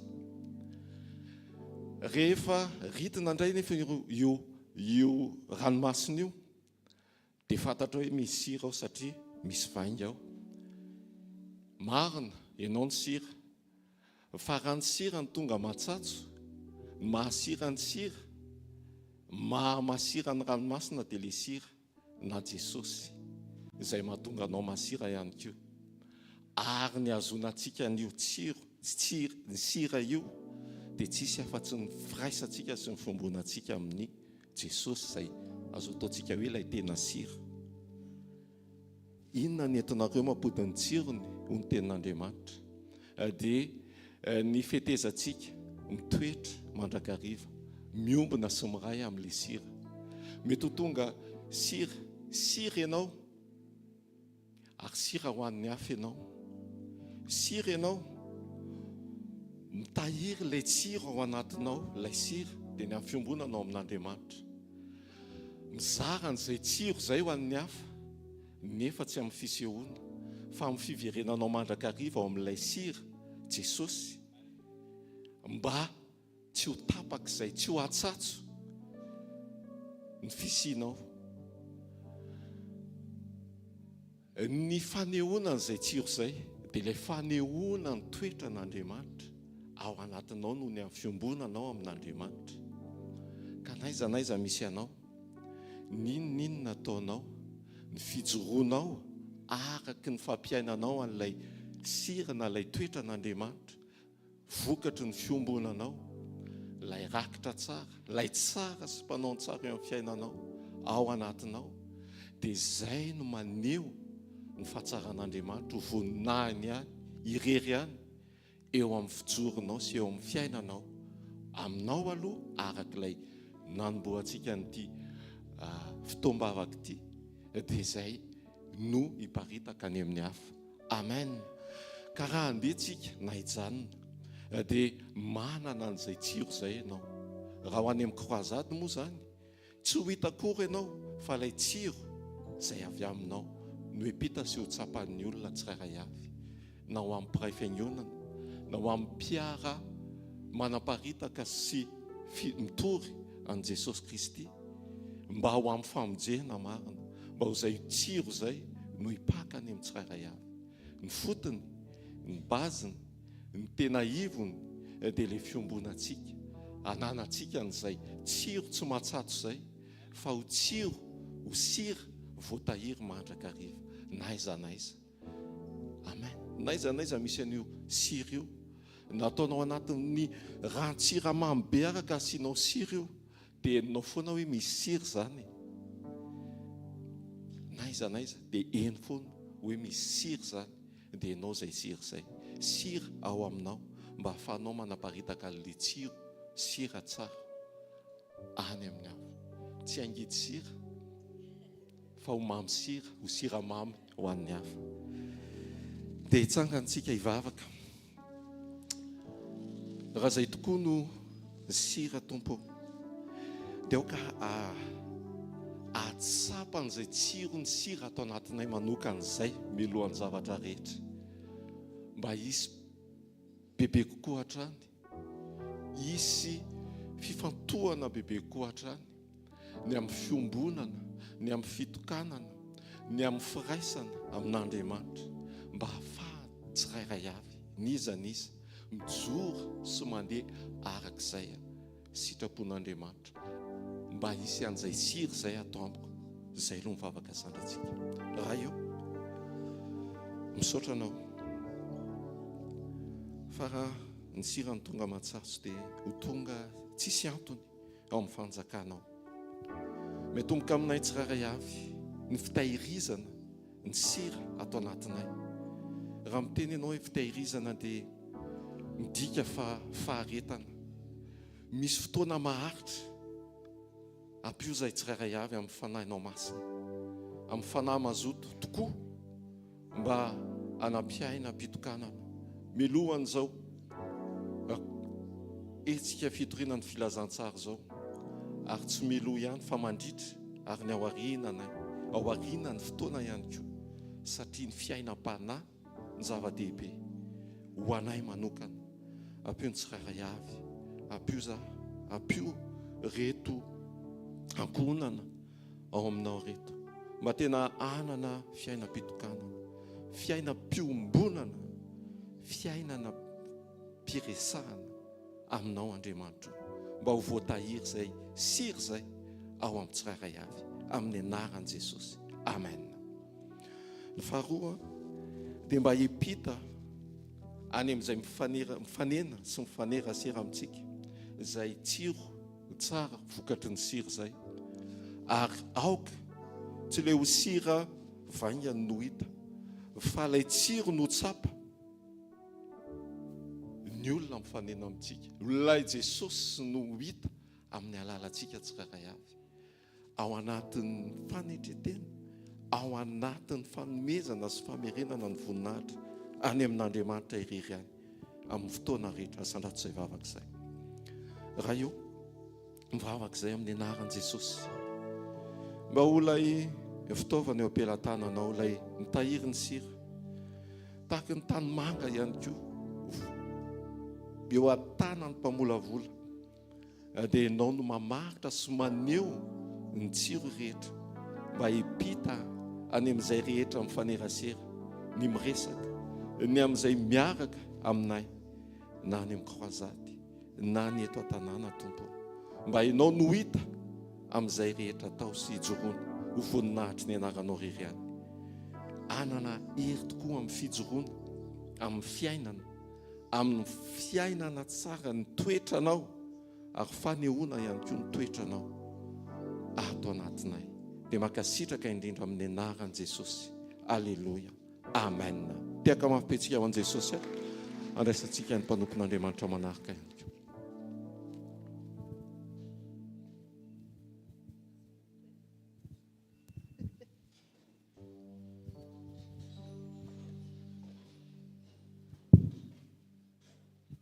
Alleluia. Alohan'ny hanomboako aloha tsy haiko hoe ao ve bebe Ester, fa alohan'ny hanomboako zany ohatran'ny hoe tsy mety ako fa te hifona amin'ny bebe Ester, satria izy te hiresaka tamiko tamin'ny larobia fa maika be dia ohatran'ny hoe ny expedieko fotsiny, dia tsy haiko izy nahoana tsy ao fa mamondrafo amiko bebe Ester. Dia zao androany andro voatokana ho fifadikanina, tsy hoe amiko manokana ty androany ty tsy hoe hifadianina tsika satria hanomana croisade, hoe croisade dia mila ampitao any croisade dia mila matériel dia hoe hifadianina, na hoe mba ho avy be ny olona dia hifadianina mba ho tonga ny olona, satria izao tsy ezak'olombelona ny hampatonga ny olona ho tonga ao amin'ny croisade, fa ny fanahin'Andriamanitra reky ny mahatona olona eo amin'ny croisade. Ny tenanao ka ohatra hoe tonga eto amin'ity toeran'ity, na hoe mety hoe nitereny iray aman-dreny kely na hoe inona, dia tsy ezakao na ezaky ny iray aman-dreny na tonga anao teo, fa nisy fanahin'Andriamanitra ny mahatona anao eto. Ka na ho tonga ka ny olona, ka rehefa tsy mifanahy masina no nitaona anazy teo, dia tsisy nininina raisina eo, ary tsisy nininina miova eo. Ny antony amiko manokana ty fifadikana ity dia fanomanana isy anao hiatrika an'Andriamanitra. Amen. Ozy izy ny tenin'Andriamanitra ao amin'ny Isaia 49:17 ka hatramin'ny 15. Izay nampatonga koa hoe ohatran'ny hoe tsy nangina tato anatiko mihitsy hoe ianao nge mety hoe tsy nidrakahiko ilay izy, ohatran'ny hoe nandeha ohatraotsy hoe tsy nidrakahiko, fa ohatran'ny hoe tsy dia niconsidéreko teo satria izay sy bebe Ester ka mifanakaiky teo, fa tsy tao an-tsaiko mihitsy ny hifona taminy, fa zao rehefa hoe hizaka ako dia ohatran'ny hoe tsy mety hoe ianao nge manana olona, ohatran'ny hoe amiko ilay izy ohatran'ny hoe tsy olana tamiko, fa le feo zany ny teny hoe tokony hifona amin'ny bebe Ester satria ohatran'ny nataoko de côté fotsiny izy. Isaia 49:17 ka hatramin'ny 15 aussi izy ny tenin'Andriamanitra. Nahoana izahay no mifady hoy izy nefa tsy hitanao, ary nahoana izahay no mampahory ny tenanay nefa tsy ahoanao. Indro fa amin'ny andro fifadianareo azy dia mbola tianareo ihany no ataonareo, ary ny mpiasa rehetra ao aminareo dia ampahorianareo. Indro ny ady sy ny fanditra no antony fifadianareo, ary ny amely amin'ny totohondro ny faharatsiana izao fifadianareo izao, dia faharatsiana izao fifadianareo izao dia tsy andrenesana ny feonareo any amin'ny avo mo fifadiana toy izany va no ankasitrahako dia andro ampahorin'ny olona tena ny ampiondrika ny lohany tahaka ny zozoky sy ny amelatra lamba fisaonana raha andavenina ho fandriny moa izany va no ataonareo hoe fifadiana sy andro ankasitrahan'i Jehova. Amen. Raha hoe ifadianitsika noho ny materiel dia c'est pas la peine satria ny zavatra rehetra efa vitan'i Jesosy teo amin'ny hazo fijaliana. Amen. Raha hoe izay mampitao croisade ve asan'Andriamanitra io, ataony io, vitany io, ary tena profo naiza na le atsika zavatra natao ohatrany hoe ngeza be ka ny zavatra hoety manana dia hoe tsy vita le izy fa zao Jesosy miassure foana. Fa kosany raha mbola misy asany nofo toy ny hoe avinavina, fizahozahoana sy fireharehana, fitiavatena, tsy famelana, fangidiana, dia amiko hoe ny anesorana an'izany no antony izao fifadiana izao. Tsika tsikaiky avy somary misy indro kely daholo, manomboka za tena misy indro be mihitsiny, fa mahatoky fa Jesosy manaisotra an'izany. Zao ary ny fifadiana kasitrahan'Andriamanitra ka isitsika ny Isaia 7:50 ihany 5:9 sy 7 amin'ny anaran'i Jesosy. Tsy izao va ny fifadiana izay ankasitrahako dia ny hamany famatorany faharatsiana sy anaboraka ny fehin-zioga sy andefa ny ampahoriana ho afaka ary anapatapaka ny zioga rehetra. Moa tsy ny hizaka mofona ho aninaona ve sy ny ampiatrany ny oro manjenjena ary mba anafianao izay hitanao mitanjaka ka tsy hirombelona amin'ny namanao ianao. Amen. Izay no angatan'Andriamanitra amintsika. Ny alan'le fahazaran-dratsy ao anatintsika, indraindray tsy ampoizintsika mihitsy. Ohatra na manokana zao dia hoe maika dia tsy manam-potoana ho anao fa azafady.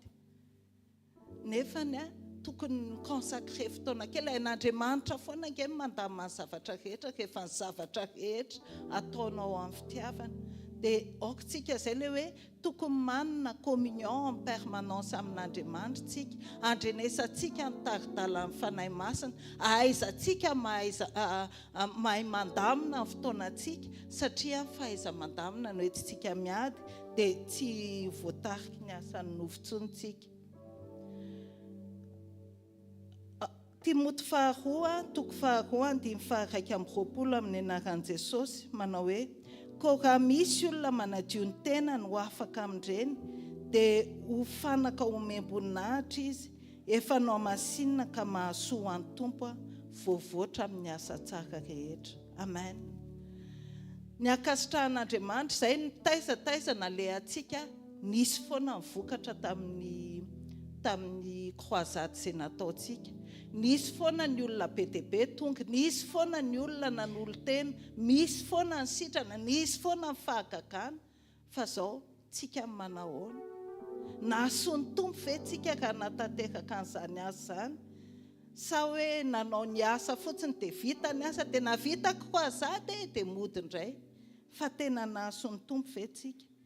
Satria manko zao ny asa vita ihany. Fa hoy izy ny voasoratra ao amin'ny Matthieu 7:1-7 tsy izay rehetra manao amiko hoe tompoko no hiditra amin'ny fanjakany lanitra, fa izay manao ny sitrapony raiko izay any an-danitra. Maro no anao amiko amin'izany andro izany hoe tompoko, tsy efa naminamy tamin'ny anaranao va izahay? Ary tsy efa namoaka demoni tamin'ny anaranao va izahay? Ary efa tsy nanao asa lehibe maro tamin'ny anaranao va izahay? Ary dia ambarako amin'ny marimarina hoe tsy mba fantatro akory ianareo hatrizay. Miala amiko ianareo mpanao meloka. Zao hanao croisade tsika. Aoka tsy ho foana ny fiazakazantsika. Hoe miazakazaka fotsiny na vitan'izao, nefa rehefa avy eo le mpaniraka akory ny tsy mba fantatra hoe fa iza moa ianao?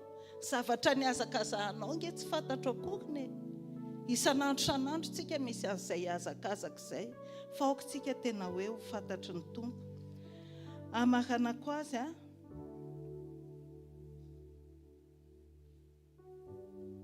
mahakasika indray hoe ny fampitaovana manahoana dia eo sisy ny tenin'Andriamanitra ao amin'ny Matthieu 9:7 hoe fakatsao aloha ny fanjakany sy ny fahamarinana dia hanampy ho anareo ny zavatra rehetra. Rehefa mety tsika, mety ny zavatra rehetra. Rehefa mety tsika dia izao sady akasitrahan'Andriamanitra mivita amin'ny tsara indrindra ny asan'Andriamanitra. Ndao tsika hitsangana hivavaka. Teneno Andriamanitra hoe Jesosy tena manolotra ny tenako ho anao indray aho. Jesosy tena tsy tiako hoe ivelany fotsiny no anompoko anao, tsy hoe ho fisehoana ivelany fotsiny, fa tena hoe ny ao anatiko Jesosy. Aoka tena hoe hifankahita aminao, aoka tena ankasitrahanao Jesosy ny asako, dia asan-drato izany vavaka ao izany. Kay masina tsara indrindra kainay amin'ny anaran'i Jesosy. Misaotra betsaka anao izay Jesosy satria iza loatra moa izay mba nifidianao mba ho mpiara-miombona antoka aminao. Jesosy hitanao loatra ny tsy famendrehanay, fa mba nitoetranay. Nefa nisaloranao ny anaranao hoe Kristiana, mpanaradia an'i Kristy, zanak'Andriamanitra. Nasianao ny endrikao Jesosy. Aoka tena hamoaka an'ilay endrikao isa minitra sy isa segondra izay Jesosy. Aoka izay Jesosy tena hoe hiala amin'ny faharatsiana, hiala amin'ny asan'ny nofo Jesosy malalo. Aoka izay Jesosy tena hiakatra any amin'ilay endrasanao aminay, dia olona fanahy mandehandeha Jesosy. Aoka Jesosy tena hoe isan'andro isan'andro dia hamoaka ny vokatry ny fanahy sy ny toe-panaraka an'Andriamanitra.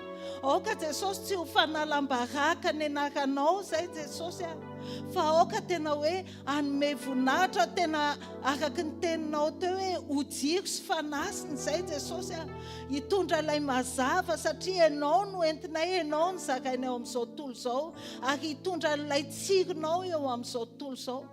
Jesosy tena mangataka aminao izay, mamindrafo aminay ianao Jesosy.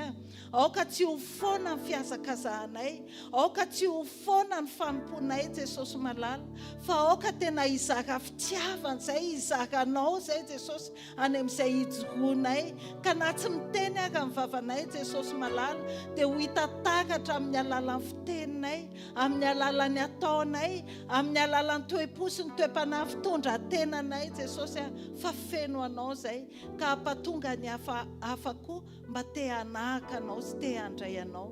Misaotra betsaka Jesosy, dia rainay mandrakizay ny anaranao. Amen. Tehakintsika andraisantsika ny mpanompon'Andriamanitra manaraka. Mazava ho toerana tompoko.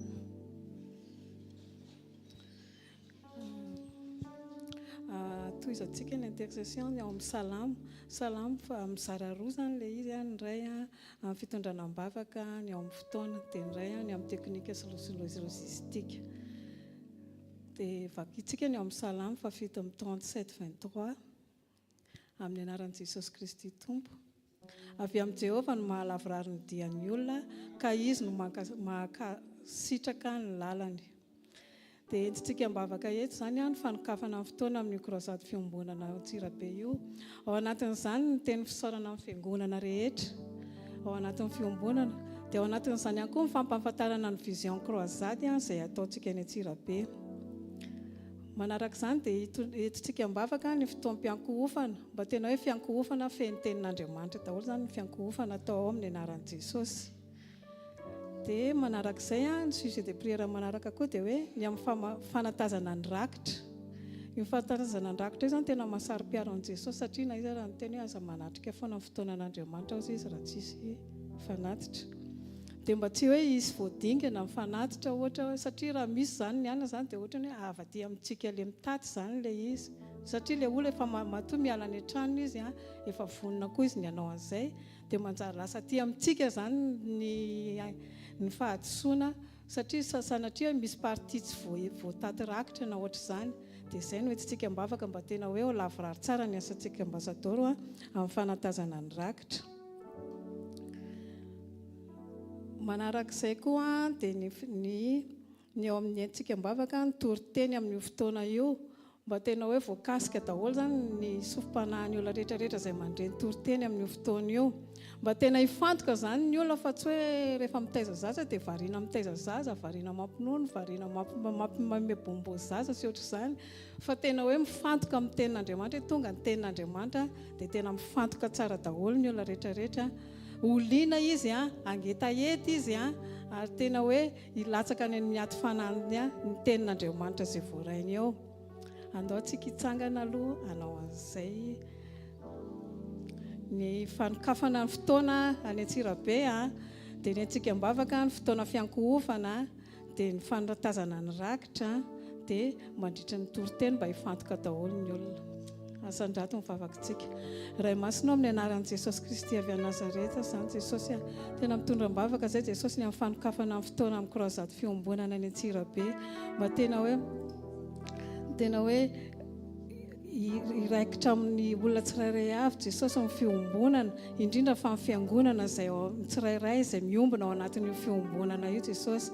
Dia mivavaka koa izay Jesosy ny amin'ny fotoam-piankohofana Jesosy ho feny tenin'Andriamanitra ny Andriamanitra ny fiankohofana rehetra izay atao ao, mba tena hoe feny ny fanahy masina Jesosy amin'ny mpiankohoka rehetrarehetra, na ny mpiankohoka na ny mpanatrika Jesosy dia tena feny ny fanahy masina avy aminao amin'ny fotoam-piankohofana. Mivavaka koa izay Jesosy ny amin'ny fanatazana ny rakitra, mba tena tsisy hiangana izany ary tena voatady daholo Jesosy ny rakitra rehetrarehetra amin'ny olona tsirairay avy satria mangetahetanao izy. Dia mivavaka koa izay Jesosy ny amin'ny toriteny, mandritra ny toriteny Jesosy mba voakasika daholo ny olona tsirairay avy amin'io fotoana io. Ma tena hoe oliana izy Jesosy tena liana amin'ny fahasoavanao, oliana ny mombanao, oliana ny angetahetanao ary mora foana ho an'izy ireo ny handray ny tenin'Andriamanitra avy aminao. Dia misaotra indrindra ray amin'ny anaran'i Jesosy Kristy avy a Nazareta. Amen. Masaho toerana tompoko. Dia mbola mitohy amin'ny faharoa ny amin'ny teknika logistika ny amin'ny fotoana io. Ao amin'ny nomery 1:51 amin'ny anaran'i Jesosy Kristy tompo, nomery 1:51. Ary raha afindra ny tabernakely dia ny levita no angorona azy, ary raha olona ny tabernakely dia ny levita no anangana azy, fa raha olon-kafa no manakaiky dia atao maty izy. Efa misy olona tsirairay avy zany efa nataon'Andriamanitra hoe ity manao an'ity dia ity manao an'ity dia manaraka an'izay torohevitry ny mpanompon'Andriamanitra tsika. Dia ny entintsika mbavaka amin'izay zany ny ekipan'ny teknika ho vitan'izy ireo ara-dalàna ara-potoana tsara daholo ny rehetra. Raha misy ny hoe ampany na misy ny tapaka courant sy ny ohatran'izany dia entintsika mbavaka hoe efa vonona daholo ny zavatra rehetrarehetra amin'ny anaran'i Jesosy. Dia hivavaka koa itsika na marobe aza ny olona dia voafehy-mpiandraikitra soma tsara ny fifehezana ny olona, indrindraindrindra ilay amin'ny fanoloran-tena sy ilay vavaka fanasitranana iny, mba voafehy ny mpiandraikitra tsirairay avy daholo zany ny sécurité amin'iny fotoana iny amin'ny anaran'i Jesosy. Manarak'izay dia hitondram-bavaka isika ny amin'ny soins médicaux. Raha sanatria zany misy ny hoe ny urgence dia efa vonona avy hatrany ekipa, efa misy ekipa voatokana ny amin'izay ary mora hita izy ireo tonga dia mora ho an'ny olona manatona azy amin'izay fotoana izay. Andaontsika hitsangana hanandratra n'izay vavak'izay. Ny amin'ny ekipan'ny teknika izany no entintsika mbavaka mba hoe tena ara-dalàna daholo ny zavatra rehetrarehetra, na misy ny ampanina dia efa vonona ny zavatra rehetra.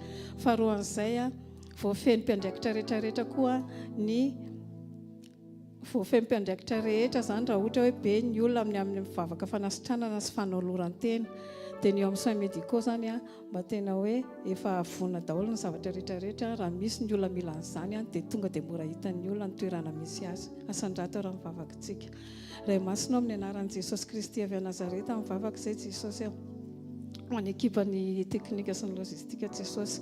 Ianao jesosy ny anampy an'izy ireo jesosy mba tena hoe hanoro-hevitra mifanahy masina no hitaridalana azy amin'ny fananganana ny zavatra rehetrarehetra, ny amin'ny fandaminana ny rehetrarehetra jesosy mba tena hoe ianao no manampy azy ireo amin'ny fandaminana ny asany rehetrarehetra, mba tsy hisy ny ampanina, mba mivavaka izay jesosy mba tsy hisy zany courant tapaka izany, mivavaka izay jesosy mba tena tsy ara-dalàna daholo no fandehanany zavatra atao amin'ny lojistika. Dia entinay ambavaka koa jesosy mba voafehy mpiandraikitra rehetra, indrindra ny amin'ny fanoloran-tena sy ny vavaka fanasitranana, mba tena voafehy mpiandraikitra ny sécurité-ny olona, ny voafehy tsara ny olona be dia be izay tonga amin'ny fotoana io. Manaraka izany jesosy dia entinay ambavaka koa jesosy ny amin'ny momba ny soins médicaux raha sanatria misy ny urgence, misy ny ilana ny fanafody, misy ny ilana ny olona niana hoe maratra na ohatra izany dia efa vonona ny amin'izany eny toerana mora ho hitan'ny olona ny fanantonana an'ireo amin'ny anaran'i Jesosy Kristy Tompo.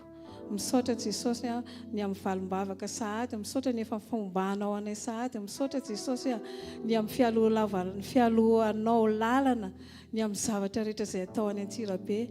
Ny dera ny laza ny voninahitra dia sandratra eonao rery ihany amin'ny anaran'i Jesosy Kristy Tompo avy a Nazareta. Misaotra dada malala, misaotra fanahy masina, misaotra jesosy.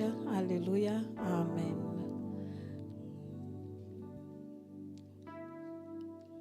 Afaka mipetraka tsika tompoko.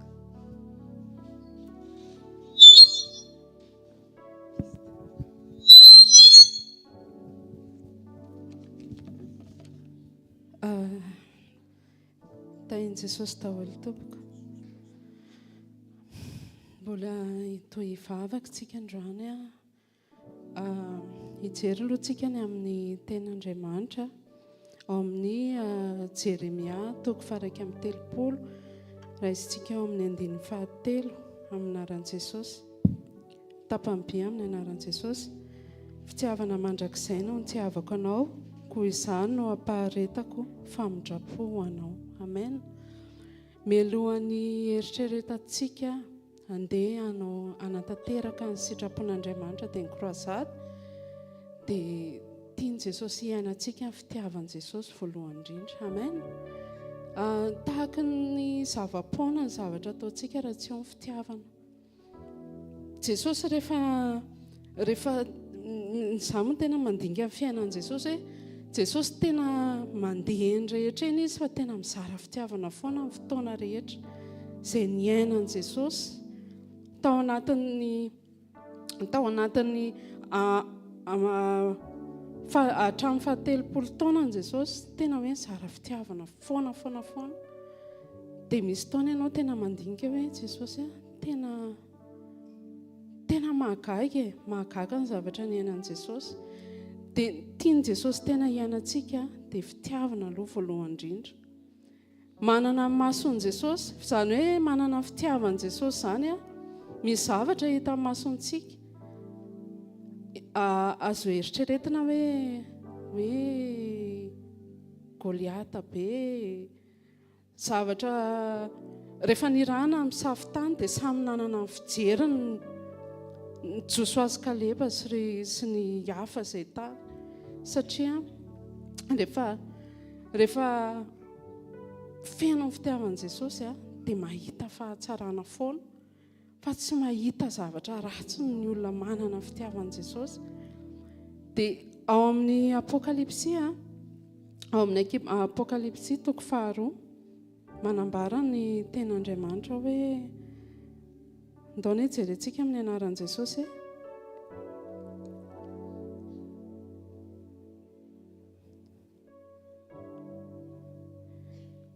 Raha izintsika eo amin'ny 2 amin'ny anaran'i Jesosy, ny teny ho an'ny fiangonana amin'ny Efesosy izy ity. Fantatro ny asanao sy ny fikelezanao ainy sy ny faharetanao ary ny tsy fahazakanao izay mpanao ratsy, ary ianao efa nizaha toetra izay milaza ny tenanao apôstôly, kanjo tsy izy, ary hitanao fa mandainga izy, ary manana faharetana ianao ka hiaritra noho ny anarako sady tsy reraka. Kanefa mananteny aminao satria efa niala tamin'ny fitiavana voalohany ianao. ka tsarovy izay nitoeranao fontsombola lavo dia mibeba ka manaova ny asany voalohany fa raha tsy izany dia ho avy aminao ka mamindra fanaovanjironao hiala amin'ny fitoerany raha tsy mibebaka ianao. Amen.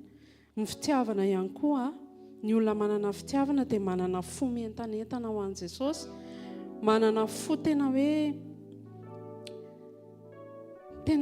raha andeha zao tsika ho any Antsirabe dia tena hafanana aloha, hafanana ho an'ny asan'Andriamanitra. Mientanentana tsika, tokony manana fo tena hoe mientanentana tsika ny amin'ny zavatra rehetra izay atao, ny amin'ny zavatra rehetra izay kasaina rehetrarehetra, dia tena hoe manana fo mientanentana, indrindra ho amin'ny mpanompon'Andriamanitra rehetra. Tsy ao ny firaisapo sy firaisan-tsaina, raha tsy ao aloha ny fitiavana voalohany dia ny fitiavana an'i Jesosy. Ny fitiavana io araka ny tenako teo hoe mariky ny fitiavana dia manina ao ny fiombonam-po ny amin'ny zavatra rehetra. Ny fitiavana ihany koa dia firehetana ao an'Andriamanitra. Rehefa manana fitiavana ao anatintsika dia manana fo mirehatra ao an'Andriamanitra. Izany hoe tsy firehetana amin'Andriamanitra izany dia fahotana. Araka ny boky ny ambarany Apokalipsy teo, satria tsy tian'Andriamanitra tsika na matimaty, tsy tian'Andriamanitra tsika tena hoe hiaina matimaty fa alohan'ny vavan'Andriamanitra. Ny fotoantsika nanatanteraka croisade dia niteny Jesosy hoe tsy afa-po izy, dia nefa ny antom-pisiantsika dia hanao izay afa-po an'i Jesosy, hanao izay akasitrahan'i Jesosy. Tena nandinika be hoe inona moa izany Jesosy, tena hoe dia ny tena zavatra tsapako hoe fanehoana fitiavana. Misy fotoana manao zavatra tsy mety manodidina antsika, izay ilay hoe fanomanana fotsika hiaona amin'Andriamanitra. Fa rehefa manana mason'i Jesosy tsika, fitiavan'i Jesosy tsika, dia izay ny tafampita. Dia iny fitiavana iny miteraka fanafahana iny amin'ny alàna fitiavana izay zaraintsika.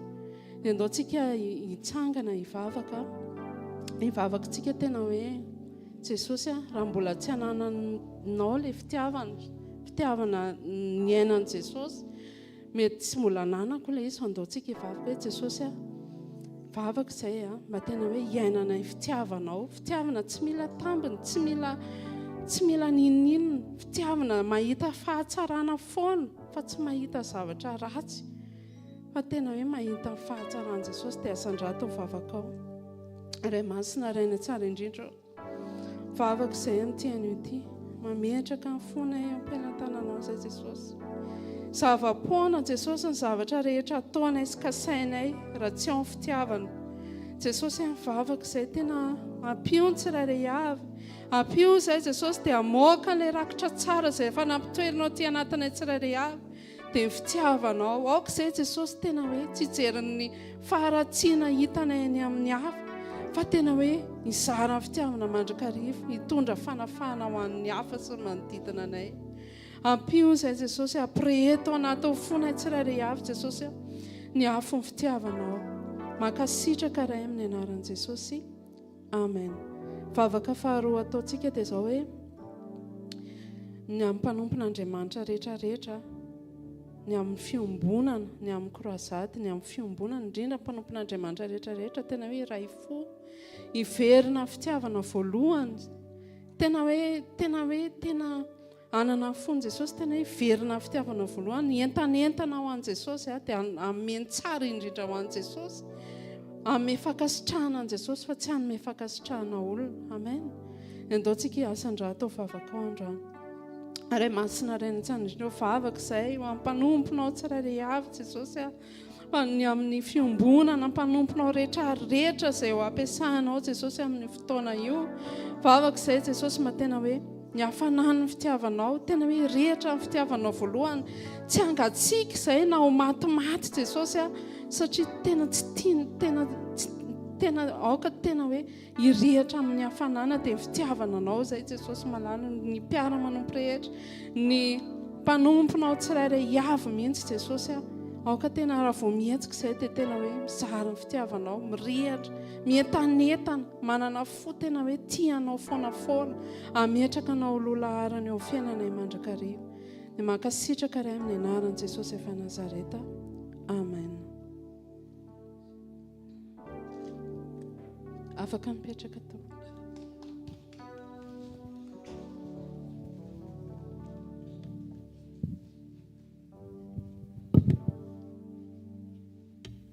Alleluia. Mbola manohy antsika ny amin'ny fanomanana ny kroazady. Dia raha ny tena marina manomana ny kroazady tsika, fa ny tena marina raha ny tokony ho izy manomana ny fiainam-panahintsika isika isan'andro iona amin'i Jesosy. Dia hoentintsika bavaka izany satria raha aloha tsy mahefen'iny tsika vao misaraka amin'i Jesosy. Dia ny faharoa, raha za manokana, za tsy te handeha raha tsisy Jesosy, dia mino fa ohatran'izay daholo tsika tsirairay avy eto miara manomana an'ilay kroazady ao anatin'ilay izy. Dia ny tenako manokana atao amin'ilay resaka teknika. Ny resaka teknika efa lazaina teo any ny resaka logistika, fa détail kely fotsiny ilay izy hoe ao anatin'ilay teknika misy zavatra be dia be mifamaofao ao, izay vao be dia be mifamaofao anatin'ity micro ity, izay vao mivoaka ato ilay feo. Dia zavatra ohatran'izany zany mila toe-po ankasitrahan'Andriamanitra satria miatrika situation anankiray. Teny fotsiny aza hoe tapaka ny courant. Any amin'ilay kroazady ny resaka eo, mieritreritra zany fa tsy manira hoe isy an'izany ary tsy isy an'izany amin'ny anaran'i Jesosy. Rehefa misy ohatr'izany dia rehefa miatrika an'ilay izy anao dia inona ny zavatra ho ataonao voaloha? Menimena ve? Ohatrany hoe ohatr'izao ity misy exemple kely fanoharana. Raha marary nify ianao dia vitanao ve to dia mivavaka eo. Zavatra kaiky kely zany satria rehefa tena marary nify ianao inona ny fatoanao? Le nifinao marary no. Fa ianao zany ohatrany hoe mafy be le hoe hivavaka zany zao aloha sa hoe anao ahoana? Fa hoentintsika mivavaka manana zany toe-po zany daholo tsika tsirairay avy hoe toe-po ankasitrahan'Andriamanitra, fa toe-po manetry tena indrindrandrindra. Dia misy tenin'Andriamanitra zay atao amin'ilay ohabolana 20, ohabolana toko faharoapolo, ohabolana 20 andininy fahavalo ambin'ny folo ka hatramin'ny ndasety fety ohabolana 20:18 amin'ny anaran'i Jesosy manao hoe ny hevitra rehetra dia aorian'ny fisainana ary ny fahaiza mandamina tsara no entinao miady. Fahaizantsika mandamina tsara zany no entina miady, tsy ilay fahaizana ara-tsaina fa ny fahaizan'Andriamanitra mikontrôle anao mandeha any amin'ny pas tian'Andriamanitra andehananao. Dia hiaraka hivavaka tsika ny amin'izay hoe aoka Jesosy ny kontrole ny zavatra rehetra.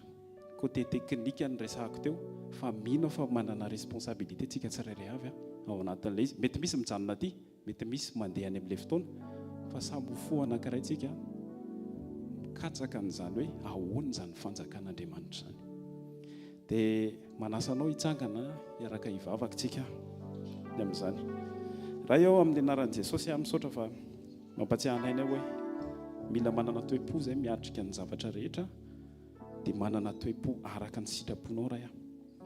Dia marina mihitsy fa tsy mahefy ininona izay vao misaraka aminao.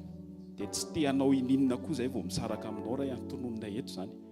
Tia fonay ity Jesosy ho fo tia miombona aminao amin'ny fotoana rehetra, ho fo manana ny toe-ponao amin'ny fotoana rehetra mihitsy, miatrika ny zavatra rehetra. Dia tsy hoe maika izay ny anao réaction rehefa misy situation misy, fa maika kosa izay nijery hoe Jesosy inona ny tokony ho ataonay miatrika ny zavatra misy, hanananay fahendrena, hanananay fanetretena, fa indrindrandrindra hanananay ihany koa ny pitsiky ny fanahy masinao. Marina mihitsy ny Jesosy fa hoe ny masonay sy ny sofinay no vavady voalohany hidirany zavatra maro isan-karazany, fa tonononay fa ianao Jesosy ny kontrole an'ireo. Izay renen'ny sofinay dia aoka izay renen'ny sofinao, izay hitan'ny masonay dia aoka izay hitan'ny masonao irery ihany. Tehirizony tsirairay avy tario hatrany mba ho feno ny fanahy masinao amin'ny fotoana rehetra mihitsy. Mankasitraka fa ianao dia Andriamanitra tianay amin'ny fotoana rehetra ary tianay mandrakizay ianao. Anao rery ihany midera sy Lazaro voninahitra mandrakizay isika rehetra araka anao hoe amen, amen, amen. Ve koa an'ilay vadiko toy an'ny fotoana. mahazo toerana to.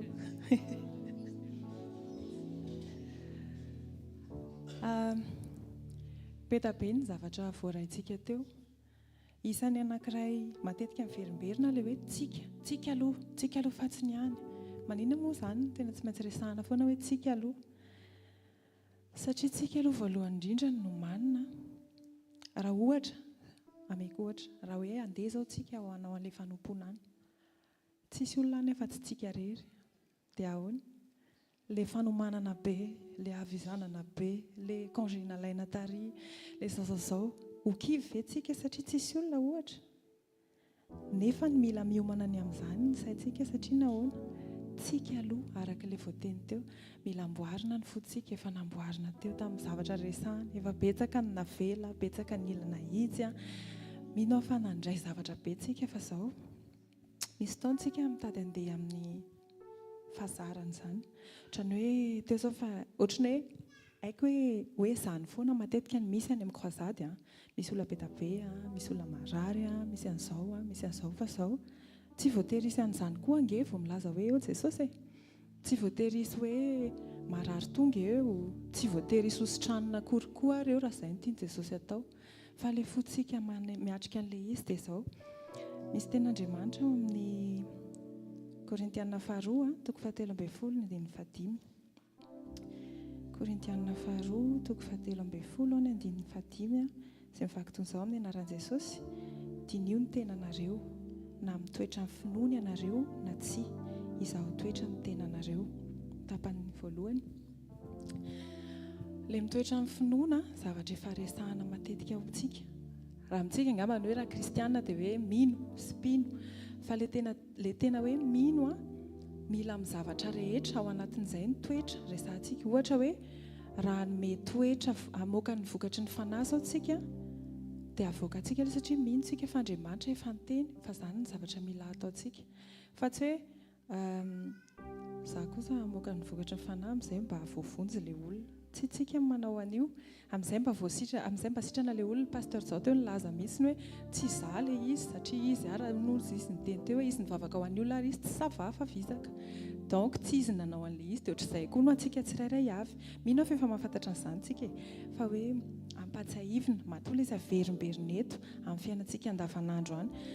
Rehefa mandeha ohatran'ireny nisy fotoana za tsy haiko nareo nanana an'izay ohatrany hoe betabe ny zavatra tsy mitovy tsinona rehefa tafaraka ohatr'ireny na mpivady ary ho an'izay mpivady mahafantatra tsara hoe misy fitaizana tsy mitovy ohatra efa miara-mipetraka misy zavatra possible amin'ny fandoana ilay izy rehefa avy eo dia ohatr'izay mihitsy rehefa mandeha any tsy ny plezira antsika ny atao any dia rehefa hoe tsy ny plezira antsika ny atao any nefany miara-manaiky an'izay tsika fa rehefa miatrika situation dia ahoana amin'izay.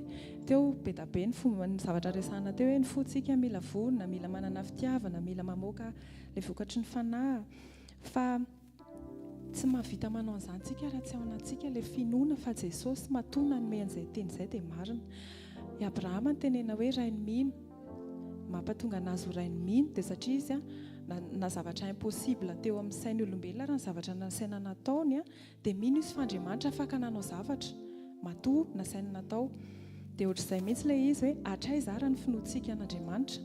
Mino ve tsika satria ohatrany hoe manao zavatra anankiray tsika mba hazahoana zavatra. Za personnellement aloha taloha saoranan'i Jesosy efa tsy izay intsony rehefa mivavaka te hanao zavatra anankiray ohatra hoe mila manao rakitra satria amin'izay mba mahazo mihoatra. Mila manao ampafolo-karena satria amin'izay kosa mba mahazo mihoatra an'izay. Nefa tsy izay ilay izy efa lazaina betabe teo hoe fitiavana an'Andriamanitra no antony sy ny sisa. Dia ohatrany hoe mora kely miteny hoe za mino an'Andriamanitra, mino ny zavatra rehetra izay ataon'Andriamanitra izay lazainy teny. Efa fantatritsika tsara ny tenenin'ny Baiboly ao amin'ny Romana toko 10:17 hoe koa ny finoana dia avy amin'ny toriteny ary ny toriteny kosa avy amin'ny tenin'ny Kristy. Le tenin'ny Kristy resahana eto ve le tenin'ny Kristy le mahafinaritra ny saiko sy ekeko marina ohatra hoe hotahina ianao raha miditra, hotahina ianao raha mivoaka. Ohatra hoe rehefa mamafy ianao dia tsy maintsy mijinja zavatra fafinao amin'ilay tsara fa tsy ilay ratsy. Amin'ilay ratsy izy tsy mijinja izany mihitsy. Tsy possible ilay an'Andriamanitra, ilay amin'ilay tsara ihany ilay tiako. Izay ihany izay vao mety aminahy. Izay ve ny ataontsika hoe finoana. Satria ohatran'ny hoe ho an'ny mpino rehetra sy ny milaza ny tena no mpino, za zany teneniko izany. Mieritreritra hoe ohatran'ny hoe manana ataoko hoe mentalité tadaviny sasany ho tenena hoe pozitivena fotsiny hoe Andriamanitra tsy maintsy manao an'io satria izao. Fa Andriamanitra tsy voatery hanao an'io satria izay ny eritreretiko hoe ataoko mampiasa finoantsika fa tsy maintsy tantera. Non, tsy izay tiako fa izay tianao. Ilay irairaintsika hoe tsy izay tiako fa izay tianao tena hiainana fa tsy hoe rehefa ohatran'izao. Io zany tsy formule le fampianarana antsika eto foana hoe tsy maintsy manao an'ity dia manao an'ity dia amin'izay sitrana. Ianao mila makeny am-pasteur izao dia ametrahan-tana dia to dia sitrana. Fa raha tsy tian'i Jesosy hoe izay tsy hainao izay any anatin'ny fo tian'i Jesosy amboarina dia afaka tsy sitrana koa ianao izay tiany ihany io. Dia eo amin'izay ilay teneniko hoe aiza le toe-pontsika miatrika an'izay, le miara-miaina amin'ny olona. Nisy taona somary ohatran'ny hoe malahelo mahita ny blabla be da be mandeha eraky ny Facebook sy ny any hoe mpanompon'Andriamanitra izao manao an'izao. Dia ohatran'ny hoe mora kely le mitsara. Teo antsika efa nitenena momba n'ilay resaka fitsarana olona. Mora kely le manana an'izay toe-po izay hoe za kosa malala fahamarinana. Aiza kosa dia tsy mety kosa izany atao pastery ihany izany. Fa izao na ny fananana an'izay toe-po izay ara dia efa endrika tsy fanetretena. Ny fandanantsika miaraka amin'ny rehetra dia endrika fanetretena satria nahoana tsy voatery afinaritra antsika na ny toerana, tsy voatery ho confort. Raha tsara be ilay confort ny tena hoe misaotra an'i Jesosy.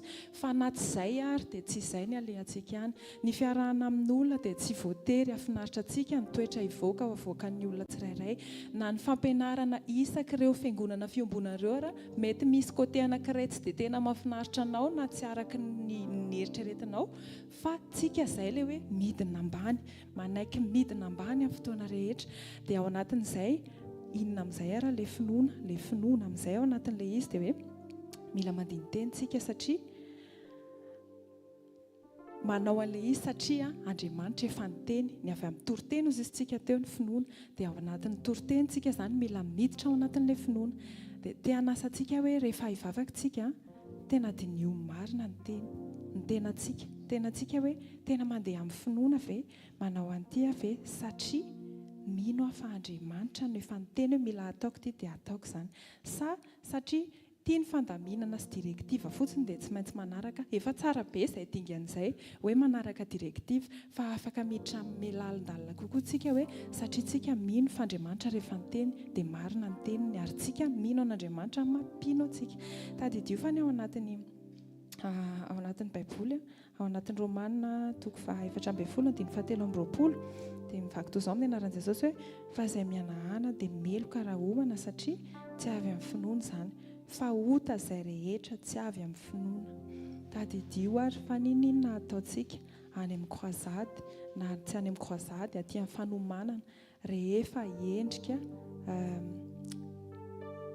izay zavatra rehetrarehetra endrika tsy finoana dia manototsika fa tsy hoe rehefa mifoka sigara sy misotro toaka sy manao an'ilay voatanisa be da be reny ihany.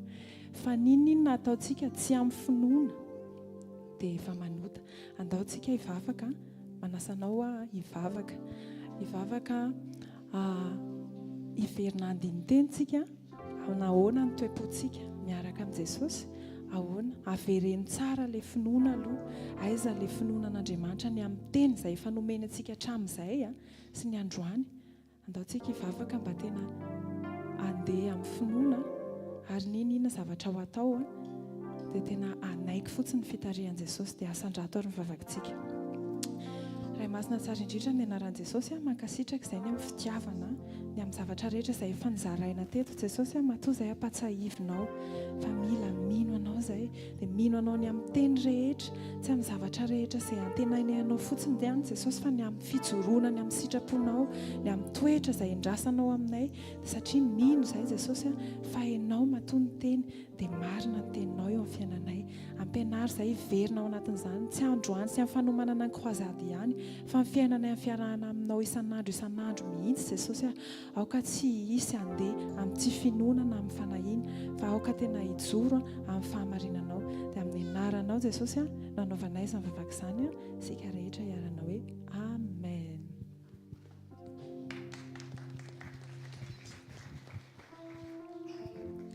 Tain'Andriamanitra daholo tompoko afaka mipetraka tsika. Misy vavolombelona kely mba tiako zaraina aminareo. Izay mivady angambany tsy haiko 10 jours lasa izay dia nanana etaetsy hoe andao tsika mba hifady ihany. Misy adi-panahy eo aminay dia hoe andao tsika hanantona an'Andriamanitra bebe kokoa. Dia isaorana anazy fa androany izany tanteraka ilay izy. Tapitra ilay tsika amin'ny roa dia mbola manana fotoana lava izay roa hatramin'ny maizina. Dia misaotra an' Jesosy. Dia tiako tenenareo hoe oka tsika hifaly fa nitondram-bavaka zavatra be da be tsika teo dia efa tary fa efa namaly vavaka tsika Andriamanitra. Amen.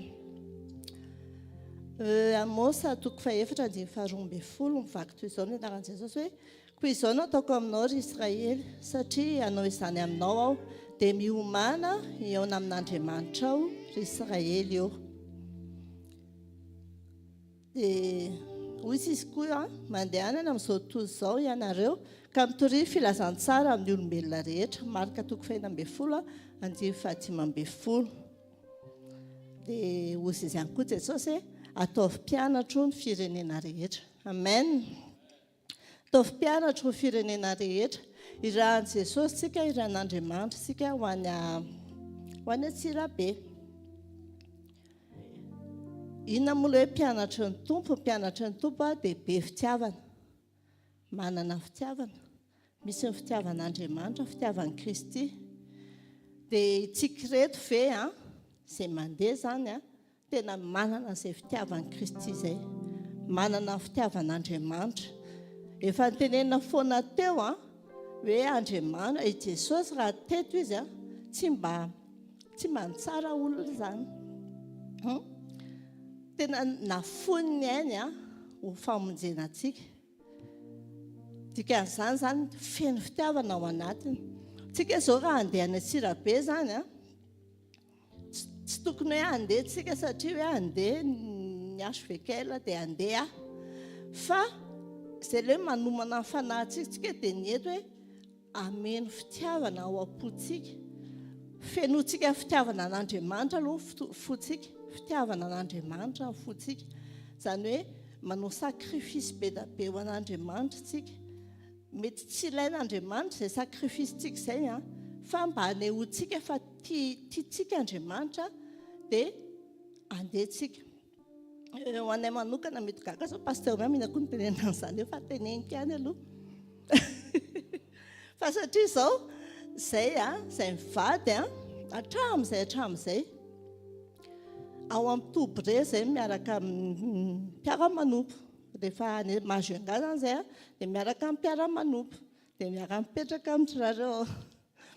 Dia ry mama moa izany efa mahalala anay dia gaga zao ainganaka atao mitopy. Fa iny aloha izany tena efa hatramin'ny voalohany indrindra izay zany ny pasteur miama tena tsy manaiky mihitsy hoe rehefa ilay mahazo enga dia ao mitopytsika. Dia tamin'izany tena adi-panahy be tamiko mihitsy izany tamin'izany hoe tena nateny mihitsy tamin'izany fotoana izany hoe raha vola ny problemanao izany ny antoka antsika tamin'ny vao nanomboka vola ny asa tamin'izany dia manana zany dia raha vola ny problema diana tena tsoroko anareo tena nitomana tamin'izany. Tena nitomana hoe fa andehany ao amin'ny toby ahoana raha ao amin'ny toby rehefa tonga ao dia mivavaka dia izay dia miara-mivavaka fa za kosa aloha tsy hipetraka ao izany. Fa tena ozy izy pasteur efa nanomboka efa angambany herintaona après zany izay resaka izay dia efa tany fa tsy tao amin'ny toby izay mipetraka tamin'ny voalohany dia tonga dia ozy izy makatoa fotsiny fa mety io.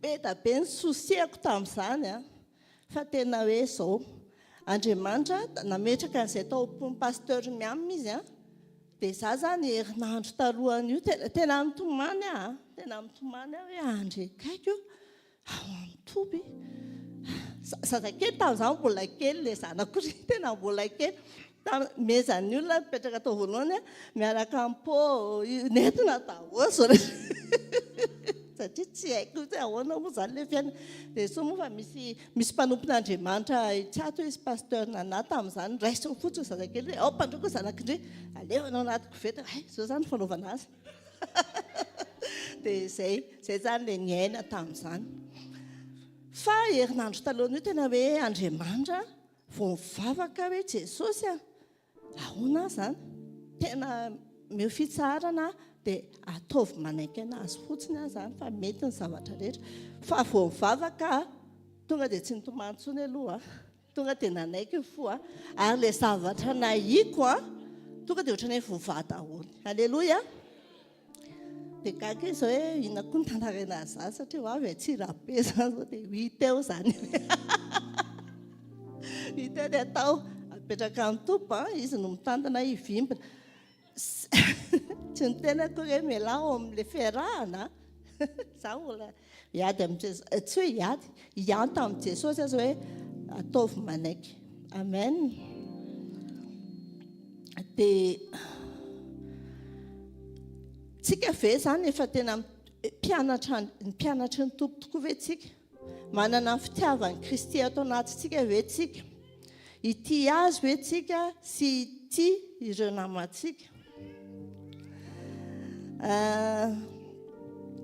ireo namantsika teneniko dia ireo olona ao Antsirabe ireo zany rehefa mijoro ve za dia hitany zareo hoe tiana azy raisiko fotsiny efa ambasador efa elaela ihany raisiko fotsiny hoe hitanareo tsika zany ampianana hoe makatoa teny zany zao i pasteur Nanana pasteur Nirina hoe etsy ny plasinao dia na tsy tiantsika na mamay be migaina be reo dia eo tsika tena zay le hoe makatoa manao azy ho an'Andriamanitra makatoa tsika dia ikentsika foana dia fa le olona tonga eo le namantsika tonga ireo tsy misy ara tena mbola tsy any Jesosy akory izy fa voataona fanahy fotsiny izy dia tonga eo dia saintsika izy mipetraha eto za tsy mipetraka eto eto ahoana tena any Jesosy ve tsika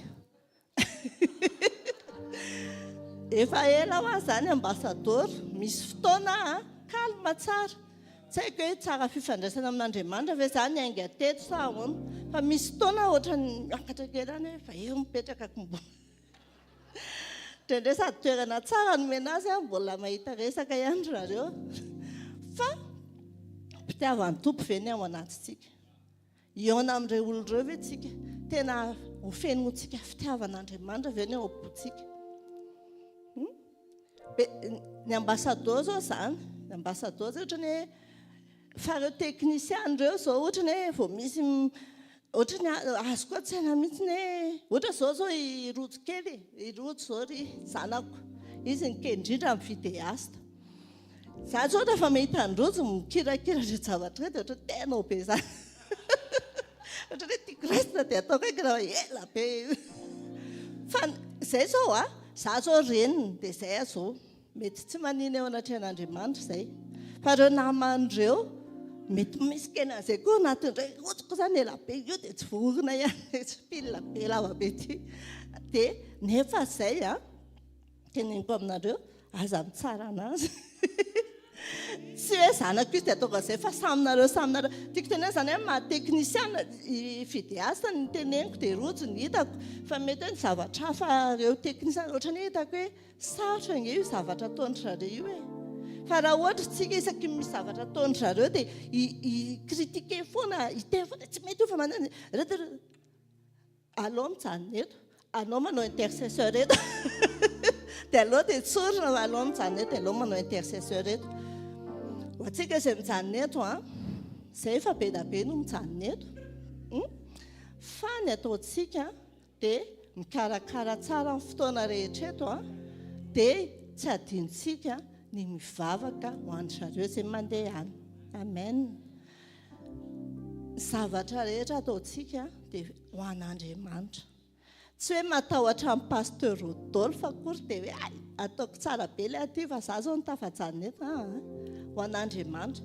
Faly pasteur Rodolphe, faly pasteur Jao, faly pasteur Njiva hoe lamina tsara teto Antananarivo, na ny lamina tsara ny asa nataontsika tany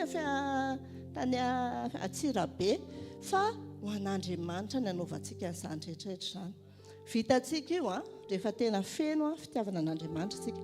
Tapitra amin'ny fotoanako andaontsika hivavaka angataka amin'Andriamanitra hoe ho feno ny fitiavan'Andriamanitra natao anatin'ny fotsika.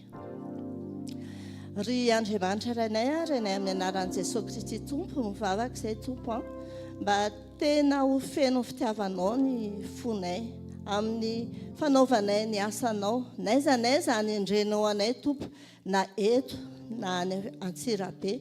Dia aoka izay Andriamanitra hijoro hoe tena mpianatra, hijoro feno fitiavana mba ho hitan'ny olona Jesosy fa ianao no tena velona ato anatinay, ianao velona eo amin'ny fiainanay. Aoka ny fijoronay rehetra Tompo dia maneho ilay fitiavanao. Aoka izay tena haneho vokatry ny fanamasinao amin'ny fotoana rehetra, iainao anaty fitiavana, iainao anaty fifaliana, fahamarinana. Aoka izay Jesosy tena hoe ho hitan'ny olona fa tena mpianatra tokoa. Mpianatra ao ny rahanao hitory teny somafaly amin'ny manodidina anay. Dia misaotra Jesosy amin'ny anaranao nanaovanay zavavaka izany. Amen.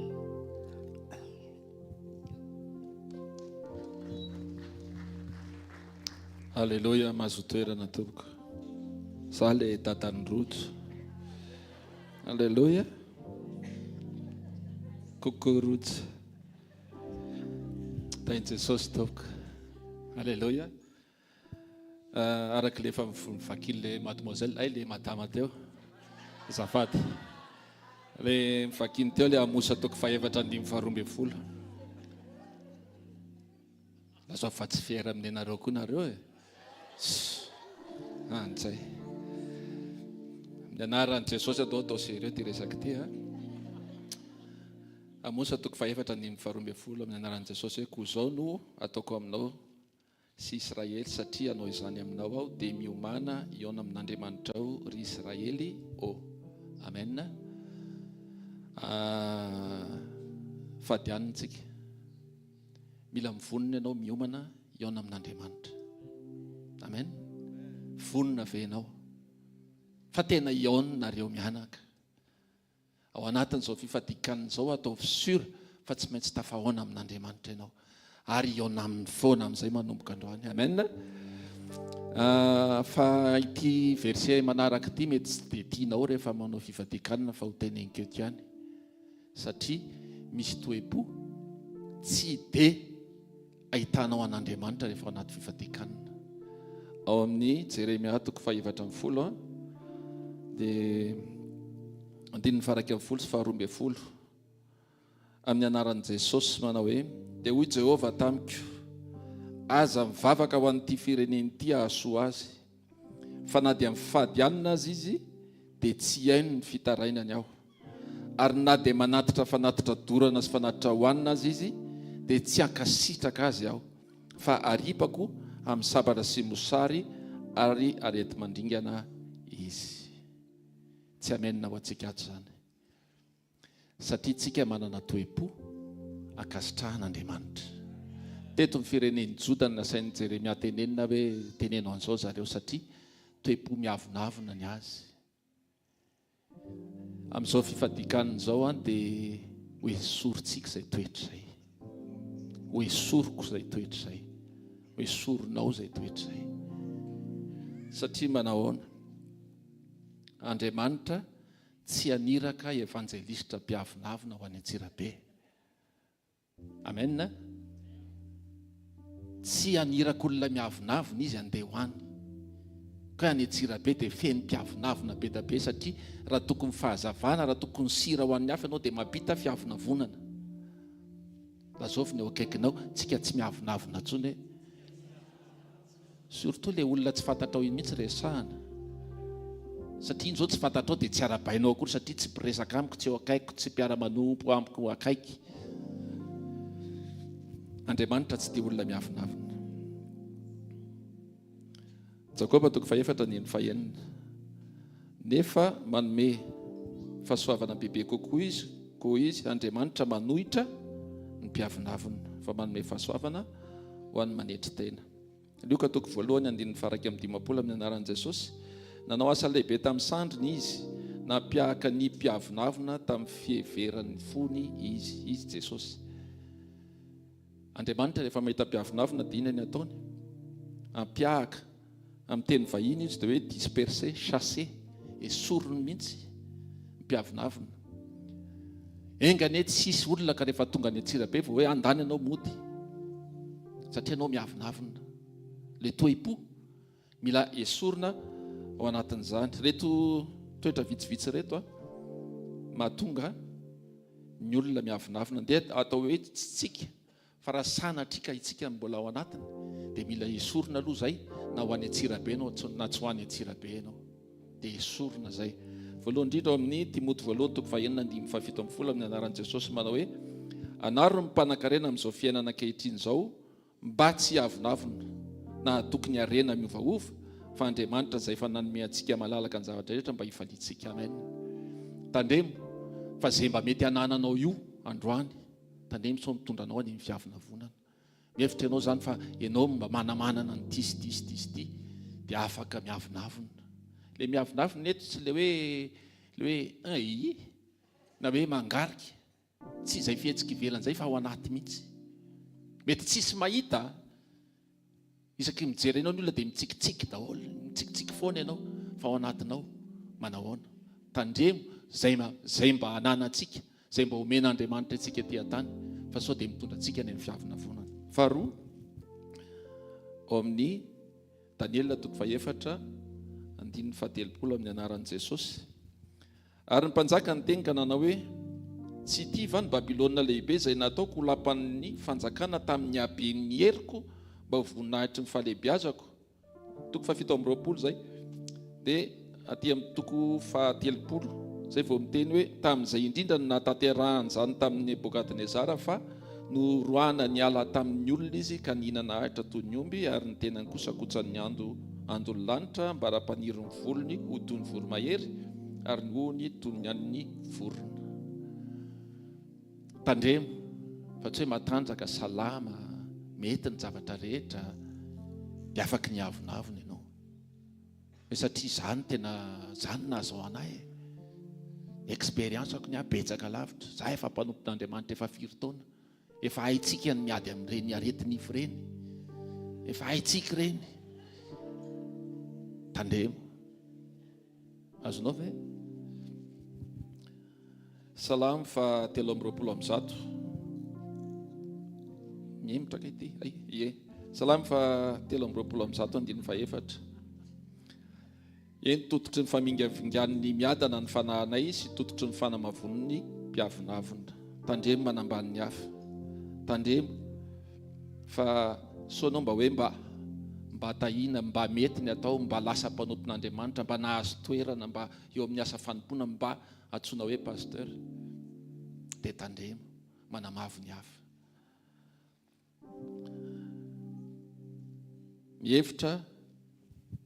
Tandremo mihevitra mihazona amin'ny fahamarinana. Efa niresahana teo ny resaka fiarahana amin'ny fiangonana hafa.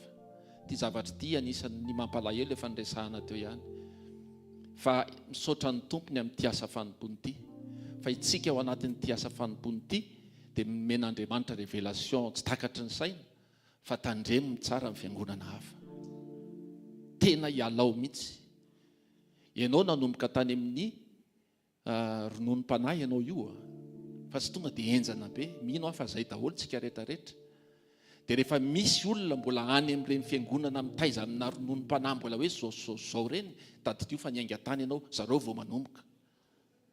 Tandremo. Fa tenenina teo aza mitsara.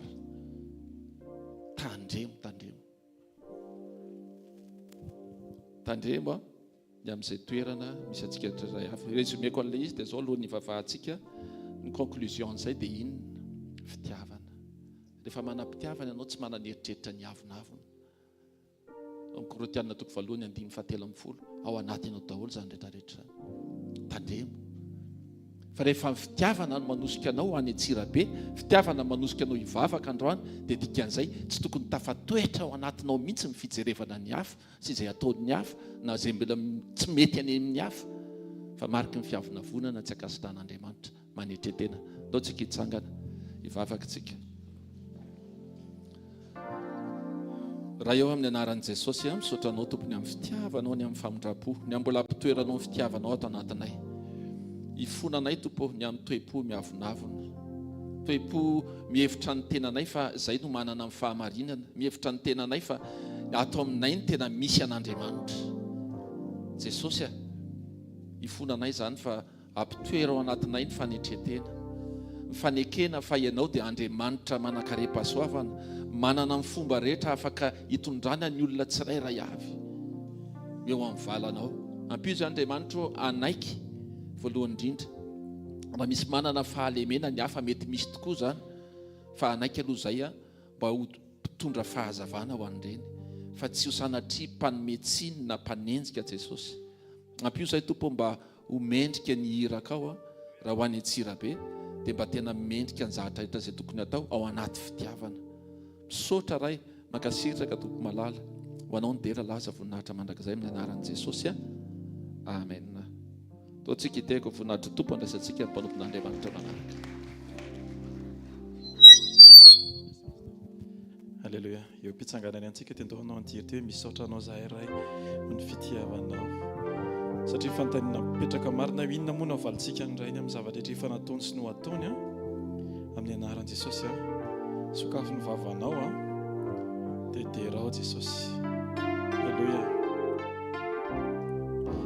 Misaotra anao zahay riray no ny fitiavanao, ny aizikitroka ny aizinkitroka nisy ahy indro fanidiranao, e azavana lehibe no indro fanaposakao, karavoravo e rini fohy zay mideranao, inonare inonarino avalikio anao no ireo so efa narotsakao, e azavana lehibe no indro fanaposakao, karavoravo e rini fohy zay mideranao. Asarato vavakantsika amin'izao fotoana izao derao Andriamanitra, ao karak'izany tokiry izany amin'ny fifaliana no hideranao an'Andriamanitra. Raha tsara indrindra misaotra anao zay ny amin'ny fotoana tahaka an'izao Andriamanitra, satria fotoana indray izay ampatsahivana ny tena antom-pisinay Andriamanitra dia ny fifandraisana tsara miaraka aminao mandrakariva. Amin'ny anaranao Jesosy indreto izay Andriamanitra manaiky ny fitarianao, manaiky ny fandaminanao rehetra Andriamanitra. Jesosy aoka tsy ny tananay ny asa Andriamanitra, aoka ny fonay amin'ny fankatoavana anao ny asa Andriamanitra. Alleluia. Aoka fivorian'ny olona mpankato izao fivoriana izao Andriamanitra, fivoriana izay ametrahana ho voalohany, ho mpitarika, ho mpampianatra, ho mpanitsy, ho mpamatsy, ho mpanolo-tsaina. Misaotra Jesosy ny amin'ny faharetanao. Alleluia. Fa na dia tsy tanteraka ary izay Andriamanitra dia indro ianao maneho ny fahalebiazanao sy ny fahatsaranao mandrakariva. Mideranao zahay fa tsara ianao. Misaotra ny amin'ny tonom-bavaka rehetra izay natsipinao sy napetraka ao tao am-bavany rehetra. Eny fa na tsy nijoro tety dia misy sujet napetraka ao any am-pony tsiraray avy, ka izay sujet izay Andriamanitra no entina eto anatrehanao indray amin'izao fotoana izao. Amin'ny anaranao Jesosy, amin'ny anaranao mpanjaka masina mandrakizay ny amin'ny teboka rehetra izay mety tsy voatononay teto Andriamanitra, dia atolotra am-pelataranao Andriamanitra, ray soantanany zany Jesosy, satria tsy amin'ny fahatakaran'ny sainay Andriamanitra no tokony zavatra hitranga, faoka ny fitarian'ny fanenao masina mandrakariva. Asanato vavaka amin'izao fotoana izao dia raha misy sujet hitanao hoe mbola tsy voatonona teto dia apetrao am-pelatanan'Andriamanitra, satria Andriamanitra mahay ny zavatra rehetra. Izy tsy misy tsy hainy Jesosy atao zany, fa hainy ny zavatra rehetra. Ary amin'ny anaran'i Jesosy Kristy nanaovanay zavavaka izany Jesosy manono izay amin'izao fotoana izao Andriamanitra, ny amin'ny zavatra izay mety tsy voatonona rehetra teo Andriamanitra, tononinay amin'ny anaranao mpanjaka masina mandrakizay. Aoka ny voninahitra ao no misy eo fa masina ianao Andriamanitra. Alleluia. Amin'ny anaranao Jesosy, amin'ny anaranao mpanjaka voninahitra ao anao Jesosy eo. Alleluia. Amen. fa tsy mety io izy ny ten'Andriamanitra amin'ny Luka 2:20 fa tsy mety raha tsy vavaka mandrakariva ka tsy reraka. Ny fifadikanana mety misy stopy fa ny vavaka tsy tokony isy stop zany mihitsiny. Ary mahafinaritra rehefa fifadikanao ohatrao dia rehefa matsiarinao ianao dia tokony tadidinao fa tokony hivavaka ianao zany. Alleluia. Ny kibo maneno dia ohatran'ny miantso ny fona hoe miderahan'Andriamanitra isan'andro. Amen. Amin'ny fotoana ohatran'izao fa tena tsapanao mihitsy ny tena ny sakafon'ny lozana tamin'ny mariazy tamin'ny tapa-bolana. Voninahitra ho an'i Jesosy, mbola mare tsirokanina ianao, matsiarinao ny ianao, fa zany dia rappel ohatran'ny hoe alarma maneno ny kibo maneno iny ho amin'ny vavaka. Aoka tsika tsy tsahatra ny vavaka mihitsy. Amen. Satria tsisy ninina afaka ataontsika raha vao tsisy vavaka. Raha vao tsisy firaisana amin'i Jesosy tsika dia faty antoka ray lavaka satria tsy ampy vavaka.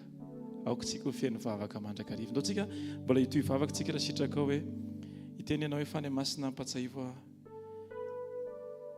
mba hakatsirony amin'ny fiarahako amin'Andriamanitra ray foana. Tsy afoy mihitsy ny fiarahako aminao Andriamanitra ray. Ka ninona zavatra atrehako dia azo ty vavaka fa tsy lavaka. Asandrato mivavaka ao ary. Ray tsara indrindra masina mandrakizay ampatsahivy anay Andriamanitra fa tokony hivavaka foana zahay amin'ny fotoana rehetra. Ary ny marika fa tena hoe mpifankatia. Ny olona anankiroa dia miresaka amin'ny fotoana rehetra. Ny afantarana fa tena tianao zahay dia aoka azoto hiresaka aminao amin'ny fotoana rehetra. Misaotra sady Andriamanitra ny amin'ny fitoriana filazantsara izay ho ataony Antsirabe. Fantatray Jesosy fa leo am-ponao no tanteraka ary zahay indray ny andeha lesona Jesosy Kristy ny amin'ny fahaizanao mitondra sy ny fahaizanao mitantana. Misaotra Jesosy, ampianary izay tena hankafy ny moment rehetra izay irahanay aminao, ahafahanay matsiaro rehefa mitsilalay eo am-pandriana hoe hoaiza ny fahatsaran'Andriamanitra, hoaiza ny fahatsaran'Andriamanitra. Ka tsy hoeninay hatramin'ny moka maneno fa tena ny fahatsaran'Andriamanitra no hitanay Andriamanitra. Jesosy ianao ny ivon'ny fiainanay, ianao rery dia ianao mandrakizay. Amin'ny anaranao Jesosy, alleluia, amen. Ataontsika tehaka mafy an Jesosy andrasitsika amin'ny pasteur Tsao.